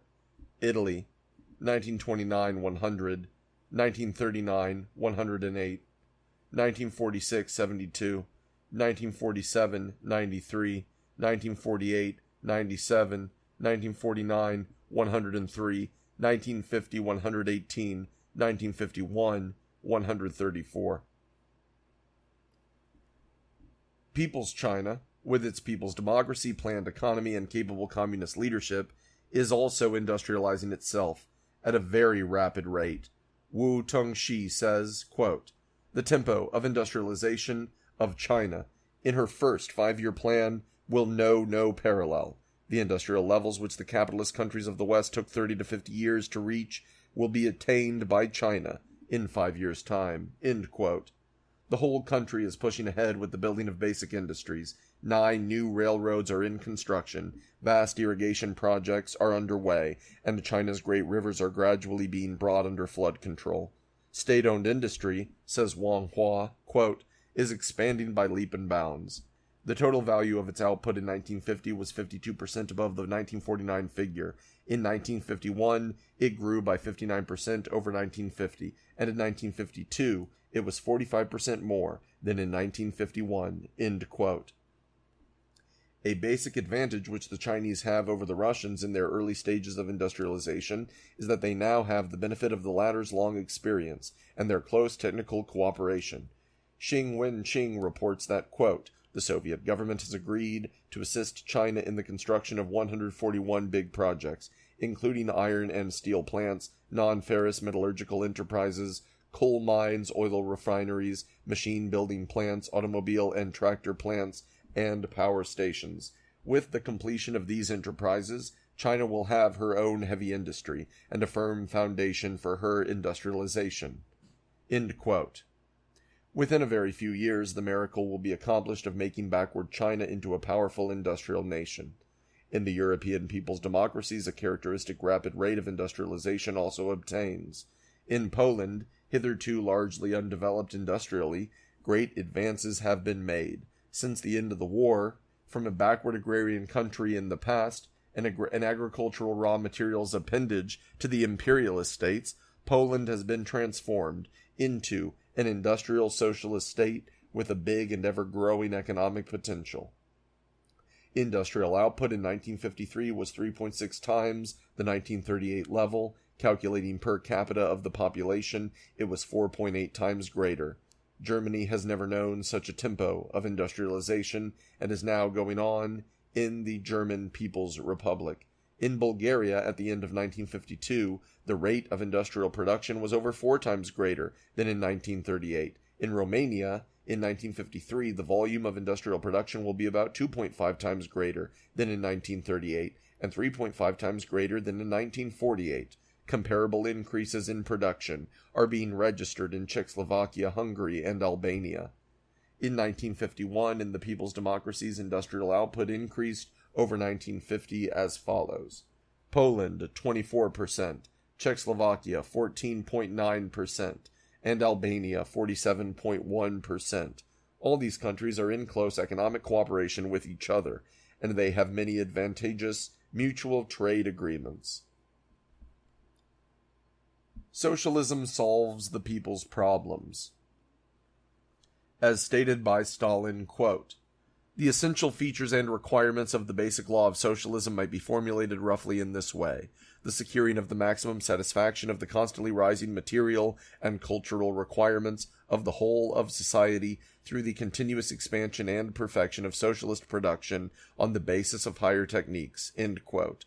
The whole history of the Soviet Union, as well as that of the new people's democracies of Europe and China, completely confirms the verity of this law, which is in flat contradiction to the basic law of modern monopoly capital, as also stated by Stalin, to squeeze maximum profits from the exploited. Under socialism and people's democracy, the toilers have achieved vast advances in their living standards, despite the gigantic efforts that have been required to build their basic industries and to construct powerful armed forces to ward off the attacks of militant monopolist imperialism. Unemployment has been completely abolished among them. At this time, with the capitalist world in war fever and with real wages being slashed and the social services drastically curtailed in the Soviet Union, wage rates advance, one price reduction follows another, and health, education, and social insurance appropriations are climbing. The introduction of socialism in the United States, Great Britain, Germany, France, Japan, and other industrialized countries would bring about a steep rise in the living standards of the workers. This is because it would end the exploitation of the toilers now prevailing in these countries. About one half of the product of the American workers, now at least $180 billion a year, finds its way into the hands of the parasitic classes through the devious capitalist channels of interest, rent, and profit. In the United States, for example, in 1953, the DuPont Company made a profit of $6,315 upon each of its 91,260 workers. Other corporations made similar fabulous profits. In the capitalist world, particularly in the United States, democracy is also being rapidly undermined, and the fascist danger is now real and menacing. But in the socialist regimes, democracy is constantly strengthened, and is altogether on a higher plane.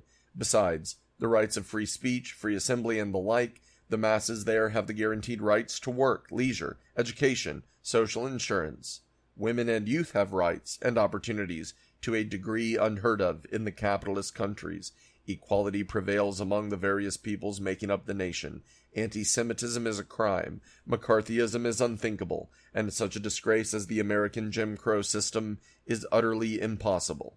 In the field of culture, there is likewise a general retrogression throughout the capitalist world, above all in the United States, with its cultural mess of pragmatism, psychoanalysis, neo-Malthusianism, and other systems of superstition and obscurantism, with its swamp of comic books, oceans of sex, crime, and horror stories, printed and on the radio and television.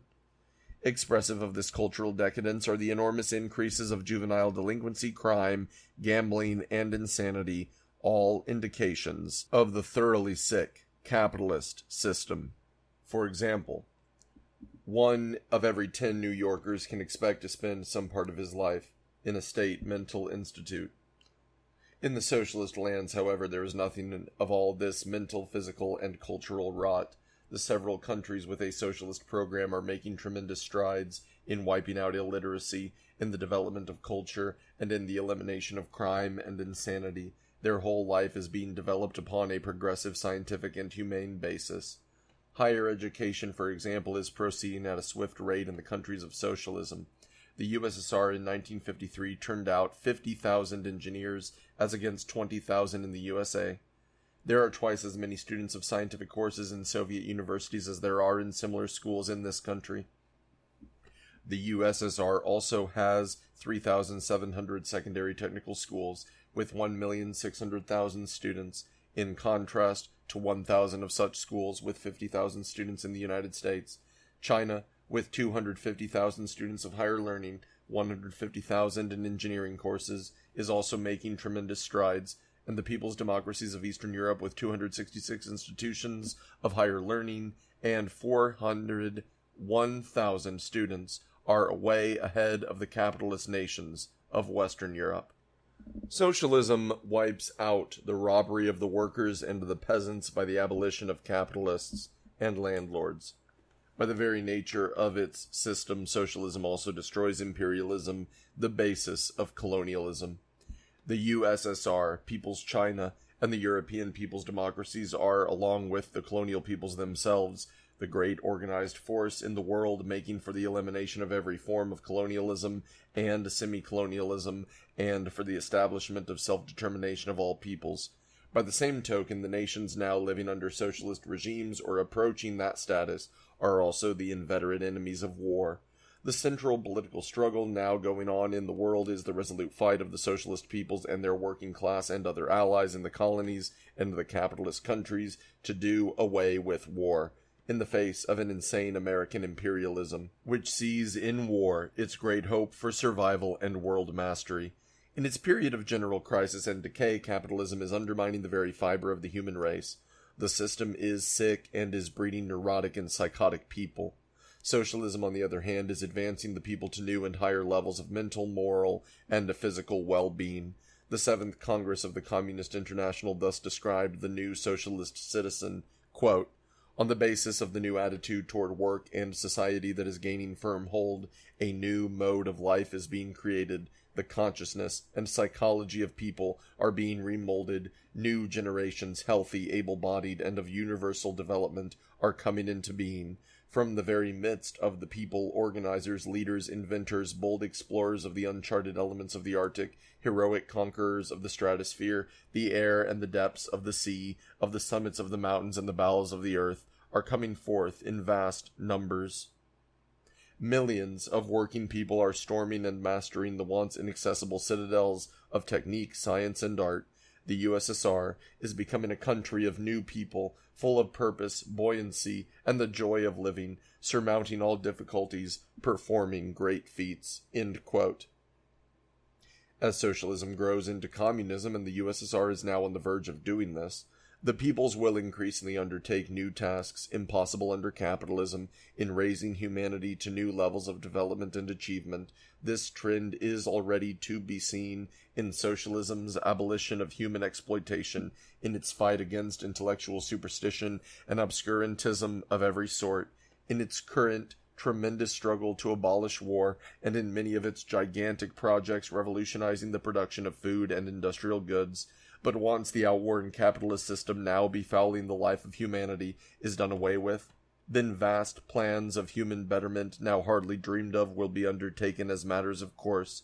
These will include such as the general application of atomic energy, the elimination of the great deserts of the earth, the restoration of the despoiled forests of many countries, the conservation and development of the national resources of the earth, the scientific regulation of the size and disposition of the population, the sociological upbreeding of the human species, and a host of other achievements, all impossible under the narrow-minded dog-eat-dog system of capitalism. Socialism is inevitable because in every phase of social life it is incomparably superior to capitalism. This is why 1/3 of humanity has irresistibly taken the road to socialism, and the rest will not be long in following suit. The great social trend of our times, expressed in the will and basic interests of the overwhelming mass of workers, peasants, and other useful producers of all countries, is from capitalism to socialism, nor can Wall Street, with all its wealth, industrial power, bayonets, social democratic agents, and Vatican allies, reverse this historic current. Ever since the Russian Revolution of 1917, the capitalists of the world have carried on a tremendous lying campaign to obscure from the masses of their peoples the true achievements of socialism, and it must be admitted that they have largely succeeded. They have been aided by the fact that socialism has had to advance in the face of monumental difficulties forced upon it by decadent capitalism, including civil war, imperialist war, devastated countries, the need to create a new socialist economy from the ground up, and the maintenance of heavy burdens of military armaments. Now, however, Socialism is making such gigantic strides in production, in raising mass living standards, in developing culture, and in defending world peace, that the great reality of socialism is shattering the tremendous web of anti-socialist lies that have been built up over the years. This increasingly powerful example of socialism in action is bound to have far-reaching progressive effects during the coming period in all the capitalist countries of the world. The road to socialism. Decaying though it is, the capitalist system will not automatically collapse. The exploiters will use every desperate effort to keep in existence their means of robbing the working masses. Capitalism can be abolished only by the conscious political action of the working class and its allies. Led by the Communist Party, Marx and Lenin made all this very clear decades ago, and the proletarian revolutions that have since taken place in Russia, Eastern Europe, and China have demonstrated the correctness of this foresight. The working class is the great peace force in the world, and it always tries to accomplish the advance to socialism by the most peaceful means possible. In chapters 28, 51, and 56, we have seen the workings of this peace striving in the revolutions in Russia, Eastern Europe, and China. In all these instances, it was the ruling classes that precipitated such violence as took place. It is an axiom of working class experience that the ruling classes, when facing a rising revolutionary movement, even when this is proceeding along peaceful and legal lines, always guts its established democratic procedure and grasps at every violent means to repress the workers. Nevertheless, especially since the famous 7th Congress of the Comintern in 1935, the communist parties in many countries have recognized the increased possibility of their establishing socialism in a peaceful way. This is in line with the 7th Congress's new tactical orientation, see Chapter 44, the policy of the People's Front, by the development of a broad, united front of workers, farmers, national minorities, professionals, small business elements, etc., making up a vast majority of the population. It becomes possible in certain cases to hold in check the inevitable capitalist domestic violence, and in spite of it, to elect a progressive people's government. Such a government, to put its program into effect in conditions of the deepening general capitalist crisis, would find it necessary to orient either by the regrouping of its forces or by new elections in the general direction of a people's democracy and socialism. The government would have to be prepared to restrain and defeat capitalist violence as it proceeded to demobilize capitalism in its economic and political strongholds. In the industrialized capitalist countries where there prevails bourgeois democracy, the communist parties have programs based upon this conception. Thus, the Italian Communist Party seeks to achieve, through the medium of the election of a government, measures which, quote, we unhesitatingly recognize as the road to socialism, end quote. The French Communist Party fights for a popular front that will begin to march to socialism, the first step being the election of a broad people's government. The British Communist Party declares, quote, that the people of Britain can transform capitalist democracy into a real people's democracy, transforming Parliament, the product of Britain's historic struggle for democracy, into the democratic instrument of the will of the vast majority of her people, end quote. The Canadian Labour Progressive Party has a similar program, and likewise the party in Australia. It is the general communist political line in the major capitalist countries. The Communist Party of the United States also, quote, advocates a peaceful path to socialism in the U.S. It declares that socialism will come into existence in the United States only when the majority of the American people decide to establish it.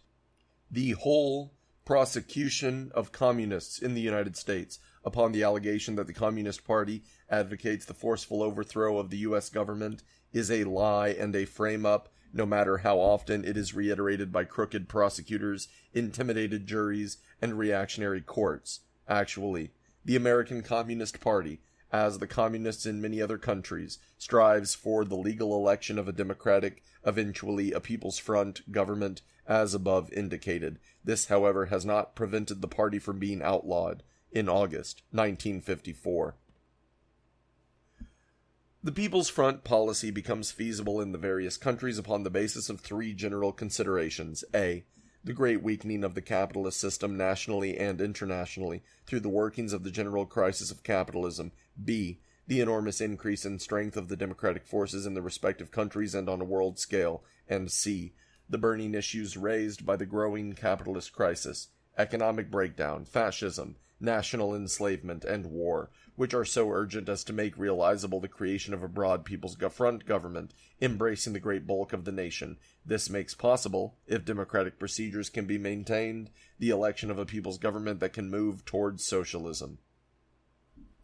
In all the above-cited national examples of People's Front policy, the assumption is that the forces of democracy must and will restrain and defeat the forces of reaction in the latter's attempts by violence to bulk the democratic will of the majority of the people, that the capitalists, when they feel their rule threatened, will have recourse to violence to save themselves at the expense of the people's freedom and well-being, is characteristically illustrated by the situation in Italy. There, capitalism is reeking with rottenness, and the forces of democracy led by the powerful Communist Party are rapidly coming to the fore, but the capitalists who control the government, army, and police are resolved not to surrender up these controls even in the face of a democratic mandate of the people to do so. In 1948, when it looked as though the forces of democracy might carry the Italian elections, the ruling class, fully backed by the United States, was all ready to launch a fascist-like counter-revolution. They are definitely of the same mind today, as reported by Walter Lippmann, and Lippmann comments matter-of-factly, quote, "If the Italian democratic parties have really decided not to surrender the state, they have in principle taken the right decision," end quote. It will be the great task of the Communist Party and its democratic allies to make the majority will of the people prevail, in spite of the attempts of the ruling class to flout and defeat it. The present rising wave of reaction and fascism in various capitalist countries, a product of the war drive and the deepening general crisis of capitalism, adds increasing threats of violence against the communist efforts for a peaceful advance to socialism. Especially is this true of the United States, where fascism, particularly McCarthyism, which is a main American brand of fascism, has made dangerous inroads upon democratic liberties. In their drive for war, the warmongers are slashing away the Bill of Rights, undermining the trade union movement, and together with trying to make impossible the regular election of an anti-monopoly, anti-imperialist people's government, they are seeking to prevent any effective defense of the workers' immediate or ultimate interests. Arrogantly, the Wall Street warmongers are also now attempting to deny every oppressed people in the world the right of revolution, by the exercise of which right all the major capitalist nations, including the United States, originally established themselves.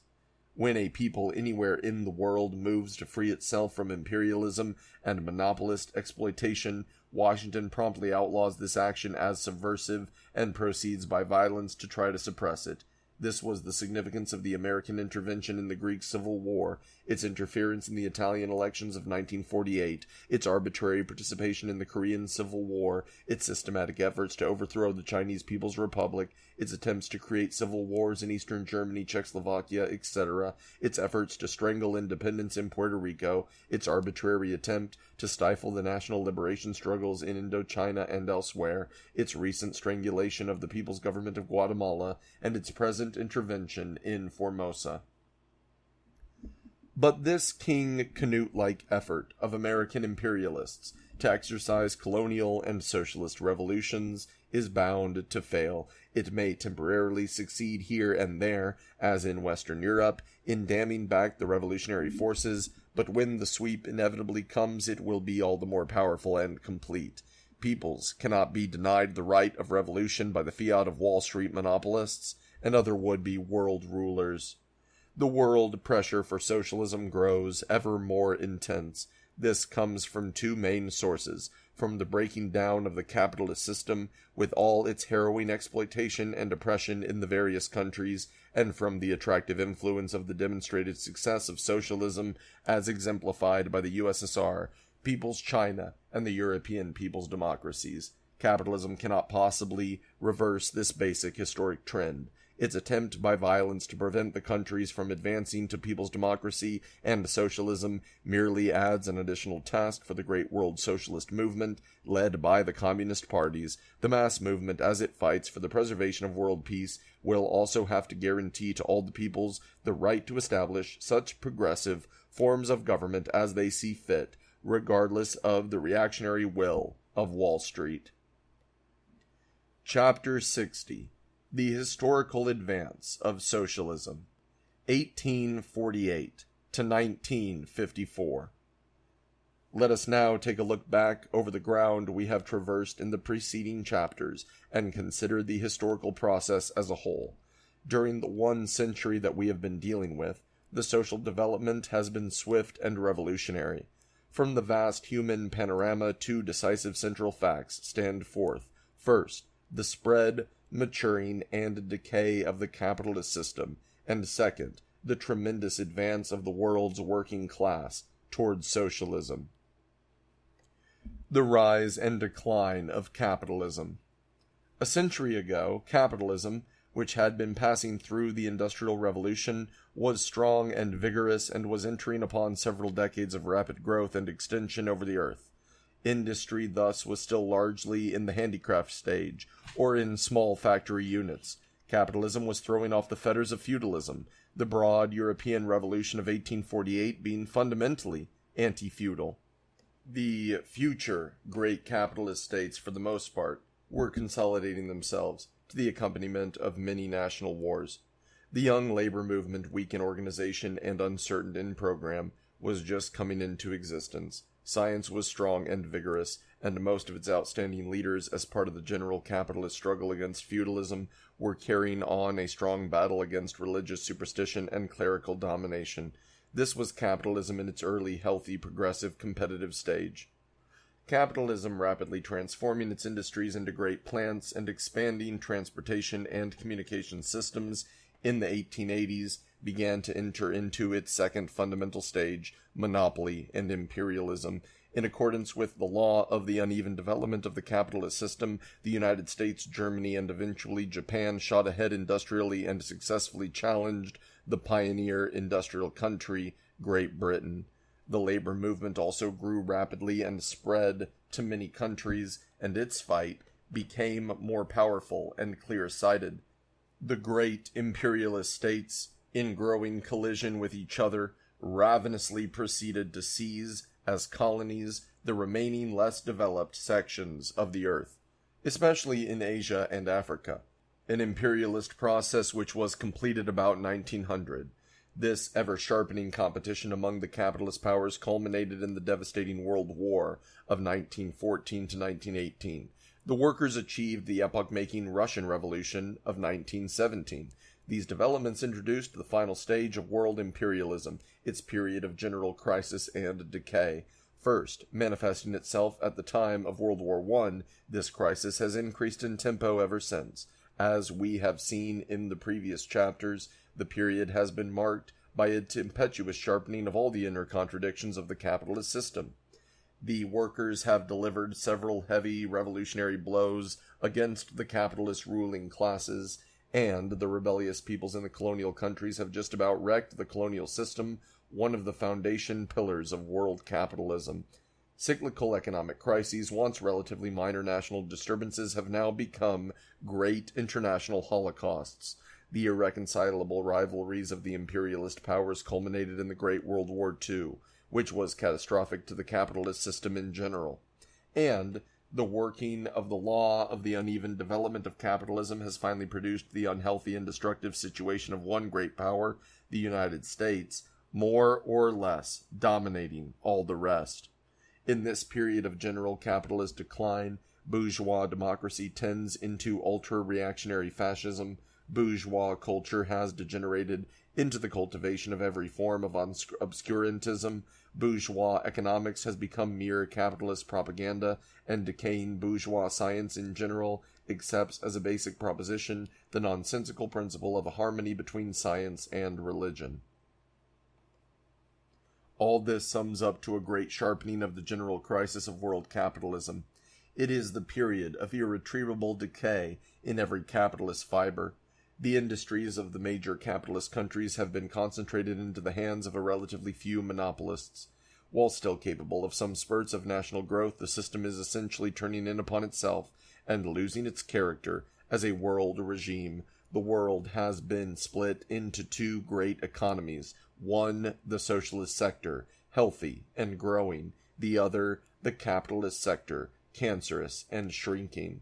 The fundamental sickness of the capitalist economy was made basically clear in the unprecedented world economic crisis of 1929 to 1933.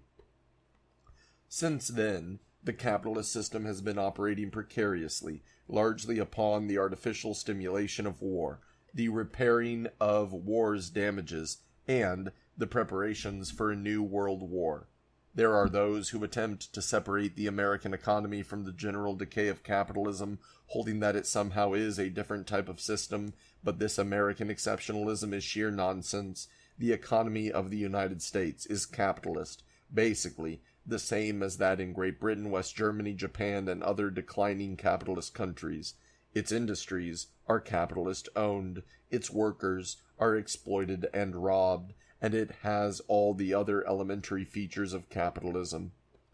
The main reason the United States has so far escaped the marked economic and political decline characteristic of the capitalist system as a whole is the temporary advantage of its geographic position, which enabled it to avoid the devastation of the two world wars. Cannibal-like, it has been able to profit from the disasters of the rest of the capitalist system. But American capitalism, nevertheless, is no less subject to the laws of the growth and decline of capitalism, and it is also involved in the general crisis of the capitalist system. Indeed, one of the most decisive expressions of this general crisis is precisely the insane resolve of American monopoly capital to try to solve its own increasing problems and those of the capitalist system as a whole by a third world war. The advance of the working class. Whereas the course of the capitalist system as a whole during the period of 1848 to 1954 has been in a sort of arc, that is, a time of rise, growth, and decline, for the working class the graph is of a rising inclined plane, a time of growth, and ever-increasing strength. The historical meaning of this sharp contrast is clear. The rule of the capitalists is passing and declining, while that of the working class is in the ascendancy and is moving towards becoming universal. This worker advance, however, is not uniform, but goes into occasional revolutionary leaps. At the time our study begins, a little over a century ago, the modern working class was just being born, and also the labor movement with its trade unions, cooperatives, and political parties. The handicraftsmen were being transformed into real wage workers as the factory system grew and expanded. The workers were making their first sustained efforts in Western Europe and the United States at establishing a working class philosophy, together with the organization and tactics necessary to carry it out. The period of the First International, 1864 to 1876, was one of tremendous importance in the life and growth of the world labor movement. It was then that the workers, under the leadership of the great Marx and Engels, laid the basis of the world revolutionary program. They strengthened the trade union and political movement and spread it far into Eastern Europe. They got their first elementary experiences in international solidarity when they waged the glorious struggle of the Paris Commune. The period when the Second International, 1889 to 1914, rated as the Organization of World Labor, also marked many advances. It was an epoch of expanding mass, working class organization in all spheres, trade union, cooperative, political. The movement also began to spread into many new areas of Eastern Europe, Asia, Australia, and Latin America. This was also the time of the development of world imperialism, when the corruption of the skilled aristocracy and the right social democracy undermined the program and crippled the militancy of the working class. This degenerative trend culminated in the tragic failure of the International to fight against the First World War of 1914 to 1918. The period of the Third International, 1919 to 1943, was that of the developing general crisis of world capitalism. It was also a time of growing proletarian and colonial revolutions, Under the leadership first of Lenin and then of Stalin, the labor movement developed its program and expanded to practically every country on the globe. The great Russian revolutions of 1905 and 1917 expressed the revolutionary tone of the entire period. After World War I, there immediately followed the German and Hungarian revolutions and the whole series of colonial revolutions in China, Turkey, Persia, and various other countries. There were the great struggle against fascism, the tremendous building of socialism in the USSR, the heroic waging of World War II to smashing victory over fascism, and the decisive role of the communists in all these struggles. The post-war years from 1945 on, after the dissolution of the Comintern, are years in which the world's workers have carried on in the tradition and with the leaders' programs and parties created by the Third International.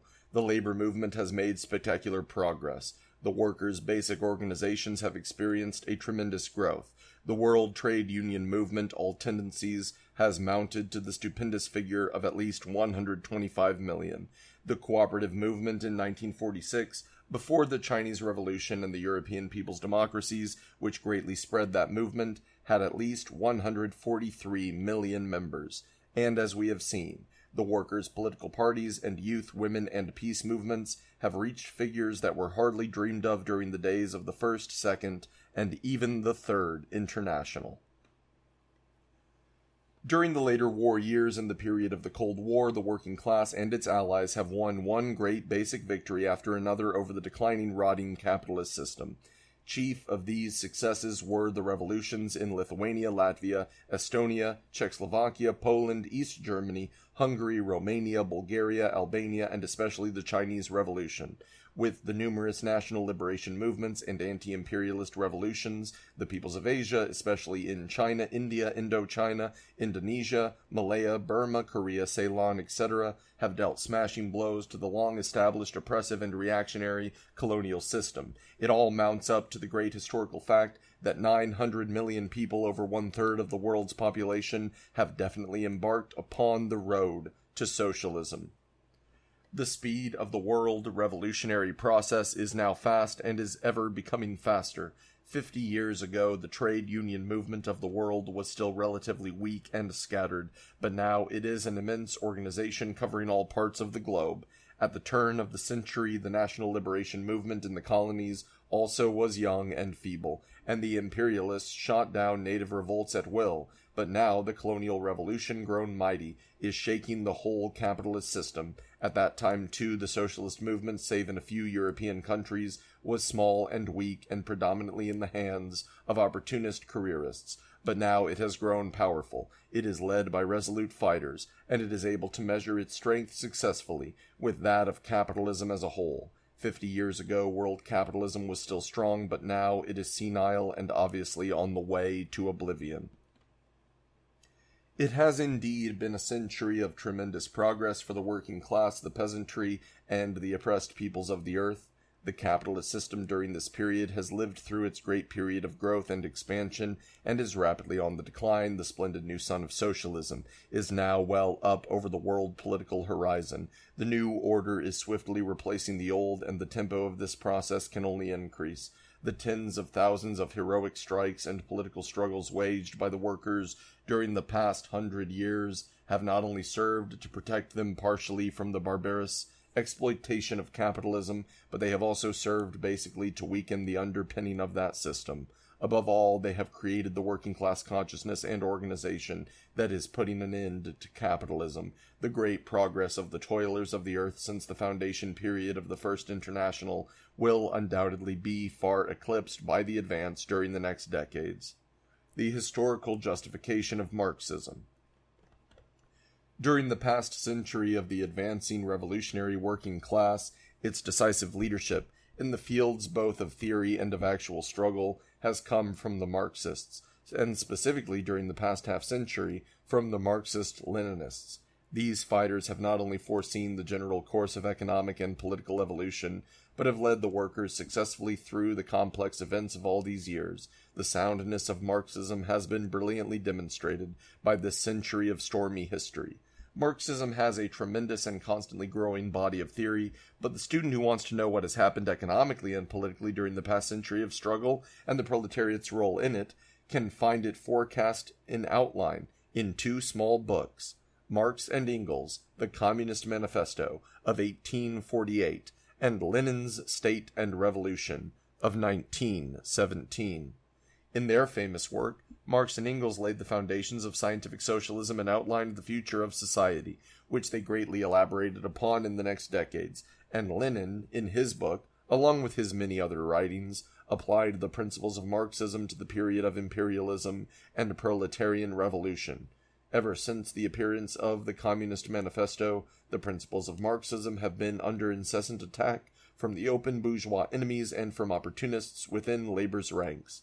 Marxism has also had to stand the severe test of life itself in the tremendously complex developments of society during this long period, but Marxism has emerged victoriously from all these attacks and tests. As the core of its all-embracing revolutionary philosophy, it explains to the workers just what is taking place in the world, gives them practical leadership in the current defense of their class interests, points the way to the socialist goal to which they must strive, and carries on the actual building of the socialist world. Anti-Marxist elements have left no important element of Marxism unassailed. They have attempted in vain to refute scientific philosophical materialism and Marxist dialectics. They have stormed against the materialist conception of history, but far from overthrowing Marxism, their own history writing has become marked by an abandonment of the concept of causation, of progress. In fact, it is an attempted liquidation of history. They have broken their lances in futile battle against the Marxist doctrine of the class struggle, while myriads of strikes and other manifestations of the class struggle raged beneath their noses, and they have especially attacked the Marxist conception of the state as the executive committee of the bourgeoisie under capitalism and as the dictatorship of the proletariat under socialism, two propositions that have been completely borne out both under capitalism and in the new socialist regimes which are now so rapidly growing in the world. But the heaviest enemy theoretical attacks have been directed against Marx's economics, above all, against his revolutionary conception of surplus value, and particularly its implications of the relative and absolute impoverishment of the working class, and of the polarization of wealth in the hands of the capitalist class. This is the basic Marxist conclusion, that the operation of capitalism inevitably tends to create a small minority of increasingly wealthy capitalists at one end of the social scale, and a vast mass of increasingly impoverished workers at the other end. Every bourgeois economist and every social democratic opportunist, from Bernstein on down, has warred against this fundamental and revolutionary conception. The burden of the enemy counter-argument is the nonsense that capitalism produces a steady improvement in the lot of the masses, and that, therefore, socialism is both unnecessary and impossible. The complete answer to the bourgeois lie that capitalism improves the lot of the toiling masses is to be found in the terrible conditions of hunger, poverty, and disease, now to be found in the colonial and semi-colonial areas of the world, the worst victims of capitalism, of imperialist super-exploitation, that they are becoming increasingly aware of the cause of their growing destitution, and misery is signified by their growing rebellion. In the industrial countries also, the benefits of the great strides capitalism has made in industrial techniques and in the volume of production flow overwhelmingly into the hands of the capitalists and the upper middle classes to the detriment of the workers. The vast masses of the workers, the peasants, and lower middle classes live at bare subsistence levels or below, while a small section of skilled workers have benefited considerably. The great majority of the working class has not. Kaczynski says of the British worker, who has the highest living standards in Europe, quote, "The British worker today, although enjoying a higher cultural standard and occupying a more comfortable, although not necessarily healthier home, actually lives on a lower nutritional standard than did his forefathers of 200 years ago." End quote. In France, low living standards of the workers have long prevailed, and similar conditions exist all over capitalist Europe. In a futile attempt to prove their point that capitalism progressively improves the conditions of the toiling masses, The bourgeois apologists and soothsayers, as their last refuge, always refer to the United States. This country, of course, having so far been able, cannibal-like, to exploit the growing crisis of capitalism, does not yet exhibit the vast sea of poverty characteristic of the other capitalist countries, but the trend towards such a situation is definite. The United States is the classical land of great monopolies, which dominate the whole economic and political system. About 3% owns the majority of it. In 1950, the total United States national income was $239 billion, of which the top one-fifth of the population received $111 billion, 46%, whereas the bottom one-fifth received only $10 billion, 4%. The Heller budget, for a family of 4, calls for an expenditure of $5,405 in most cities, but this is beyond the reach of more than 2/3 of all the families. Negro families receive per family only about 1/2 as much as whites do. What is happening to the working class in the United States has been graphically illustrated by the Labor Research Association. Considering all major factors, employment output per worker, nominal wages and salaries, average annual earnings, and the index of prices, the LRA shows that the position of the factory worker in the United States has deteriorated from 0.100 in 1939 to 78.8 in 1952. The U.S. government publication, The Worker's Story, which extravagantly claims that American real wages have doubled in the past 40 years, nevertheless has to admit the fact that production per worker has tripled during the same period. Meanwhile, American corporate profits before taxes have been shooting up from 65.9 in 1939 to 404.4 in 1952. In 1951, the steel corporations made 4 times more profit per steel worker than in 1946. During the period of the rise of imperialism in Great Britain, Germany, France, Japan, and the United States, there was a considerable increase in real wages, mainly among the skilled categories of workers, but with the onset of the general crisis of capitalism, this trend has been reversed. J. Duclos states that in France, quote, compared with 1937, real wages per hour have decreased by 45%, end quote. Similar conditions prevail elsewhere in capitalist Europe, and the workers' conditions in the United States are also deteriorating. As the capitalist warmongers develop their insane drive towards war, living conditions for the toiling masses will get worse. In the period of the deepening general crisis of capitalism, workers' living standards increasingly fall. This general situation further emphasizes the correctness of Marxism on this elementary point of absolute mass impoverishment. The growth of communist world influence. One of the basic developments of this general period, especially during the past 40 years, has been the rise of the communists to the leading position in the world's labor movement. Since the days of the Communist League in 1848, the Marxists have waged an endless war against the various sects and deviators that have developed during the life of the labor movement, including utopian socialists, Proudhonists, Blanquists, Lassalleans, Bakuninists, anarcho-syndicalists, Bernstein revisionists, opportunist trade unionists, and cooperators, guild socialists, Trotskyites, Bukharinites, Titoites, etc. Marxism has won out over all these alien trends. Its final, strongest, and most stubborn foe is right social democracy, but the Marxists, now Marxist-Leninists, have also basically defeated this group, whose record is a miserable story of betrayal of the working class. This left victory is evident from a comparison of the strength of communism and right social democracy on a world scale. Morgan Phillips, chairman of the Socialist Second International, generously credits that organization with having 37 parties with a total membership of nearly 10 million and voting strength of 60 million.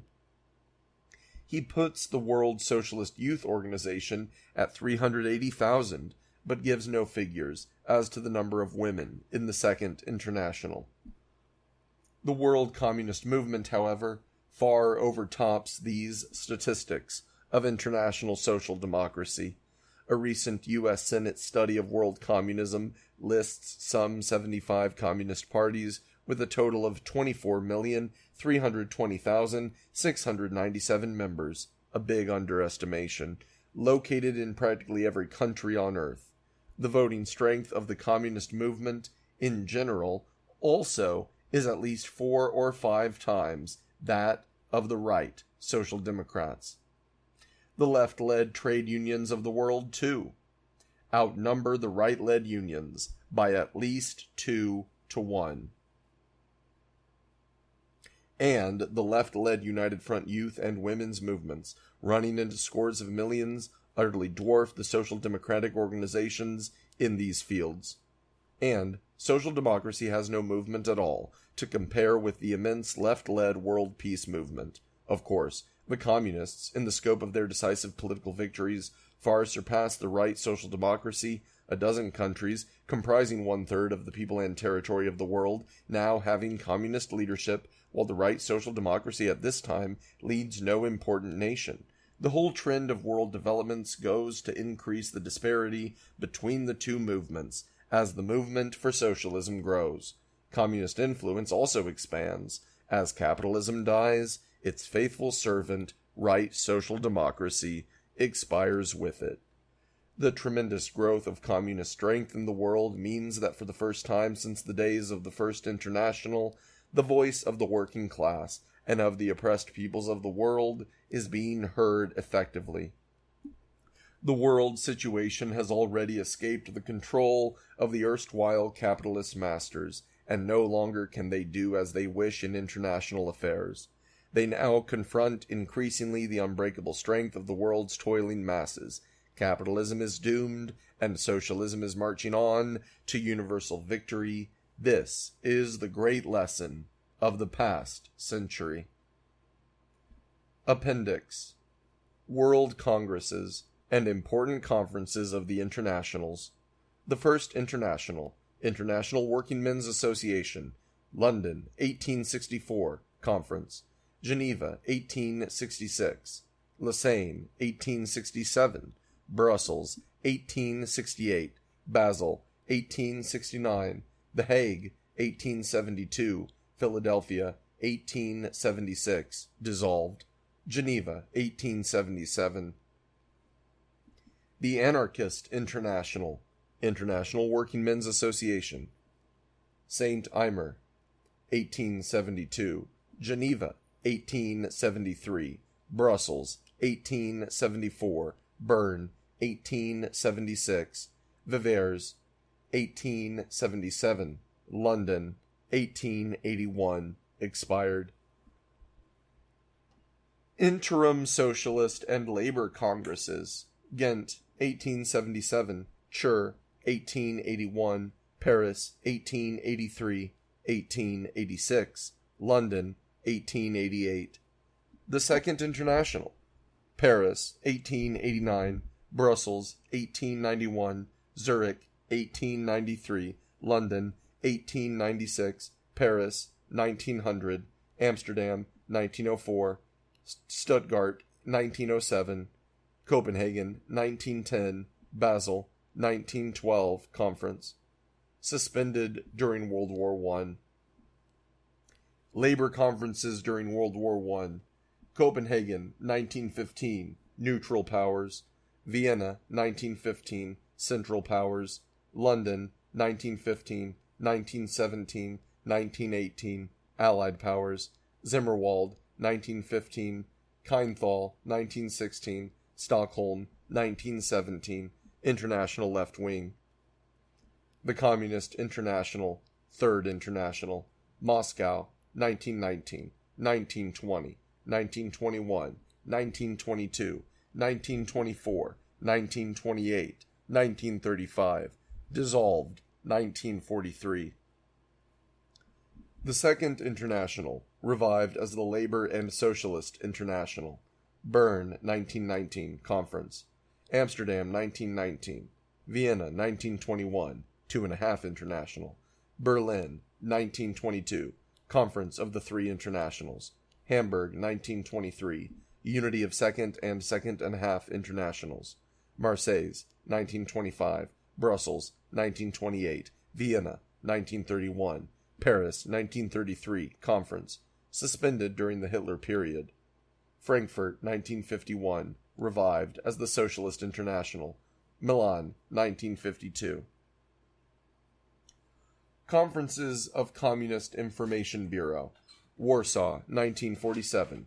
Bucharest, 1948. Budapest, 1949. End of The History of the Three Internationals by William Z. Foster.